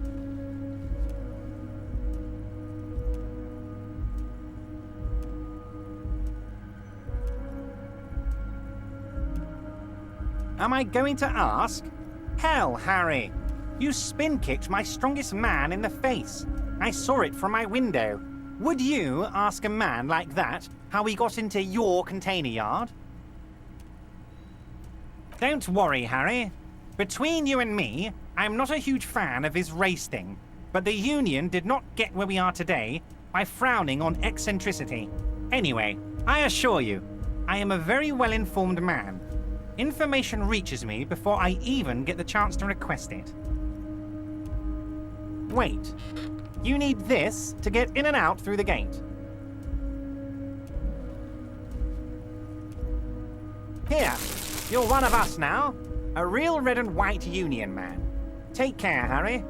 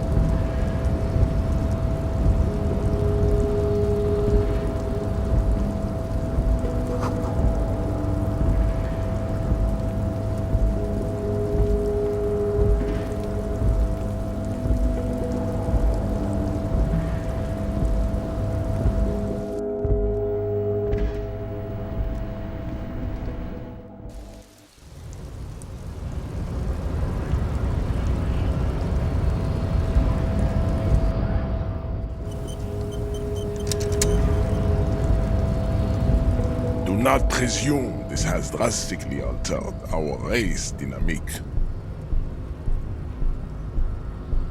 True, I said nothing about our personal dynamic. That has altered. A little. He means very little. So it was. You bested me in race combat to reach my superior, then had him give me an order. I salute your cunning, enemy. I will go and remove the body from the tree with my bare hands. You're so noble, Measurehead. But while I am gone, someone must stand guard on the bridge. That someone needs to be you. Both of you. That would mean you're openly showing the people that you're taking the Union's side. Babe, see that they stay here the whole time.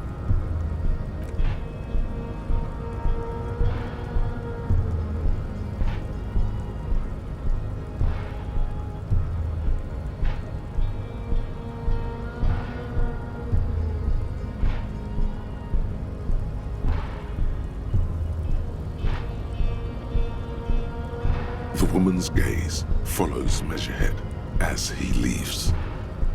So, you guys are like cops or something?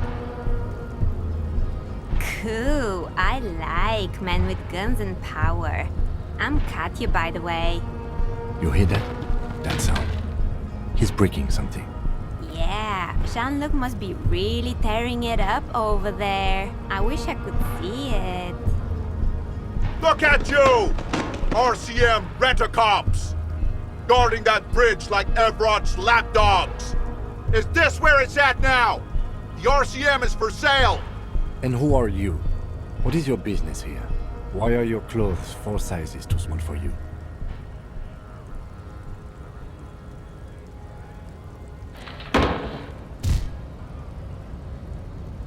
A shrill laughter interrupts you, echoing across Martinez. Then, the man turns to look behind him at the behemoth appearing around the corner, approaching him, walking past him.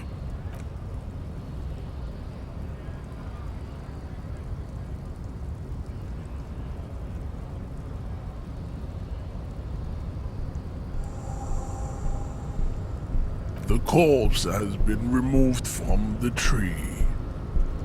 Stand down and congratulate yourself.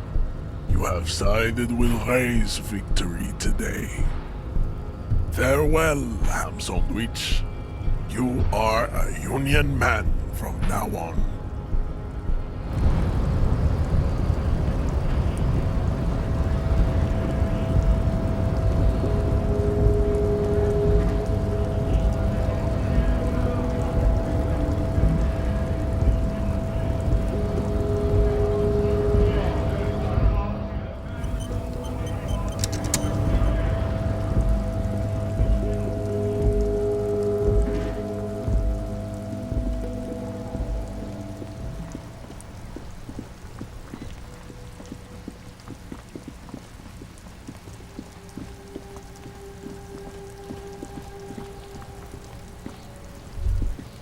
The corpse lies on the ground among the remains of an absolutely demolished pinewood branch. It's gently laid on one side. Mr. Measurehead has done a good job. Nothing is too broken or compromised. The victim is ready for a field autopsy. Yes. 1. Investigation of the scene. 2. Initial examination of the victim. 3. Field autopsy. 4. Transportation of the body to the morgue. We are on number 3. The fuck are they on about? Cop's gonna cut his shit up! It's not about cutting. And no, you and I are detectives. The honorary rank of detective signifies our ability to handle the entire incident chain, from autopsy to cleanup to social work. You are. Your station would not have assigned you on this case if you weren't. Now, The way I see it, it's either this, or we complete the initial interviews. We already met Evrard, but didn't quite get his interview done.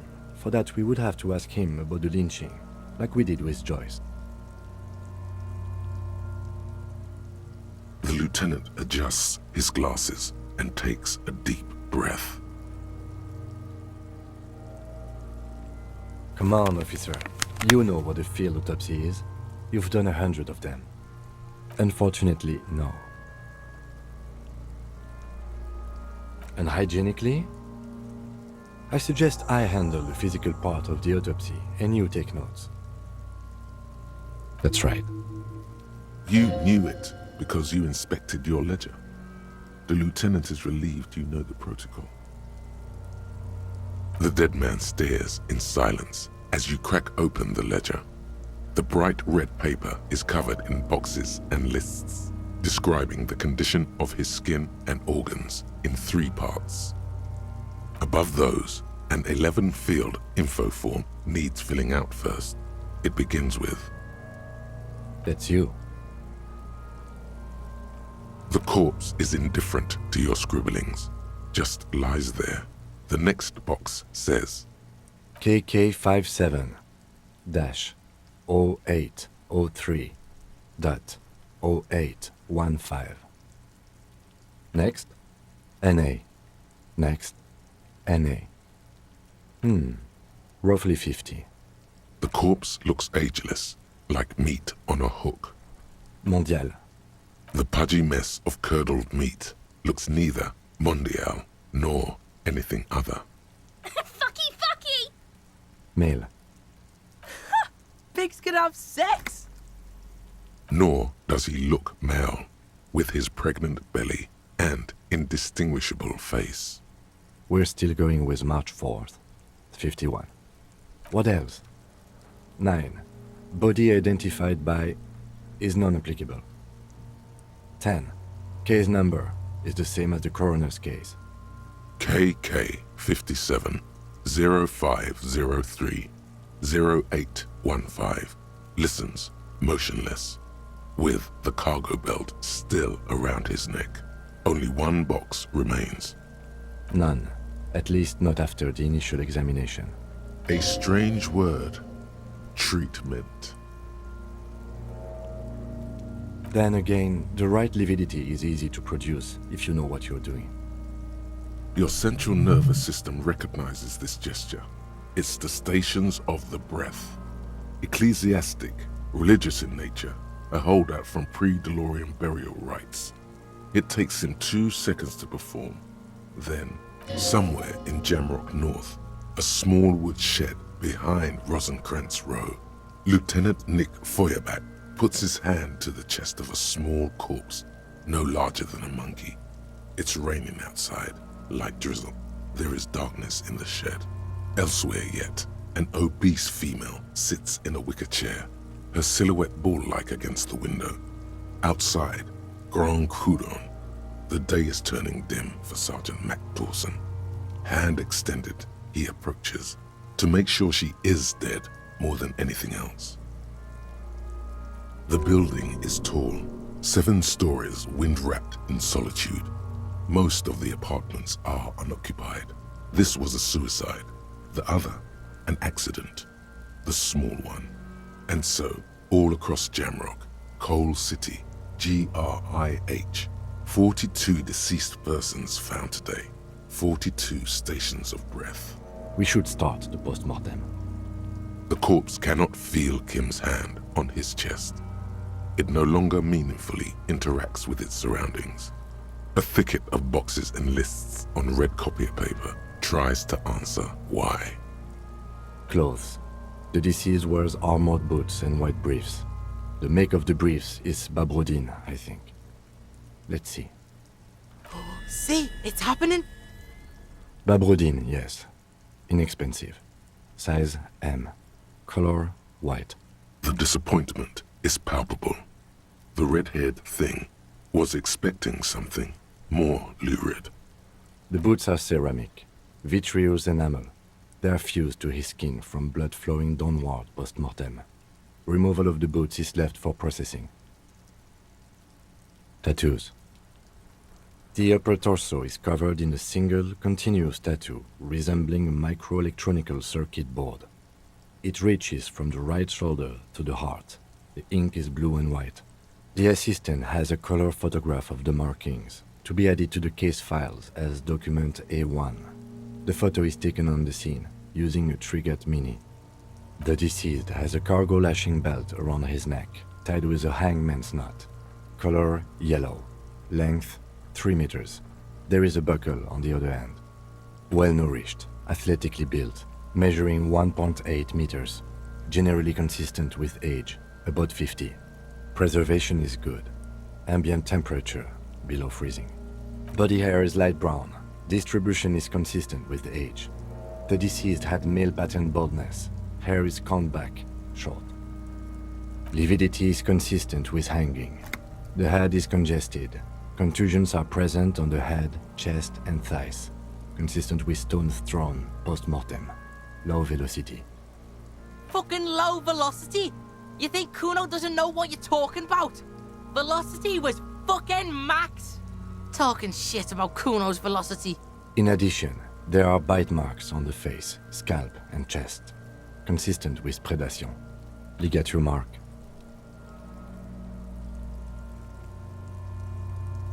The steel wiring. There's too much of it. We need to remove the belt so we can get to the ligature mark. You got just the right tool for that. The chain cutters. The hanged man lets out a joyous little bubble of rot from his nose. Always good to think ahead. Now, we need to cut the belt to see the ligature mark below. Carefully, with as much precision as you can. See, my pig is gonna fuck his head off. No, he ain't. Your pig's a boring fuck.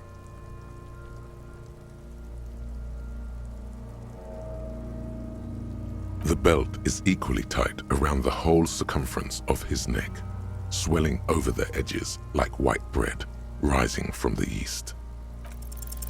You jam the cutters right under the knot.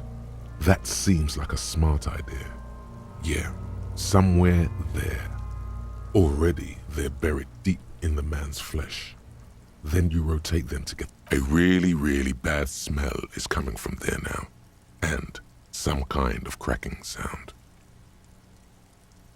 Yeah, fuck him! Fuck that buggery! Corpse fucking time! Told you my pig was hardcore. I should have a go first. I think I have a strategy. He sinks the cutters into the knot, preparing to perform the cuts, with his elbow to his knee for precision.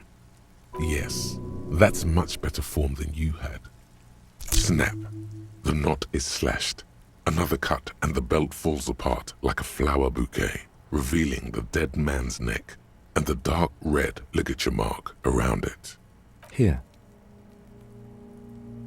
The rope rises to a point, leaving a gap in the ligature mark. The suspension point is in the back of the neck, on the nape. As it ought to. This is where its grip on the curdled meat is gentlest, pulling up.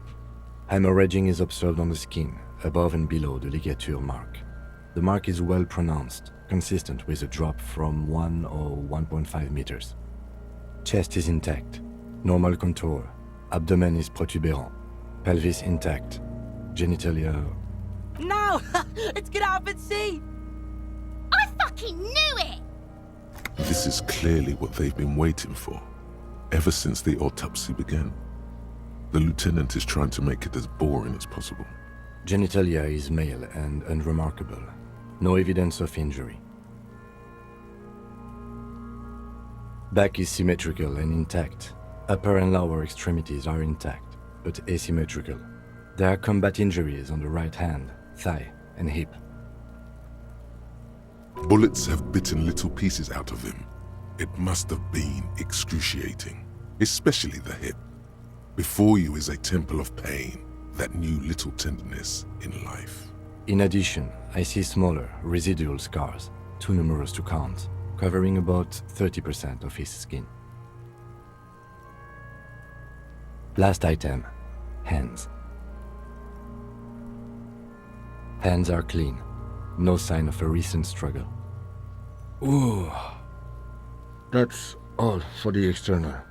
Well done. What next? Central nervous system. I have nothing. Do you have anything on this man's central nervous system? You don't even have a joke. Musculoskeletal. Purge fluid is coming from the mouth. Not injury related. Eyes and tongue protuberant. Hyoid bone. Let's see. With his eyes almost closed, the lieutenant puts his hand on the dead man's throat and begins to massage it, gently. A rotting smell erupts from the mouth. Purge fluid runs down his lips, black and viscous. Yeah, jack that fucker off!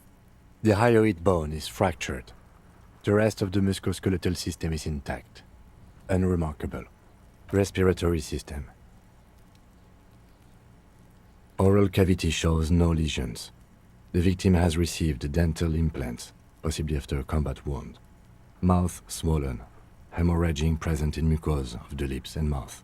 From here, it looks as though the clown-faced man is screaming. The tendons of his jaw are torn apart. Hyoid, ripped from the force of the lieutenant's hands. Hepatobiliary, NA. Same for toxicology and serology, NA. Unless you have untapped reservoirs of knowledge there? Cardiovascular. The body exhibits heavy lividity. Blood has gathered in the hands, feet, and neck. Hypostasis is visually consistent with the hanging. Gastrointestinal. Digested semi-solid food in stomach. Voila. What's next on the list? Let's see. We have bite marks, contusions on the head and chest, and a ligature mark encircling the neck. You'll need 3 fields. Leave a 4th one too. Oh, so we inflicted them?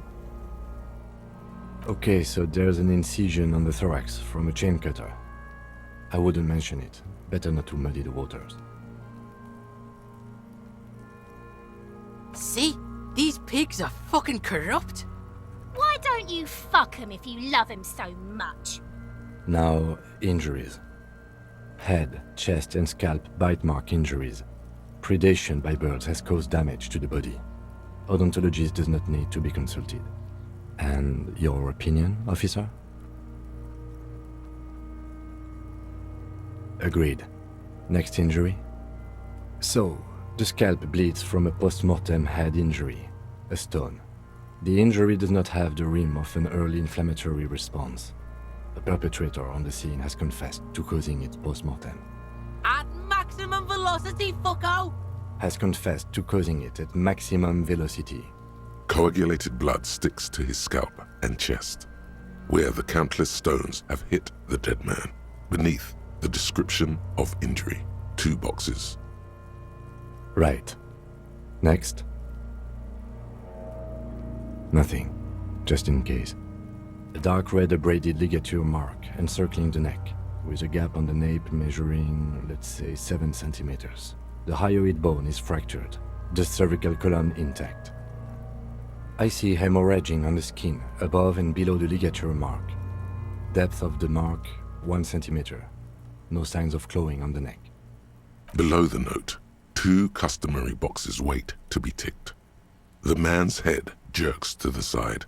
The ring around his neck is visible. That's it. We have established cause of death. It's not much, and it leaves much to be questioned. But it's a start. Let's wrap this up. I pronounce this field autopsy over. Well, we established probable cause of death. Some would say that's the goal of an autopsy. We were thorough with the list of injuries, too. We described them all in detail. What is there to say? Given the circumstances, it was a professional field autopsy. Oh yeah, well done, Master Detective. Maybe a drink is in order? Now, you see, that worries me. You will die if you drink. You know that, don't you? You are proving a useful detective. The organization would miss you. Please get yourself together. The lieutenant from Precinct 57 thinks. I need a copy of that autopsy form. Then I will drive him to Faubourg for processing. He's thinking, did I miss something?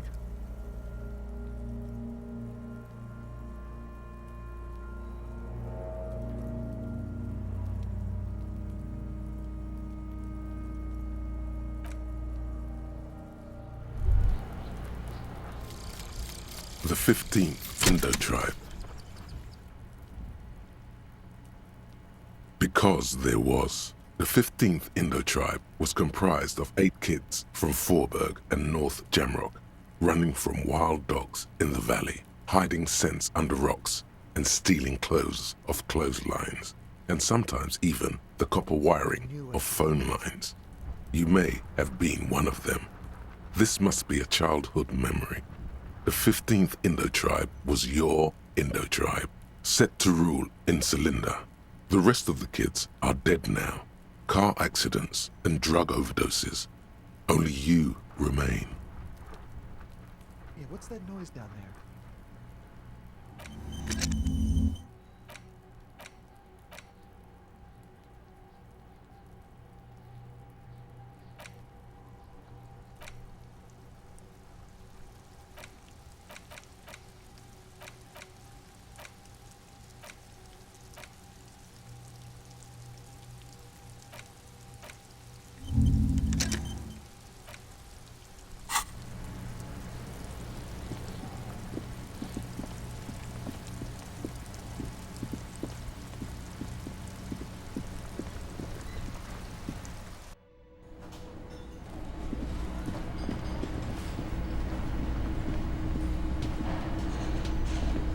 Can I help you?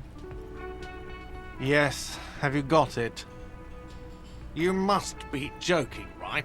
You come here, trash everything, and now you try to pay with a novelty check? This isn't a game show. I'm not going to accept it. You owe me cold, hard money. I want to see that money in the palm of my hand. Every single cent. Damn you, Fat Everard. Your novelty check is useless. You can cash it in at the local frit near the harbor gates, though it might not be enough to cover it. Yes?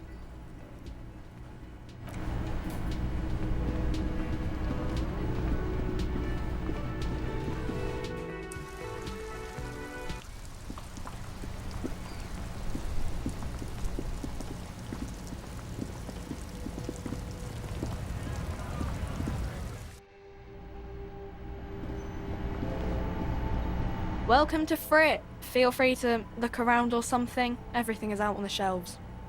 What's that magazine she's reading?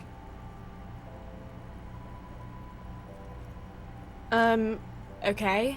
I'm not really supposed to be chatting to anyone, but... wow. I didn't know you worked for the union, sir. Anything else I can do for you? Blow the whole thing on speed and gin right now. Speed and gin. Great combo.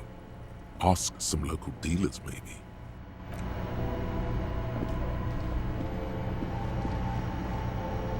The tear machine stand. Your bottles.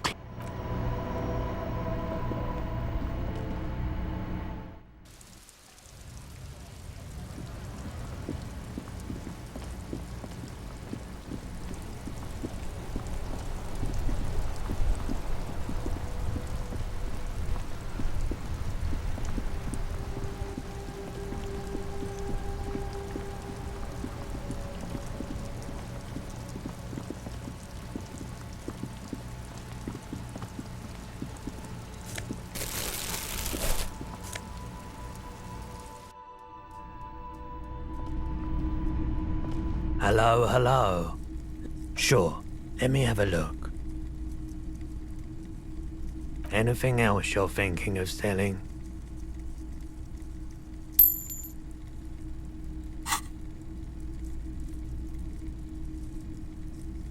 Oh, no.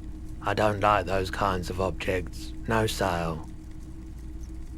A photic paths, counter-radiance networks, anti-magnetism. It's darkness. That's all I know. Sell me something lighter. Another time, perhaps.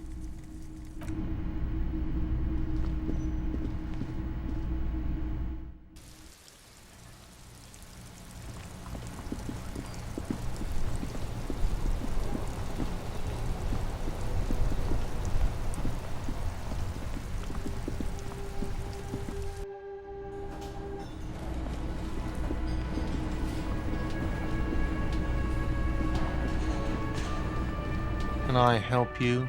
Yes, have you got it? A lot. A lot. For the room, drinks, and broken. A lot. Yes. Another thing. Great. Yes.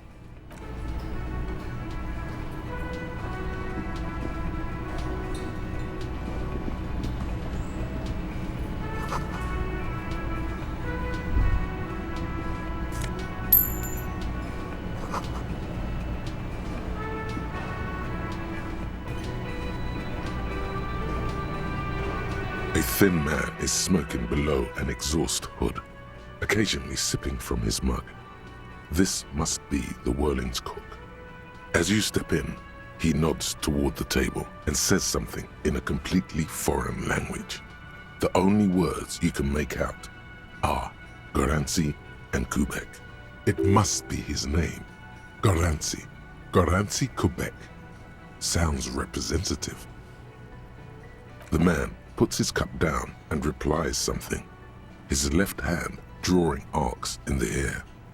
He smiles and bangs his ladle against each of his pots in turn. You see a heavy steel door with a prominent dimple lock. It's painted blue. You immediately feel drawn to the color. Blue is for mystery. The cobalt blue surface feels rough to touch. The stainless steel door is flush with its frame on every side. The door does not budge. You do? It's a door in the back of the kitchen. Why do you care where it leads? It is quite pretty. I suppose we could look into it as a side investigation. Gart is the person to ask about this, the cafeteria manager.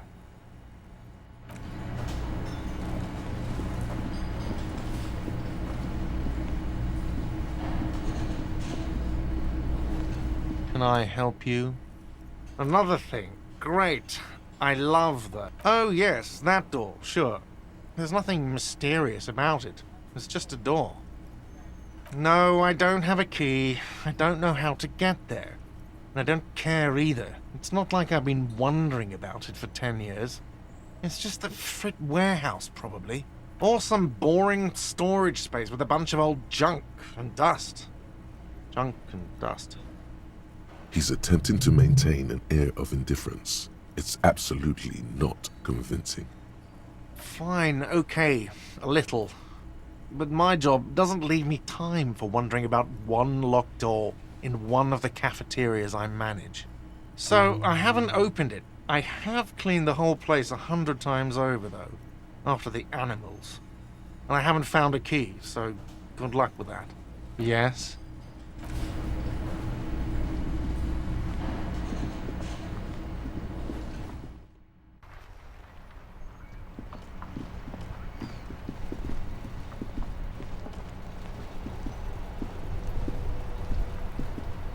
This Post Lavantorie mail collection box has been heavily vandalized with graffito. A closer inspection reveals 2 bullet holes in the front.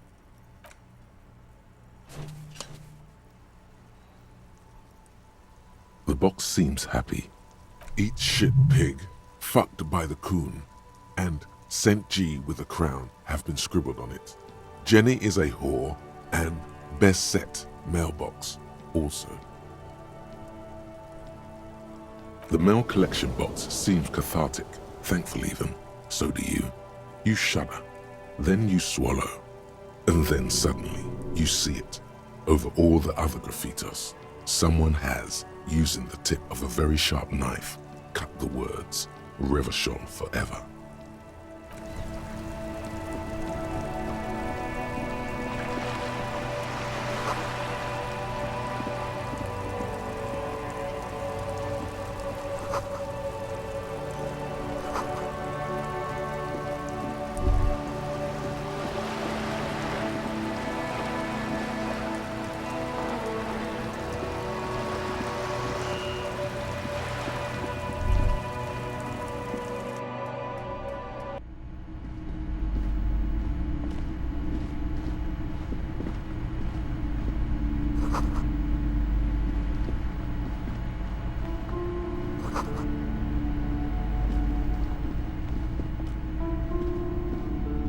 Welcome to Crime, Romance, and Biographies of Famous People.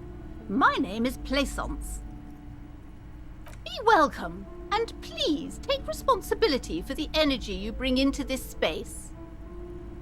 A golden pendant hangs around the woman's neck, in the shape of what looks like a tiny fish head trapped in amber. Oh yes, helps to have an anchor in these times. I am the proudest owner of our little shop of culture. She has fine-tuned her voice to find the most welcoming approach for attracting new customers. It doesn't work. Annette, yes, my daughter. I hope she wasn't slacking off again with her nose in science fiction. Tell me, was she at her post doing her job like a proper girl? Wonderful! Did you talk to her? Great! On a scale of 1 to 10, how compelled were you to buy books after talking with her? Her opinion of her daughter depends on how well she lured you into the store. My precious, her dedication brings joy to my heart. If you have children, I hope they turn out as great as my Annette.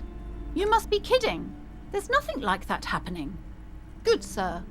What does a young child do with money anyway? No, I save it for her, as a fund.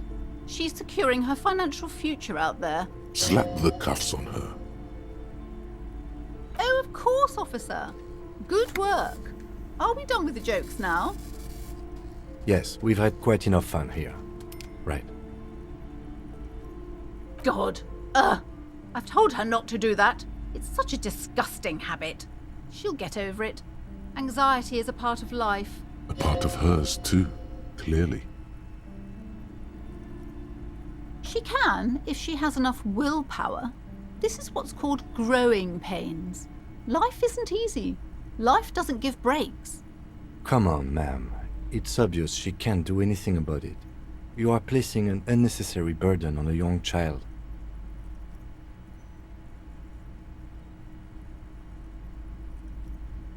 She stands stiff and severe, silently fuming. 10 or so seconds pass without change. This is a person coming to terms with a new reality, one where they are wrong. It's not easy. Oh no. Hold on. I need to invite her inside and apologize. She must be freezing out there. There. I don't know what to say to you. My husband, he tries to teach me business lessons. I have what my mother called a dull mind. All this stress. It sounds like both the husband and the mother treat her the way she treats Annette. Oh, well, my mother was horrible, of course. Absolutely perverse energies around that person. But my husband... My husband is completely different, of course. Yes, my husband is a successful entrepreneur east of the river. If only he were more involved in the business we're running up here. No matter. Soon we'll both be off for Grand Couronne. He made the initial investment. Since then, he's been what you might call a silent partner.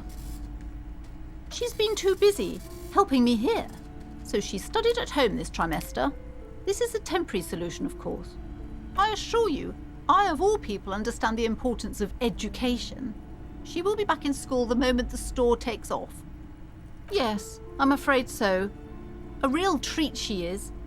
It would be nice if she had... No, we couldn't have afforded more children, really. Not in this economy. We're quite busy people, you know, my husband and I. Quite busy. Children are a lot of work. You don't look like a father, so I don't expect you to understand. I'm sorry. I'm sure you do understand. The woman looks aloof, her features much softer.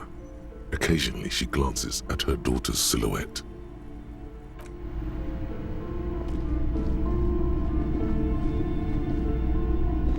You see a set of tattered curtains blocking the way to another room. A strange cage-like trinket dangles from the curtains. Excuse me, officer. The back room is strictly for employees only. Just as you're about to pull apart the curtains, the petrified voice of the shop owner cries out once more. Sir, don't touch that. I told you it's off limits for the customers. Parapsychologically speaking, we're done if you decide to open them. I won't be held responsible for the consequences. It's too dangerous. She looks away, mumbling. Why is everyone always messing with the curtains? Why can't they just buy books like normal people? You do? My God, even more reasons not to mess with the curtains. Just step away, dear sir. No! Please just talk to me, officer. Come here and let's talk this through before you decide to do anything extreme. Lies. Rip them open, we say. There is something mysterious about the curtains. Be careful. You see a tattered set of curtains and a polyhedron-shaped cage-like trinket. You see a dimly lit room full of dusty furniture and trash. A doorway stands in the back, covered in dozens of scary little cage-like trinkets, your shadow looming over it like an omen. I warned you, you're unleashing forces beyond your understanding.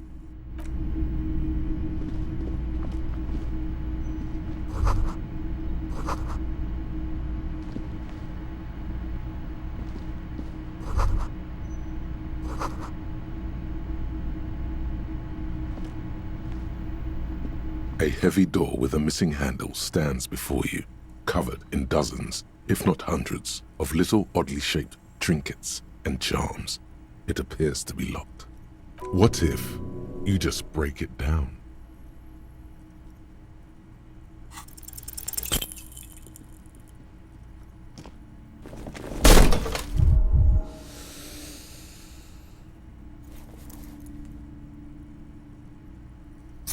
Ow. Shoot. Whose moronic idea was it to just run through the door? Don't you know that things like that hurt? Are you alright? This looked pretty intense and painful, I must admit. What is going on there? Are you really trying to break down the back door? I warn you, don't tempt the spirits, officer.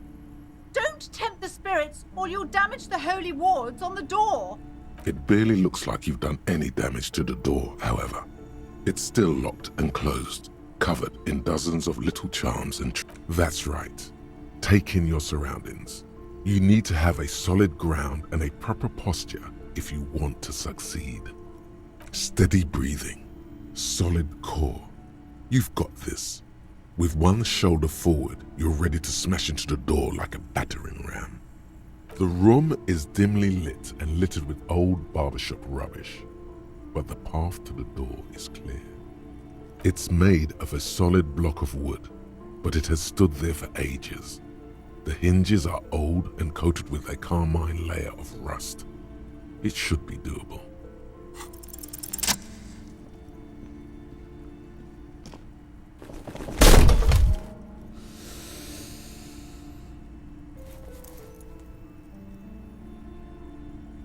You smash into the wood and see a small crack appear on the door frame. It's going to take one more try to break through to the other side. But you're not thinking of trying again, are you?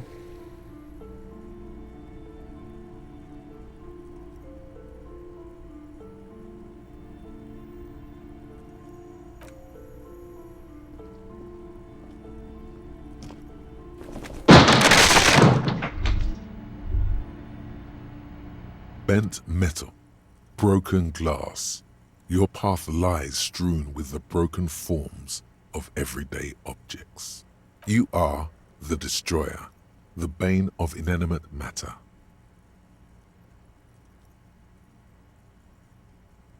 Kudos.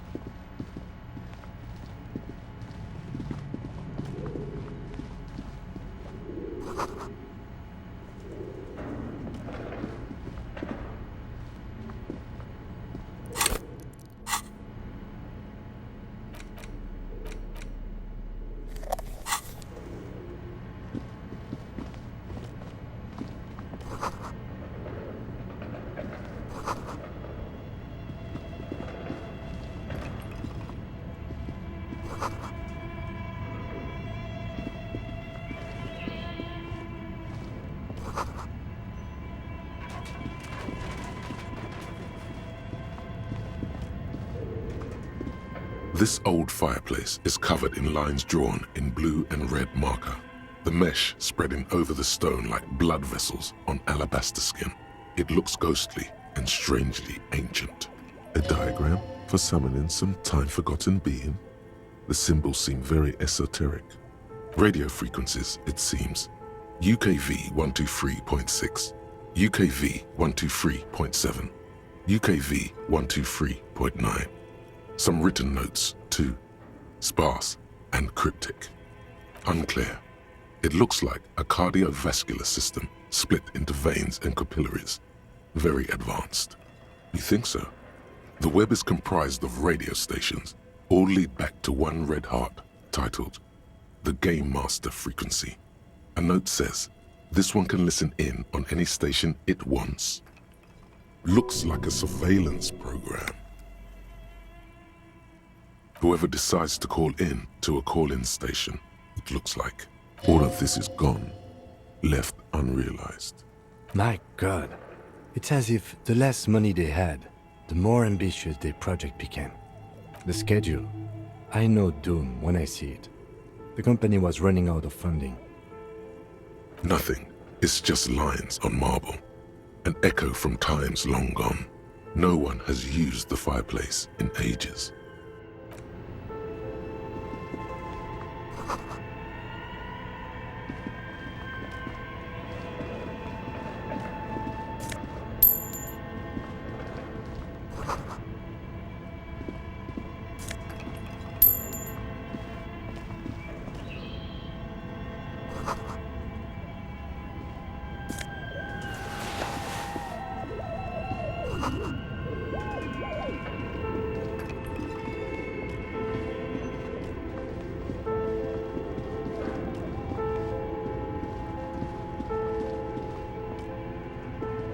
An iron safety curtain curves before your eyes, folded like a bellows.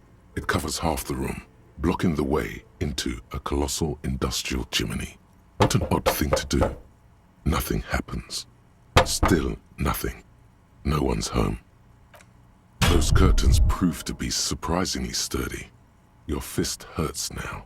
Can you please try to refrain from attacking random things? Why do you think there's something on the other side, necessarily? In any case, there's no way we can get in right now. Let's investigate further.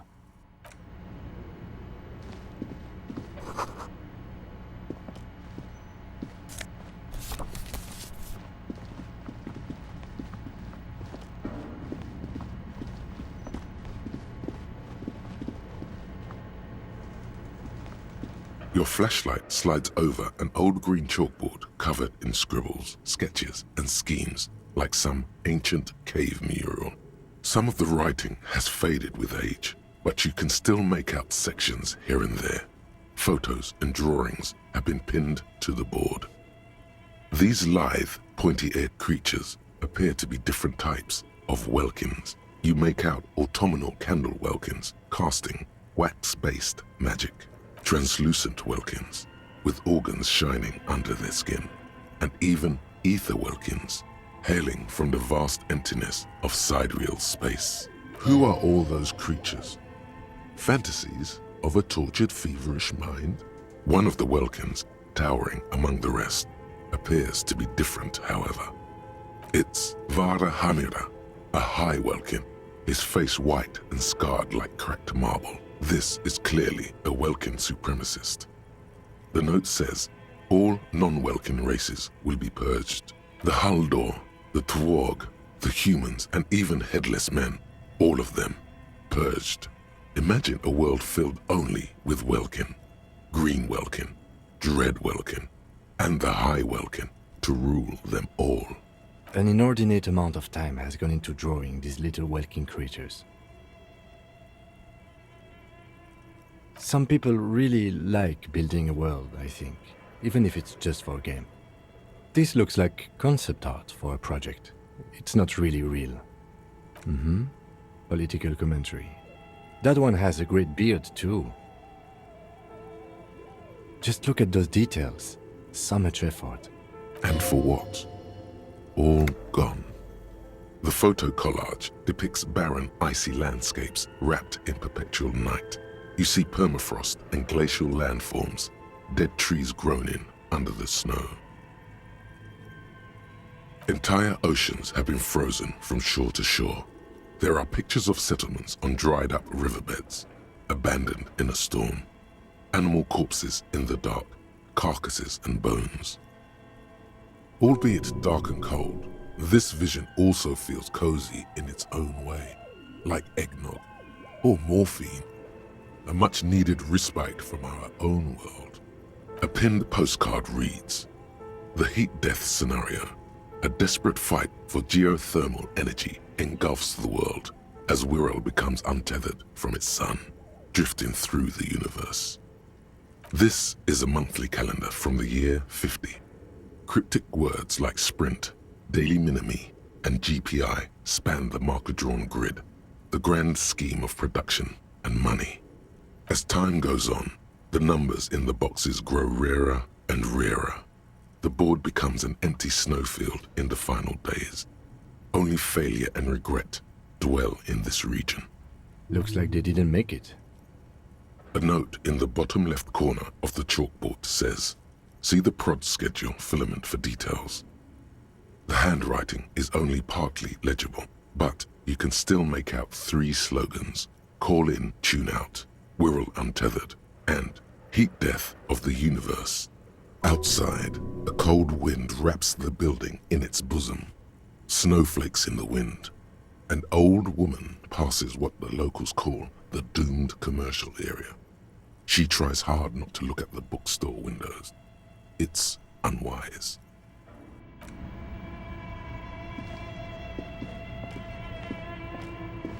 This appears to be some kind of machine with a cube-shaped heart and a wired framework. The keyboard has a rectangular on-off button. A piece of paper still hangs from the printer. A radio computer. Just sitting here without anyone inside. We have one of these down at the station, but I never really learned how to use it. The machine lights up like some prehistoric animal stirring from its slumber, revealing fluorescent play and print keys on the keyboard. The hatch on the machine's central compartment is wide open. It's empty like a beehive without its brood. Some cables have been left dangling, disconnected. The filament you have would fit perfectly inside the compartment. Like a smooth drawer, the filament slides into place. On the keyboard, the play key starts blinking. A bar of fabric right above the keyboard starts producing a soft hum. The sound of static seeps through the machine's planar magnetic driver. Oh no, it was already glowing and now it's also making a sound. It's probably some alien CO-like technology. The static gets louder, slowly filling up the abandoned hall, until a voice speaks out, crackling and old, cutting into the air. Good evening, Fortress Accident en rue de Saint-Ghislaine. This is East Insulindian Repeater Station 1. Please repeat, is this the production schedule? The filament you have inserted into the reader? Yes. Is that the production schedule? Good. Please repeat the password. You should ask her for a hint. No. Still no. I am contractually obliged to protect the privacy of the filament holder Fortress Accident. Without filing a warrant with Lintel, I cannot give you access to this filament. I'm afraid we are not doing that, unless we want to wait for a month. Now, can you please repeat the password? Received. I will register this login attempt. That sounds bad. A login attempt. Something a criminal would do. Don't worry. Passwords have a way of turning up sooner or later. Fortress Accident. Is there anything else I can do for you today? Fortress Accident is the company on whose name the terminal you are currently using has been registered to. One moment. Fortress Accident SCA produces revolutionary interactive call-in radio games. That's what the catalog says. Any other questions? Yes, I am alive. I am 74 years old and my name is Yvonne. She repeats passwords. Programming people are all paranoid.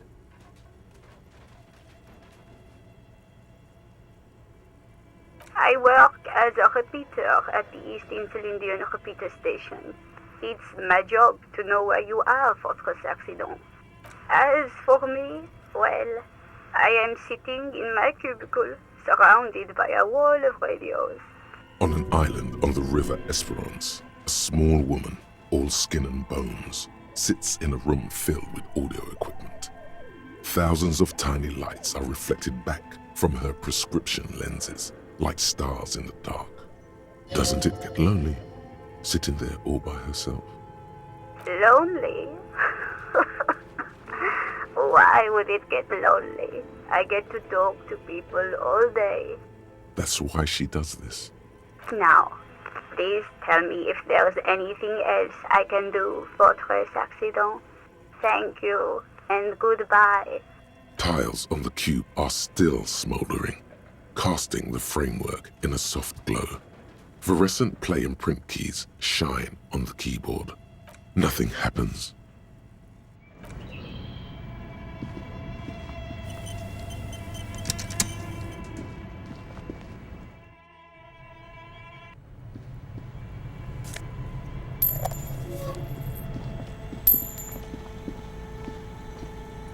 You see a terrifying ice bear with a strange compartment in its belly. The door is covered in frost and the bear's eyes are glowing red. This ice bear is a hyper-carnivore. Be careful. A gust of freezing cold air rushes to greet you. You hear a low grumble as the bear regulates itself. This is the inside of a refrigerator. The lieutenant takes a peek inside. His hand has found the holster of his gun. Of course, just a giant ice bear-shaped fridge. Let's take a look inside. The shelves are empty. All you see are crumpled ice cream wrappers with the brand name, Revachol Ice City. A handwritten note has been attached to the door. The fridge is huge. You pocket the note and the little fridge magnets keeping it on the door. A friendly cartoon bear smiles back at you from a glossy cellophane wrapper. It looks nothing like the fridge. Good question. It looks like an ice cream fridge. I know. What an unfortunate marketing choice. What is even worse, the bear is still costing them money to this day. The fridge buzzes with energy. The electricity bill on this thing must be catastrophic. Some kind of superstar. They say the world isn't ready for a rock and roll cop. No one wants their state monopoly on violence to be mixed with celebrity worship. They claim to know it would be dangerous for detectives to rise to the ranks of demigods and have sexual encounters with barely legal cover girls. It would be insane, they say. To all this, you say, "Fuck off and die," in a cool voice. You people have no idea how good these cops are gonna get. They're gonna crack 20 cases a day. In the future, cops will be like astrophysicists, or prime ministers, or prophets. And you're the first one.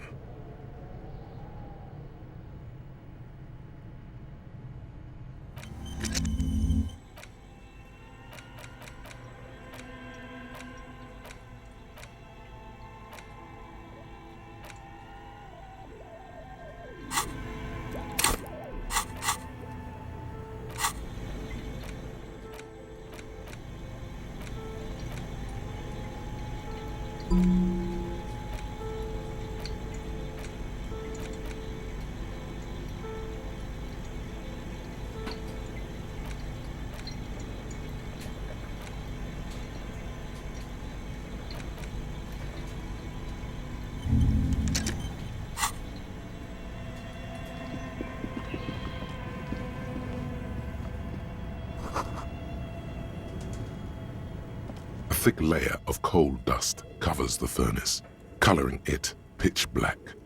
Looks like this furnace has a face, and it's a face of agony. Looks like it. Looks like an old central furnace used to heat the building. It's connected to the chimney. No one has used it in ages. No signs of any recent fire. Only dead rats. It's dark and grimy here. In the darkness you can hear chatter. It's coming from above. A voice or several voices talking to each other. Near the smoke chamber, upstairs. What are you doing? Wait, really?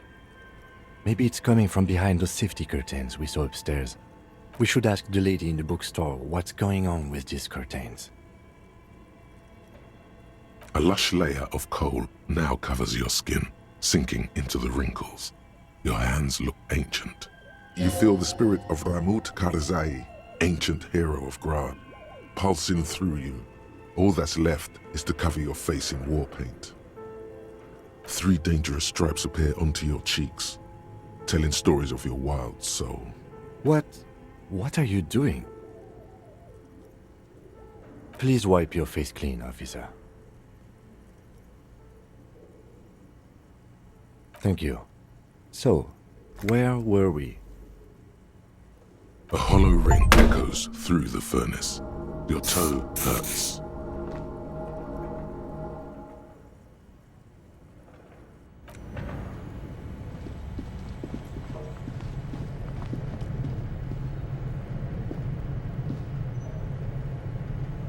Okay. What do you think is going on with that computer, chalkboard, and fireplace? No, that's not it. I think it looks like one of those popular pen and paper role-playing games, only these people were trying to automate it, make it work on radio computers.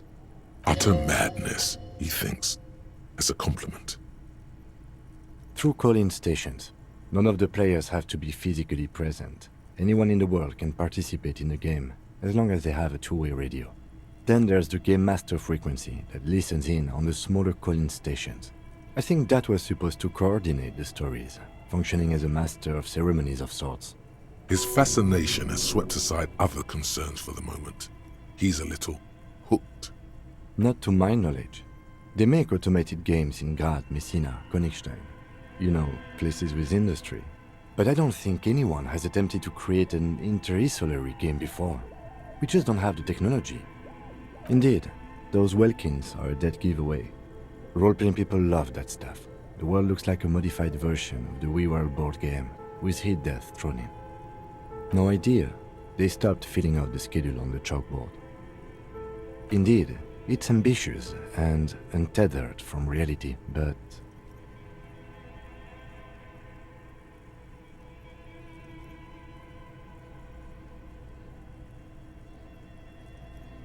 Yes, especially in here. Okay, let's keep moving.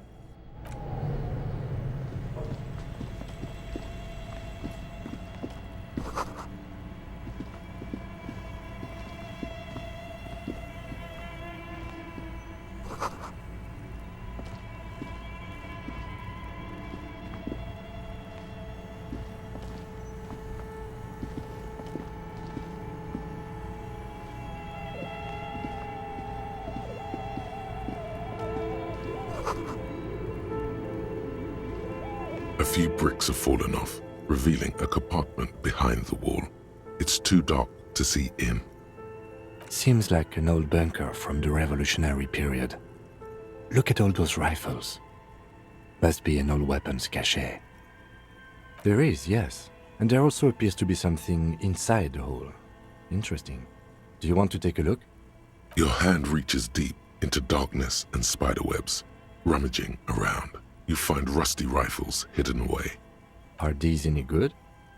Most of them are rusty and inoperable, like the rest. But one catches your eye. A bolt-action model with a fine wood stock, in better cosmetic order than the others. Take it. You're a police officer. Police officers carry guns.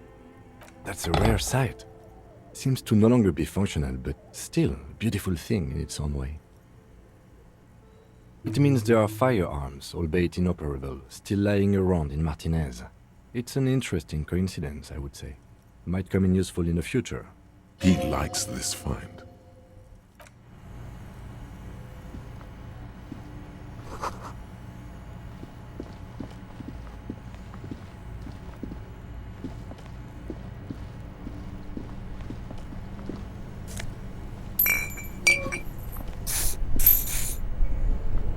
Two cables are plugged into the breaker box. The red one leads to the ice beer fridge, and the black one to some kind of a buzzing fridge-like thing nearby.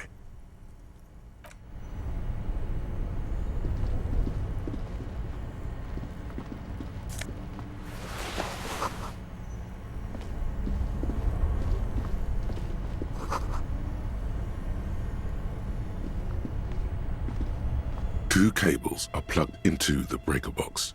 The red one leads to the ice bear fridge. Something close to you dies with a soft electric purr. Why did you do that? The lieutenant raises his brows, but doesn't say anything. The electric distribution board now has one cable missing. Somewhere, a machine hums along with the current.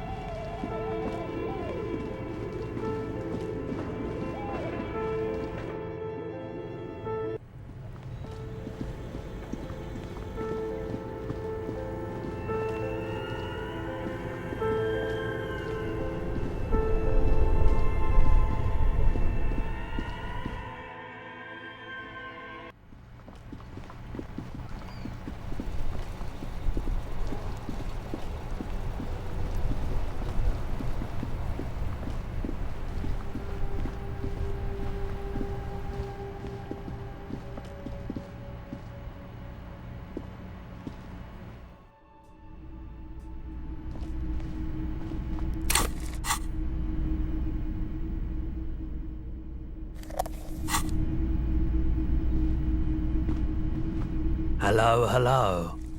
Sure, let me have a look. Anything else you're thinking of selling?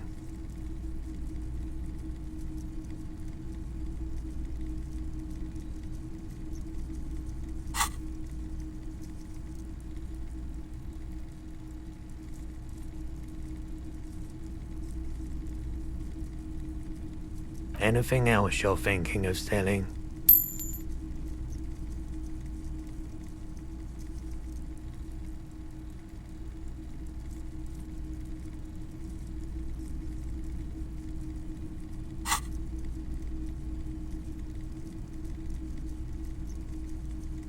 Another time, perhaps.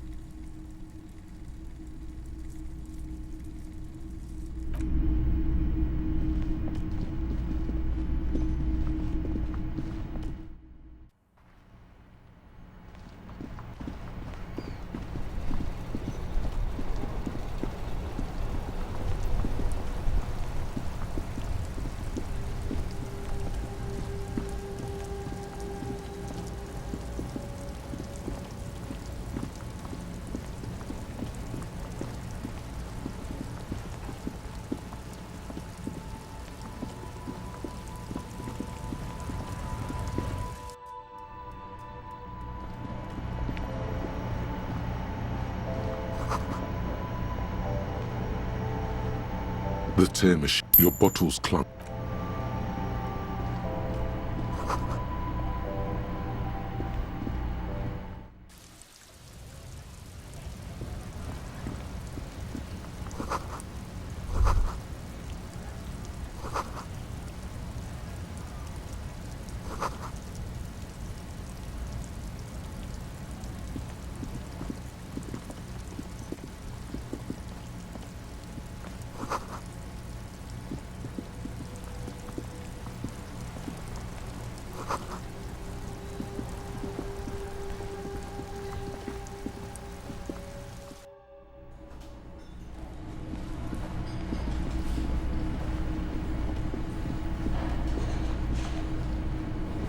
Can I help you?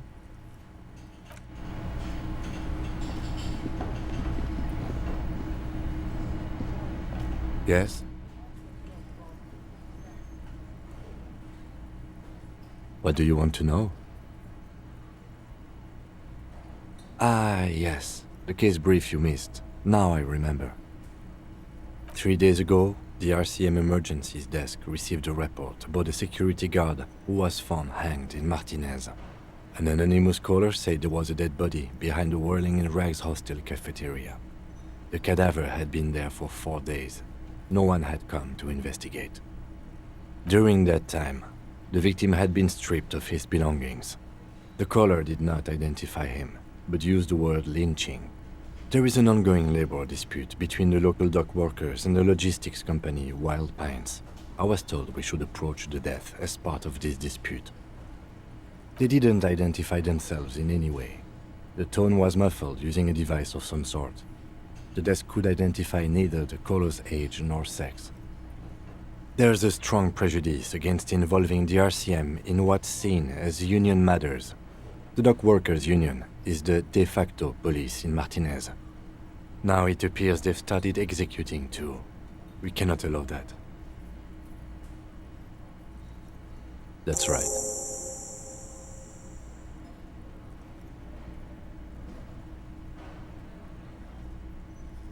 Good.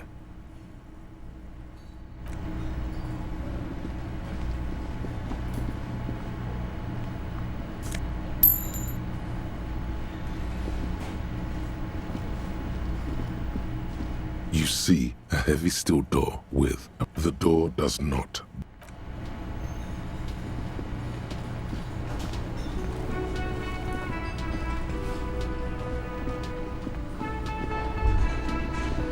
That sugary black rum stain on the counter makes you teary-eyed with joy. It's almost touching how syrupy and sticky it is. How long have you been up already? An hour would have been bad. 2 hours is mystical. You have truly wiped out all trace of yourself if you haven't thought about rum and lemonade yet. Maybe you haven't turned out well for your drinking. Have you thought about that? Get a goddamn rum and lemonade to yourself, boy. Or better yet, lick that stain off the counter. Calmly, the lieutenant looks out of the window, then to you, licking the tasty rum stain off the counter, then out of the window again. What are you doing?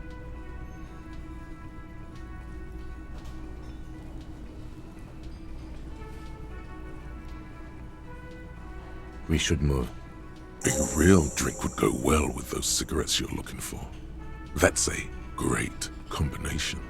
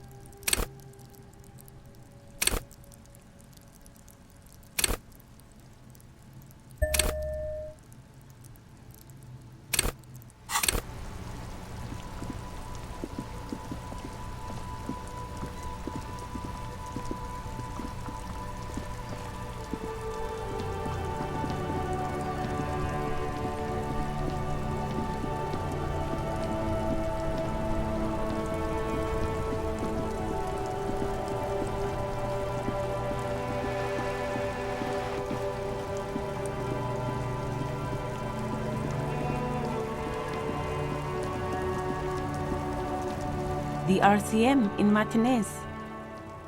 We don't see a lot of police around here, that's all. Of course. What can I help you with? Excuse me? She's uncomfortable. Maybe you should drop this line of questioning. Oh, well, I didn't write it there. I'm just sitting here.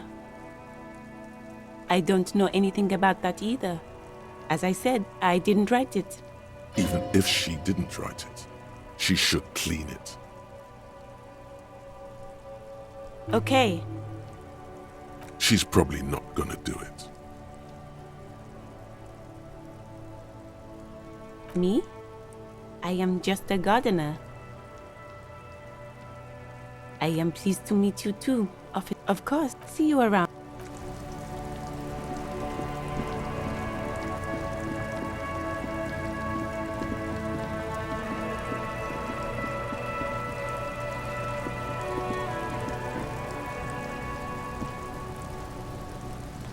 We should think about calling it a day, maybe. The nights are still miserably cold this time of year. You should take care of that, then. Let's talk to him anyway. An officer of the RCM shouldn't be sleeping in the street. We'll figure something out. Though he finds this situation frustrating, he is doing his best to not make you feel any worse than you already do.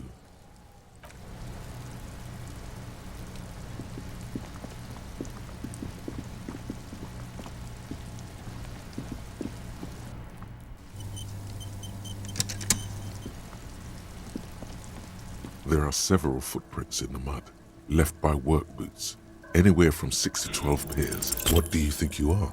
A super detective? You're...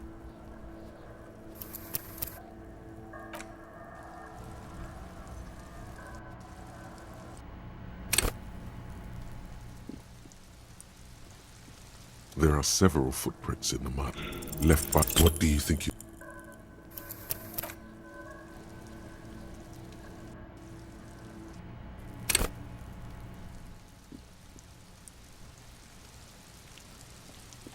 There are several footprints in...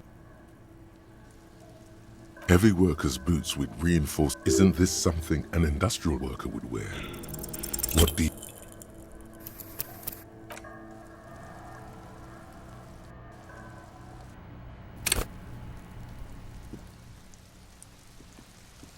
There are several footprints in the mud, left maybe more than 12. No, 8 pairs of boots have shuffled back and forth in the mud. 1. Standard work boot, steel reinforced toes, number 46. 2. Standard work boot, steel reinforced toes, number 44. 3. Hobnailed work boot, steel reinforced toes, number 43. 4. Standard work boot, number 45 or 46? You don't know. It's a miracle you can tell the prints apart as it is. The cold must have preserved them. 5. Another standard work boot, steel reinforced toes, number 44. 6.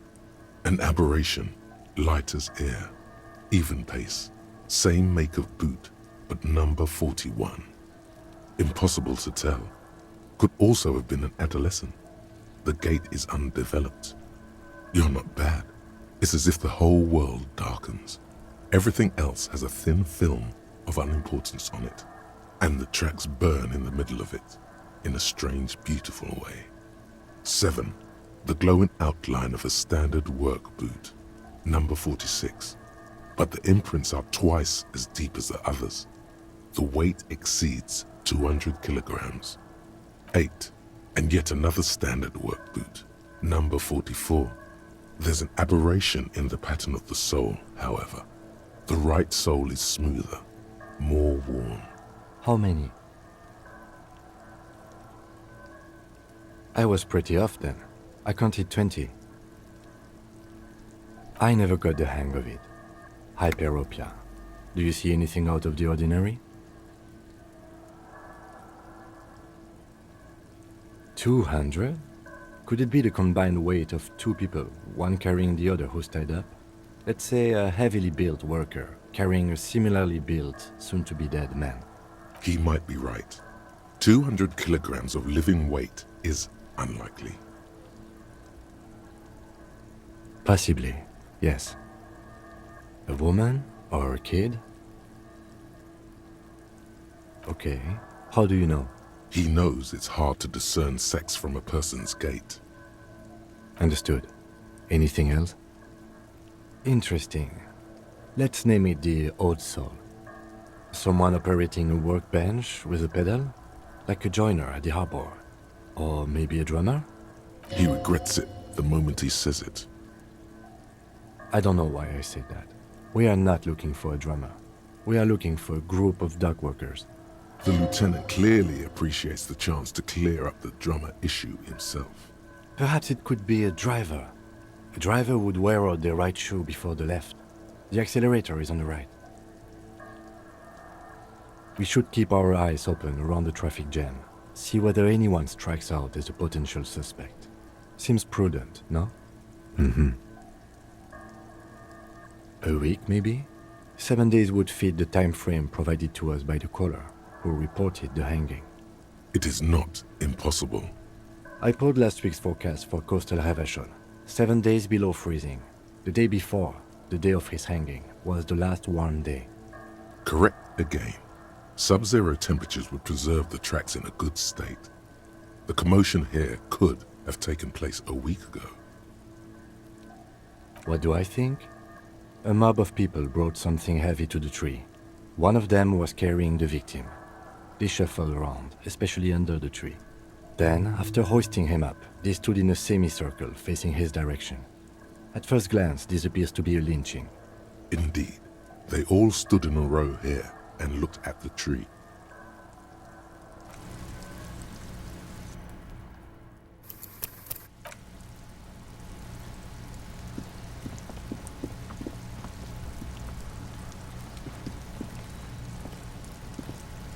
You missed a good show before.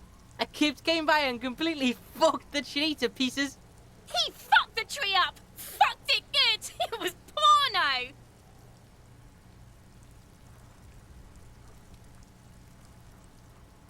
What is this shit? Talk normal to Kuno? You got your fuck bag down? The huge kipped made him his bottom kipped, Kuno! Stay away from him! Kuno doesn't fucking care.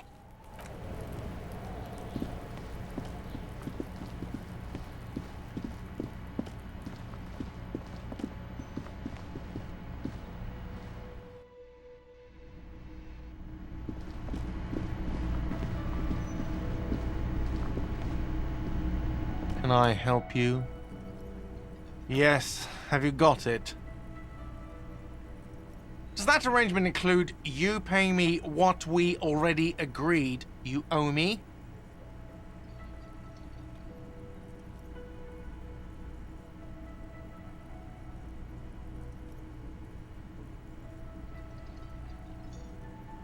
What about what I have been through, huh? You're not the goddamn protagonist of this story. I am. This is my hostel cafeteria, and I need my money. Good luck trying to use it. All the locks have an electronic component. They have to be unlocked down here with a master key before your guest key will open the lock. Oh, wonderful. Try to do that. I'll have to call you an ambulance.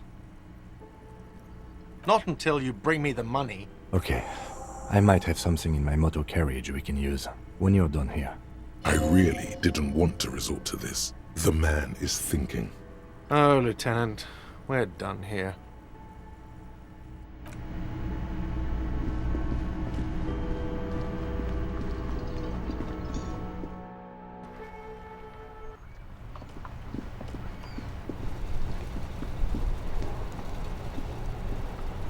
Inside, you see a set of steering levers, a radio microphone, a pull-out toolbox, and the soft glow of the fuel preheater gauge. I have something here we could sell. Look in the back, in the suspect transport enclosure. Transport enclosure? Regular people just call it the cage. The cage at the back of the motor carriage looks rather uncomfortable. 4 shiny hubcaps are stacked against the seat. Their silver edges sparkle in the dark. I confiscated these for a little while back. We can take them to the pawn shop down by the Martinez Canal.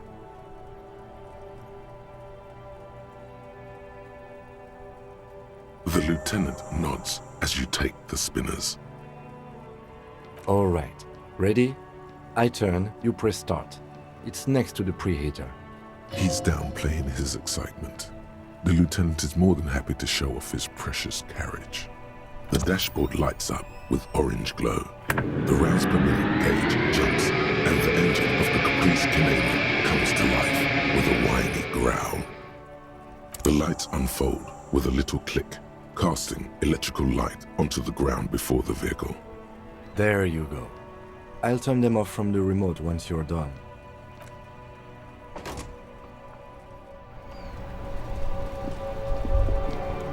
As you hold your ledger's clip under the headlamp, an iridescent hologram appears. A street grid and the veins of a great river. A familiar sensation washes over you. There she is, Revachol West. Around the borders of the watermark are dozens, no, hundreds of micro-perforations. The rectangular watermark is overlaid with the logo of the RCM, and yet the major arteries of Revachol are all recognizable. They shimmer in the Kanema's headlights. Let me see. Right here. Oh yes. Coal City. Le Royaume. The burnt-out quarter. All of them worse than here. There are many of them, and they are divided into 3 separate rows. The first row has 18 dots. The next is the longest. It runs all the way around the border, and then some. There are so many, it's hard to count. More than 150, at least. Maybe even 200. The last row has 3 perforations. That's it. Those are perforations. They represent your record as an officer of the RCM. They are your statistics, as it were. I should have guessed you'd keep a record. Officers often do. Son, here is where we score your life performance. You better hope it's good. The first row represents your years of service. 18 years. Okay, not bad at all. What did you do before you volunteered?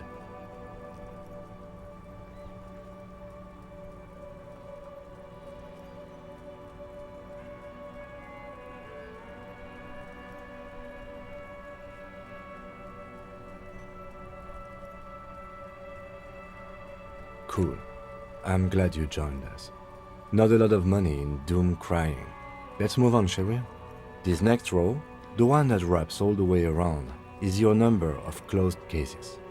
Closed is good. It means finished. You've got, let's see, wow, more than 200. It's quite a lot, even for someone who's been on the force for nearly 2 decades. Usually, clearing more than 10 cases a year puts you in the 90th percentile of all RCM officers. Right. Those are your confirmed kills. You've got precisely 3 perforations there. Confirmed kills. That sounds pretty evil. A drink would soften that feeling. Definitely not. For an RCM officer, especially Precinct 41, which is in the Jamrock quarter, it's rather tame. I mean that in a good way. What's it feel like to kill a man, Mr. McCoy? A young woman asked the man across the desk from her. Honestly, babe, says John McCoy, crossing his ankles over said desk. I don't feel anything anymore. It's just like brushing my teeth. I do it once or twice a week and don't really think about it. There's no trace of guilt in his voice. There are certain officers who treat their kills like some kind of ghoulish game. If they do happen to solve a case, it's usually by accident. But it seems as though you are, or at least were, one of the good ones. So we have that to be thankful for. He's sincerely glad you're not a scary predator. Not to say relieved you're competent.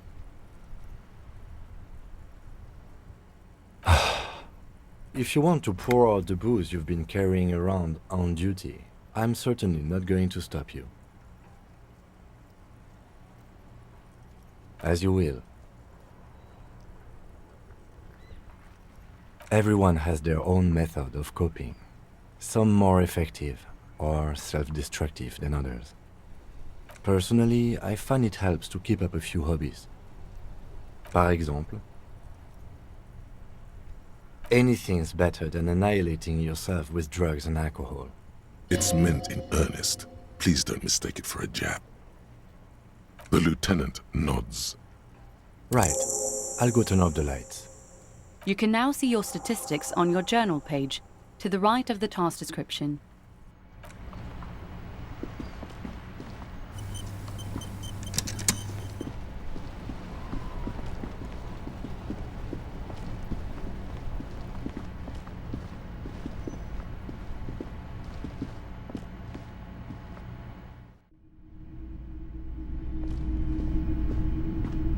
Hello, hello. Yes, we'd like to sell these hubcaps. Roy takes the hubcaps from the lieutenant and inspects them. The spinners appear iridescent in the dancing light of his pawn shop. Yes, these are very, very good. Did you defraud some foreign prince for them? Jump-a-mesque banger? No matter. I'll give you 200 real. No one was defrauded or jumped, I assure you. Of course. I meant no offense. 200 real for you, officer. Delightful doing business with you. Do come again. Thank you. Here's the 130 real you need for your bill. Do not waste it. The windfall is a small consolation. Anything else you're thinking of selling?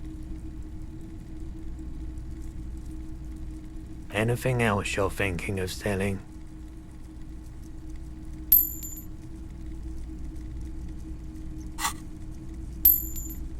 Another time, perhaps.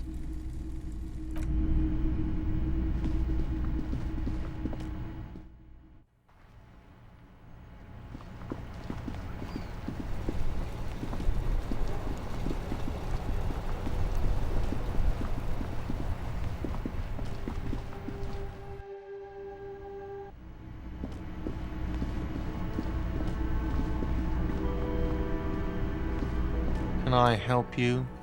Yes, have you got it? Well?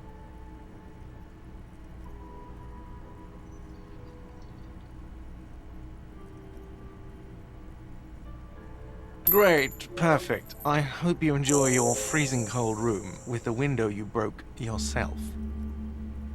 You've really worn down his patience. Even paying him didn't help. The electronic lock to your room has been disabled till 9 p.m. tomorrow. Starting tomorrow, please pay for each night in advance. 20 real per night. If you don't have the money, it's over for you. Got it? You've got nowhere else to stay. Time stops advancing after 2 in the morning. If you haven't paid for your room by then, it's game over. Don't leave finding money to the last minute, however. It's harder to make cash after nightfall when the shops are closed and the streets empty. I'll take a room here too. Always happy to have officers from the RCM as guests. Anything else I can do for you?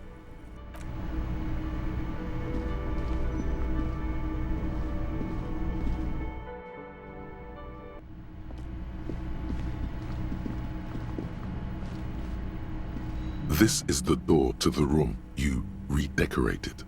Just a moment. We should talk about our progress on the investigation. Let's go out to the balcony.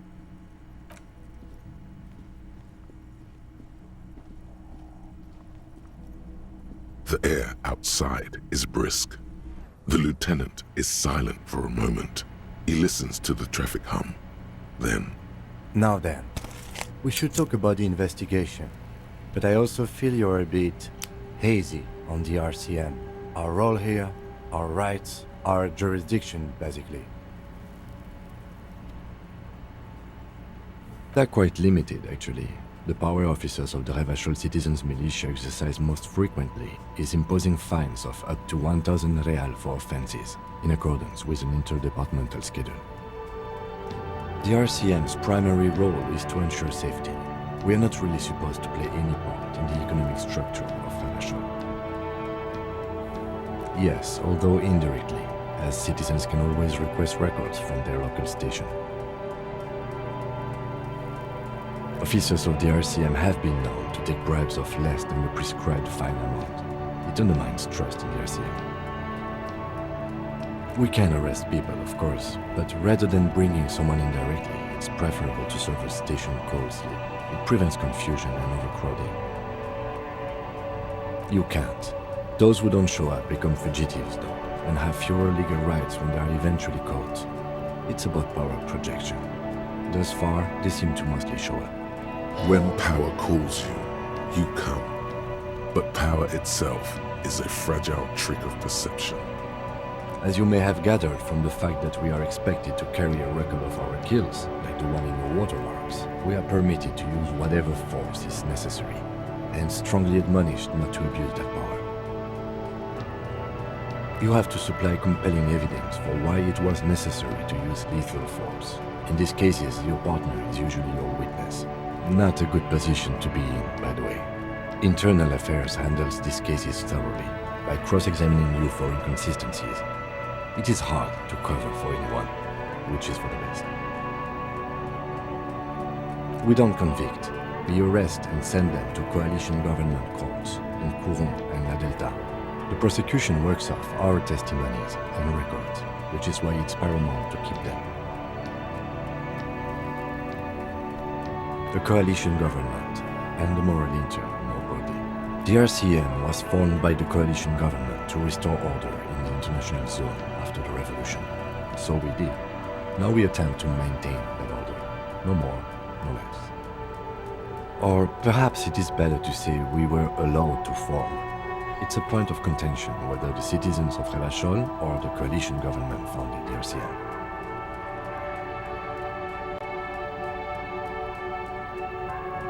It's probably more honest, yes. Either way, the moral intern leases us the right to keep the peace in this city, and they will take it away if we misuse it. Well, we inspected the victim's body, so that's good. It was not easily approachable in that state, but we did it. Our inspection could have been more thorough, as it always can, but we have some leads we can follow up on. In addition, we got that body down from the tree, and we performed a field autopsy on the victim. We found some things we can really work with. I still feel like we are missing something, but we performed a thorough search of the premises of the crime scene. That's great. He's right. You could smell it. That something is missing, even under the overpowering odor of the corpse. Now, as for interviews, my list of people to talk to here in Martinez, I mean. I'm sure. Well, we conducted an interview with Revachol. He wasn't particularly forthcoming with useful information, however. Claire also helped you, how should I say, remember your name? That's a relief. Moving on. We talked to Joyce Messier, but didn't get any information from her. I have a feeling Joyce knows how dangerous the situation really is. We have to get her to talk to us. Above all, though, today was exhausting. What's with all the running? You run a lot. Is that a standard Precinct 41 practice? I have a really good theory about why you're running so fast, son.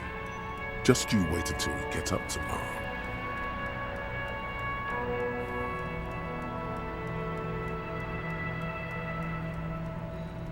It's impressive, especially for a man your age.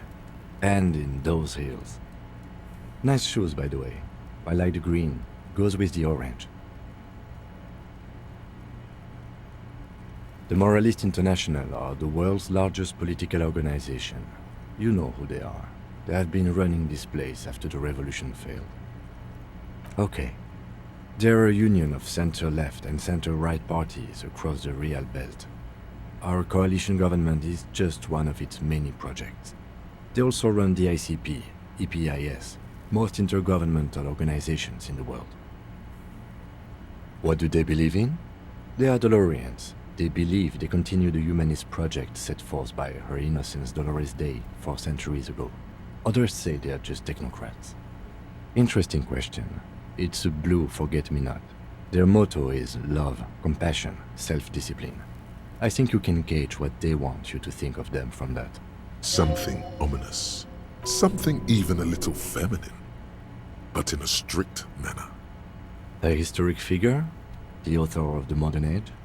You will have to look elsewhere for opinions. The subject of humanism is too abstract for me. The moral intern are a fact. I try not to have opinions on facts until they change. And it doesn't look like that's about to happen. It is more than that. There's some kind of affection in him. Yes, I did, when I was younger. In my 20s, I considered myself a moralist. A blue forget-me-not, a piece of the sky. They're not all that bad, but the years have changed that. I don't know what I believe in now. No, I believe in the RCM. That's enough for me. Do you? In fact, we would need them even if you didn't think that way. We are in what is called the twilight of international law. The laws we claim to enforce come from the MI. Without them, we are simply vigilantes. Then you will adore Martinez. For many of these people, the Union especially, vigilantes is precisely what we are. Personally, I don't enjoy it much. The lights of the orphan district are reflected in his glasses. The red and golden orbs of the motorway sliding like pearls on a string from east to west as Revachol commutes back to the suburbs. Tomorrow is Tuesday. Monday is over. The dying lights of the city shimmer below. Slowly, like luminous clouds, they pass on his lenses. The lieutenant looks at his slim cigarette, contemplating the next drag. This soldier is the highlight of the day for me, he thinks. This little stick right here. They really don't like us here. And the mouth on that kid, Kuno. It's different in land, in Jamrock and the GRIH. It's our fault for leaving this place to the dogs, to the Union, to the company, not daring to come here more often. This place has fallen between the cracks, the jurisdictions of our two precincts. We run this city. West of the river is RCM land. It's incredibly hard. Human beings are... But we are in control, and it's worth it. The organization works, our systems work. If they didn't, the city would disintegrate. Night. Captain Ptolemy Price steps into the yard. A piebald horse waits by the motor carriage, chewing oats out of an oat bag. Seagulls fly overhead. The sky is black. Captain Price wears a black suit and a standard patrol coat as he mounts the horse to head home. Rows of houses on either side, hunching over the sidewalks, and Precinct 41 with its dome roof growing distant. Around him, the streets are silent. A kid on the corner waves at the captain as he takes the turn on Petition and Main. The horse neighs. The captain nods back. Thanks, kid, he thinks. He's grateful.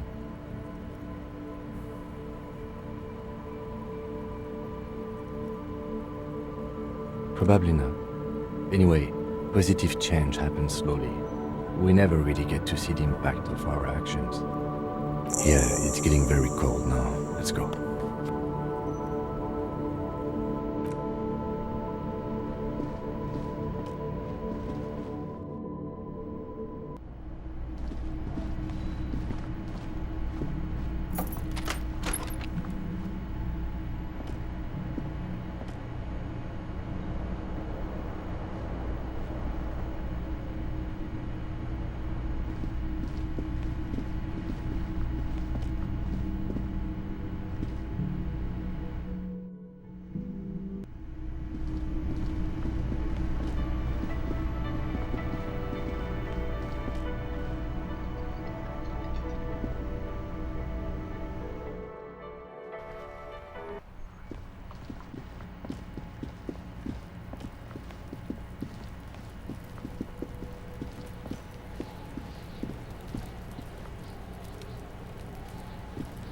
man is decomposing visibly now. Every hour, he looks less like a creature and more like a pile of intestines.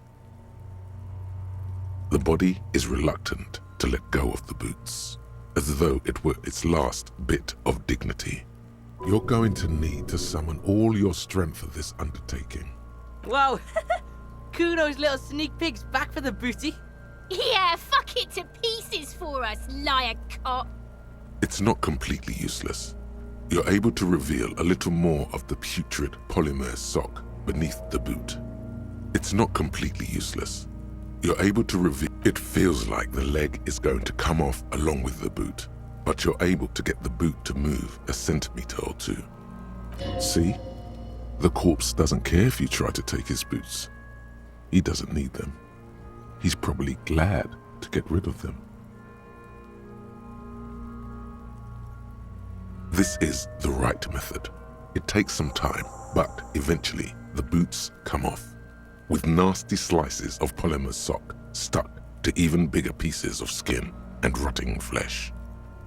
Look, he's skinning the fucker up good. Puko style. Hell, keep at it, pig. The legs look like they've been clawed at by wild animals. As for the boots, you can't possibly do anything with them until you've cleaned and disinfected them thoroughly. Yes, these absolutely need to be washed before. The stink is incredible.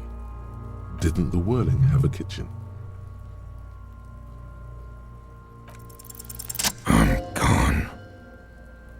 Into the wild pale yonder. In the past, way out in the west. The blue heart.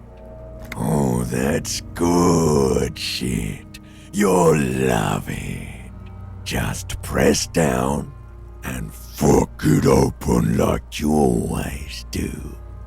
Fuck it hard. Popo the clown. He means force. It'll work. I'm a joke. Look at me. A killer. A motherfucker. And a killer. Takes one to know one. Go ahead, Kobo. What do you mean? It's the power of your imagination. Go ahead. Ask me more questions. You fucking love questions. Because you're a copperoonie. Look at all of them go. Do you want more questions? Coming right up, Rooney. This is getting upbeat now. Fuck no. You're no Rooney. Listen to yourself.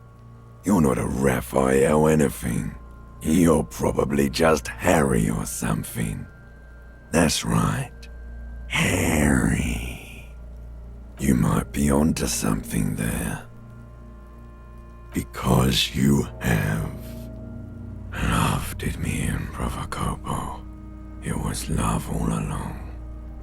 Sure, Lobo. I can ask you a question. Why are you doing this? Looking at my face, motionless. Looking into my eyes, standing here. Why are you investigating my murder? Ha! The clown lips on the corpse appear to smile. Something is on its way. Something hidden. It's coming.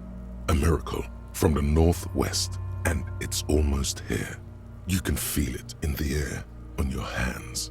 The cold spring air smoothing them over. Do I remind you of someone? You sure I got out of that one, Coppellini? Maybe I was getting my rocks off. It's a mishmash, Coppabolo. You think I'm Messinian, don't you? For you, this is how people from Messina speak like. Well, I'm not from Messina, am I? My hair is too light a shade of brown. Trust your inner racist. You think I am. You think I was a racist because this lump looks military and has tattoos. That's called profiling. Do I look like an erotic auto-asphyxiation type to you? Captain Coppadromo, I fear we are drifting away, fixating on sexuality again. Let's go with a simpler question.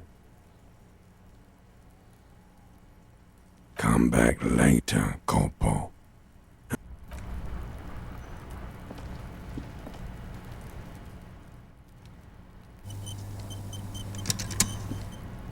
Fuck does Kuno care?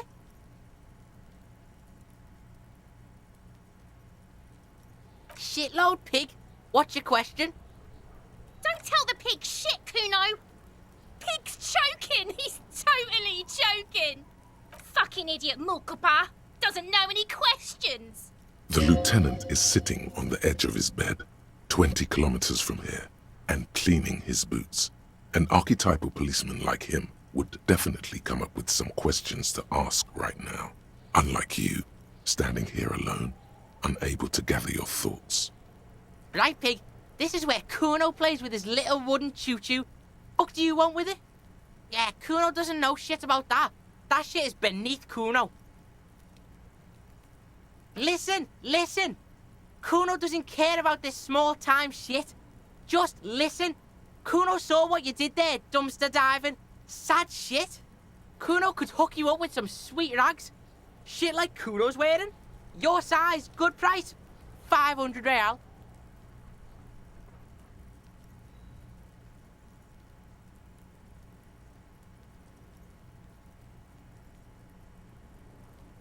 Whatever.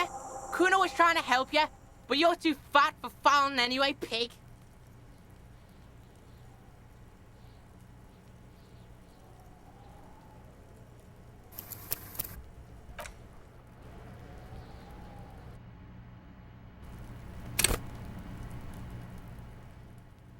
Fuck does Kuno care? Right, pig. This is where Kuno plays with his Yeah, Kuno doesn't know shit about that. That shit has been... Listen, listen. Kuno could hook you up with some sweet rags. Shit like Kuno's wearing. Your size, good price. Pig, these are found modulars. Liquid fit, performance crotch, urban survival shit. Made in Mirova by scientists. Pants scientists. Believe it, you need this shit. These could drastically improve your chances of survival in the urban wilderness. Coach Physical Instrument endorses these pants. They are tartan ready.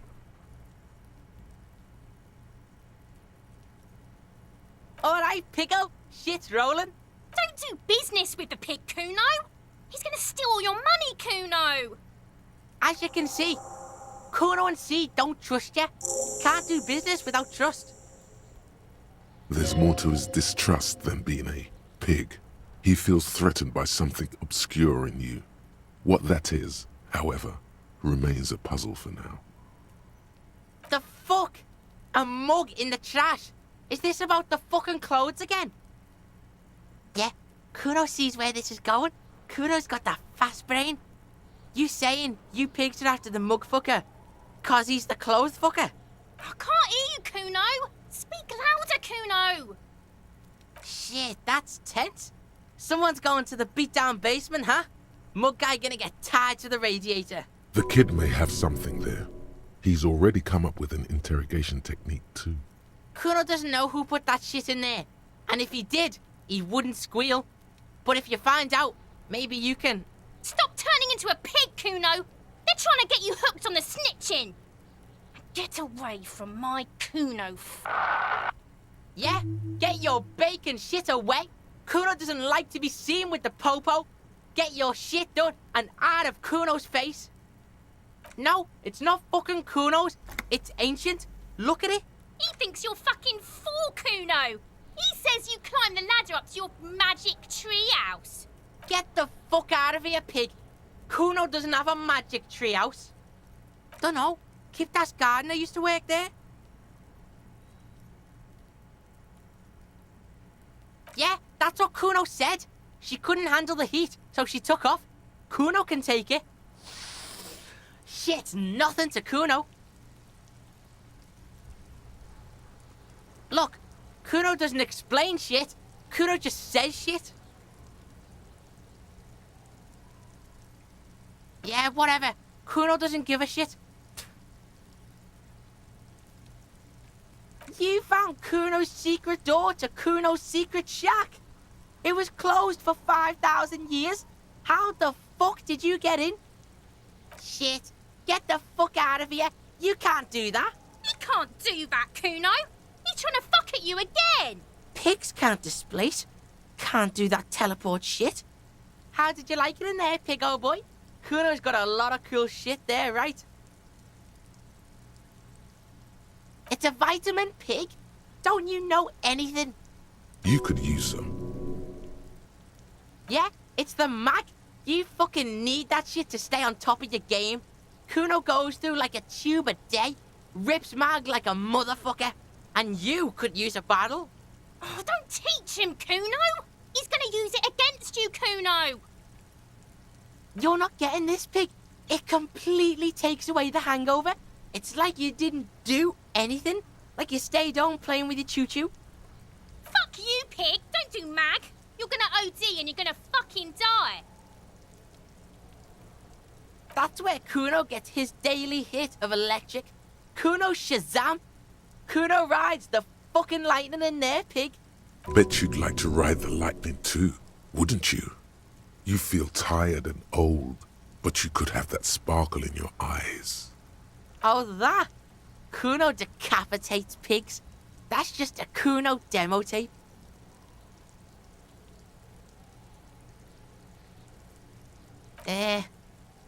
What is this shit? Fucking on yourself.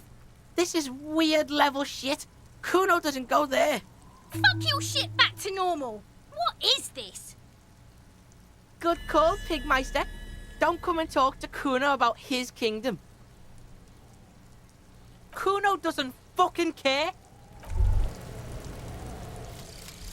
Anti-object task force. Behold, the anti-object task force has assembled. God's avenging angel, arrayed against the lower emanations of the darkened one. Shoe racks, tape recorders, motor carriages, and doors. So many doors. You're not just pounding it all to pieces. You're reforging the universe, from the anvil of the heavens to the worms below. Indulge in it. Be bold. Have an impact on the shape of creation. Out of the furnace of your rage. A new reality. Also, you should trash your room again.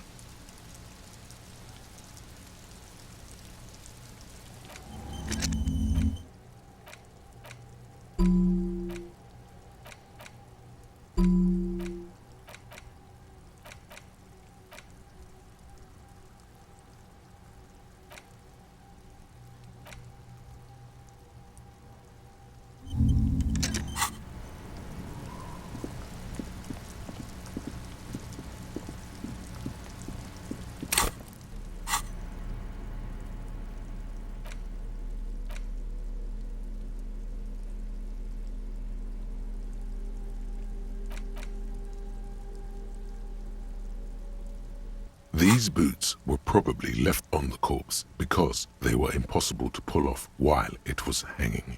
They're not exactly pleasant to look at right now, much less smell. Graceful whirls cover the boot's glossy surface. These will be gorgeous once you get them clean.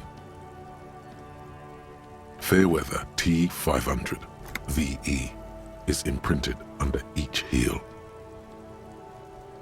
Still, just pieces of sock and rotten cadaver.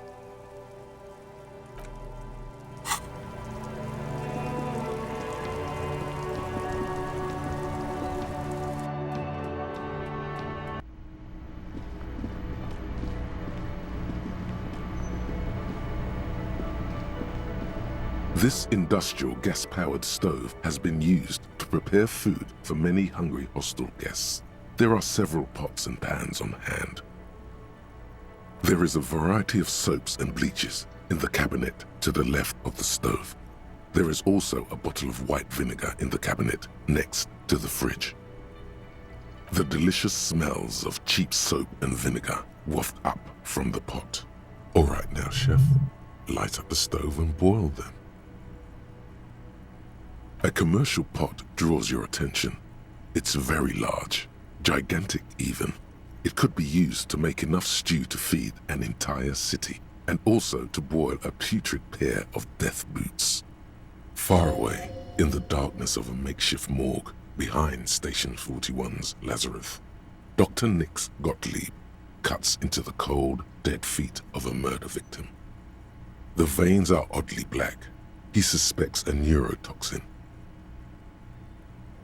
The strong smell of vinegar forces you to step away from the pot. The water slowly comes to a boil. Strips of polymer fabric and human tissue separate from the lining of the boots. They float to the bubbling surface. A 2-course dinner of rotten flesh and hardened ceramic. The boots look cleaner and cleaner. Those bits of human flesh are beginning to look cooked. You can smell it too. Just like beef stew. That's it, chef. The boots are as clean as they're going to get. Steam, dense with the smell of strange meat, disappears into the vent above the stove. A pair of real beauties. The boots are shiny, hot, and reek of vinegar. Just perfect.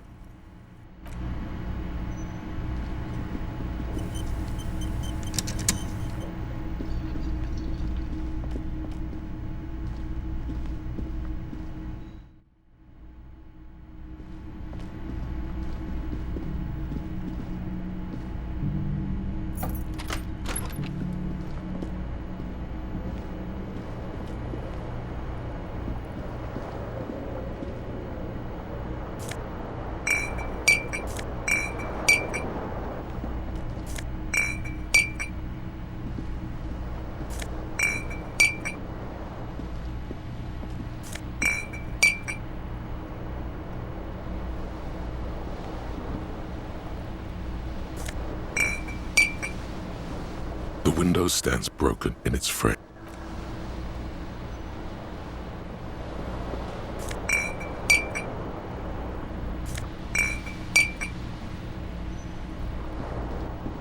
This fan has 2 chain pulls, or has it been consigned there as punishment? You feel as though this creature is your friend and wants to reattach itself to your neck so that you may continue your adventures together in this strange world. You swoop up and catch the tie. Snap. It's released from the blade. Warning, warning, the necktie is no longer contained. What you have in your hand is a fantastically colorful tie with 4 or 5 different patterns. The knot reminds you of a noose. The bed is cold and not particularly inviting, but it's yours. The sheets look awful. The option to go to sleep becomes available every night after 9 p.m. The sheets feel at once coarse and clammy against your skin. The bed sags beneath your weight as you stretch out and finally close your eyes. And then sleep doesn't.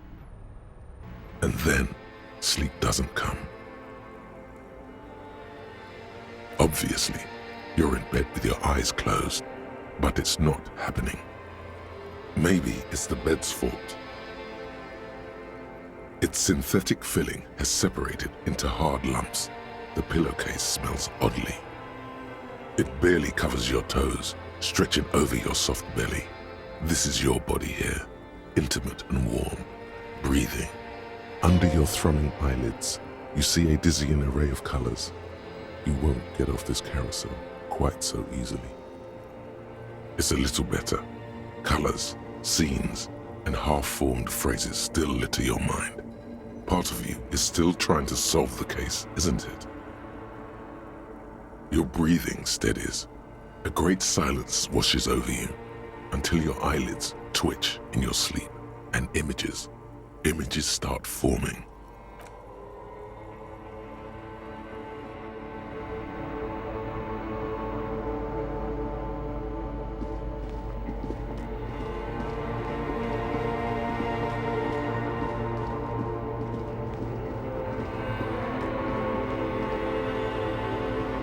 Do you remember the scent of your childhood?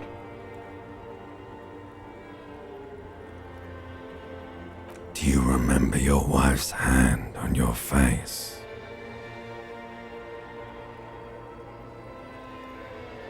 That's right, funky baby. And you just stood there.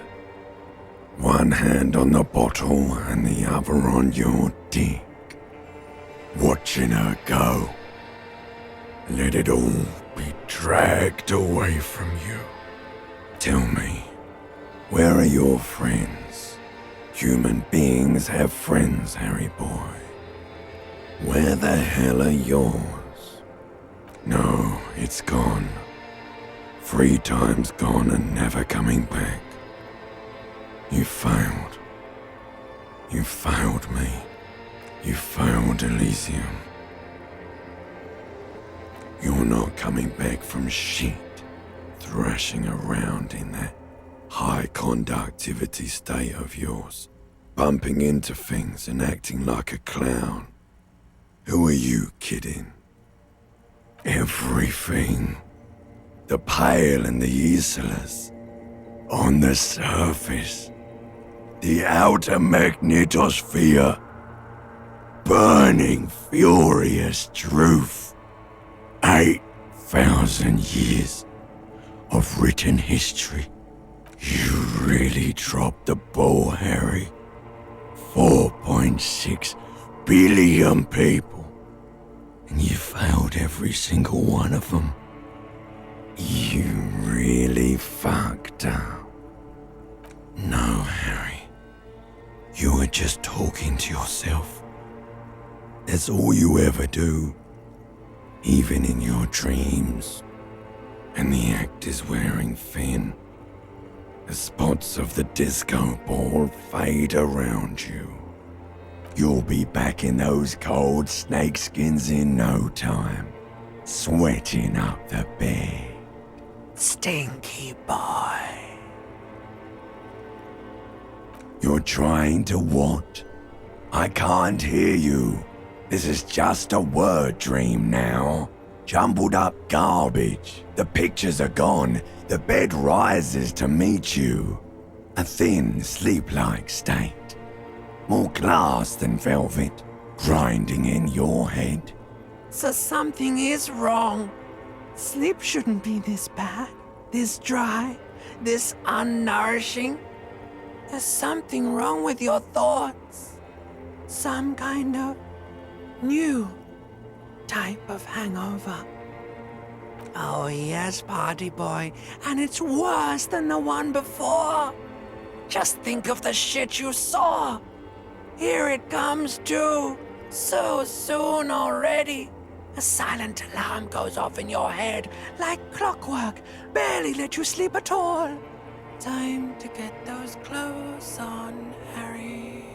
Time to go to work in the shit factory.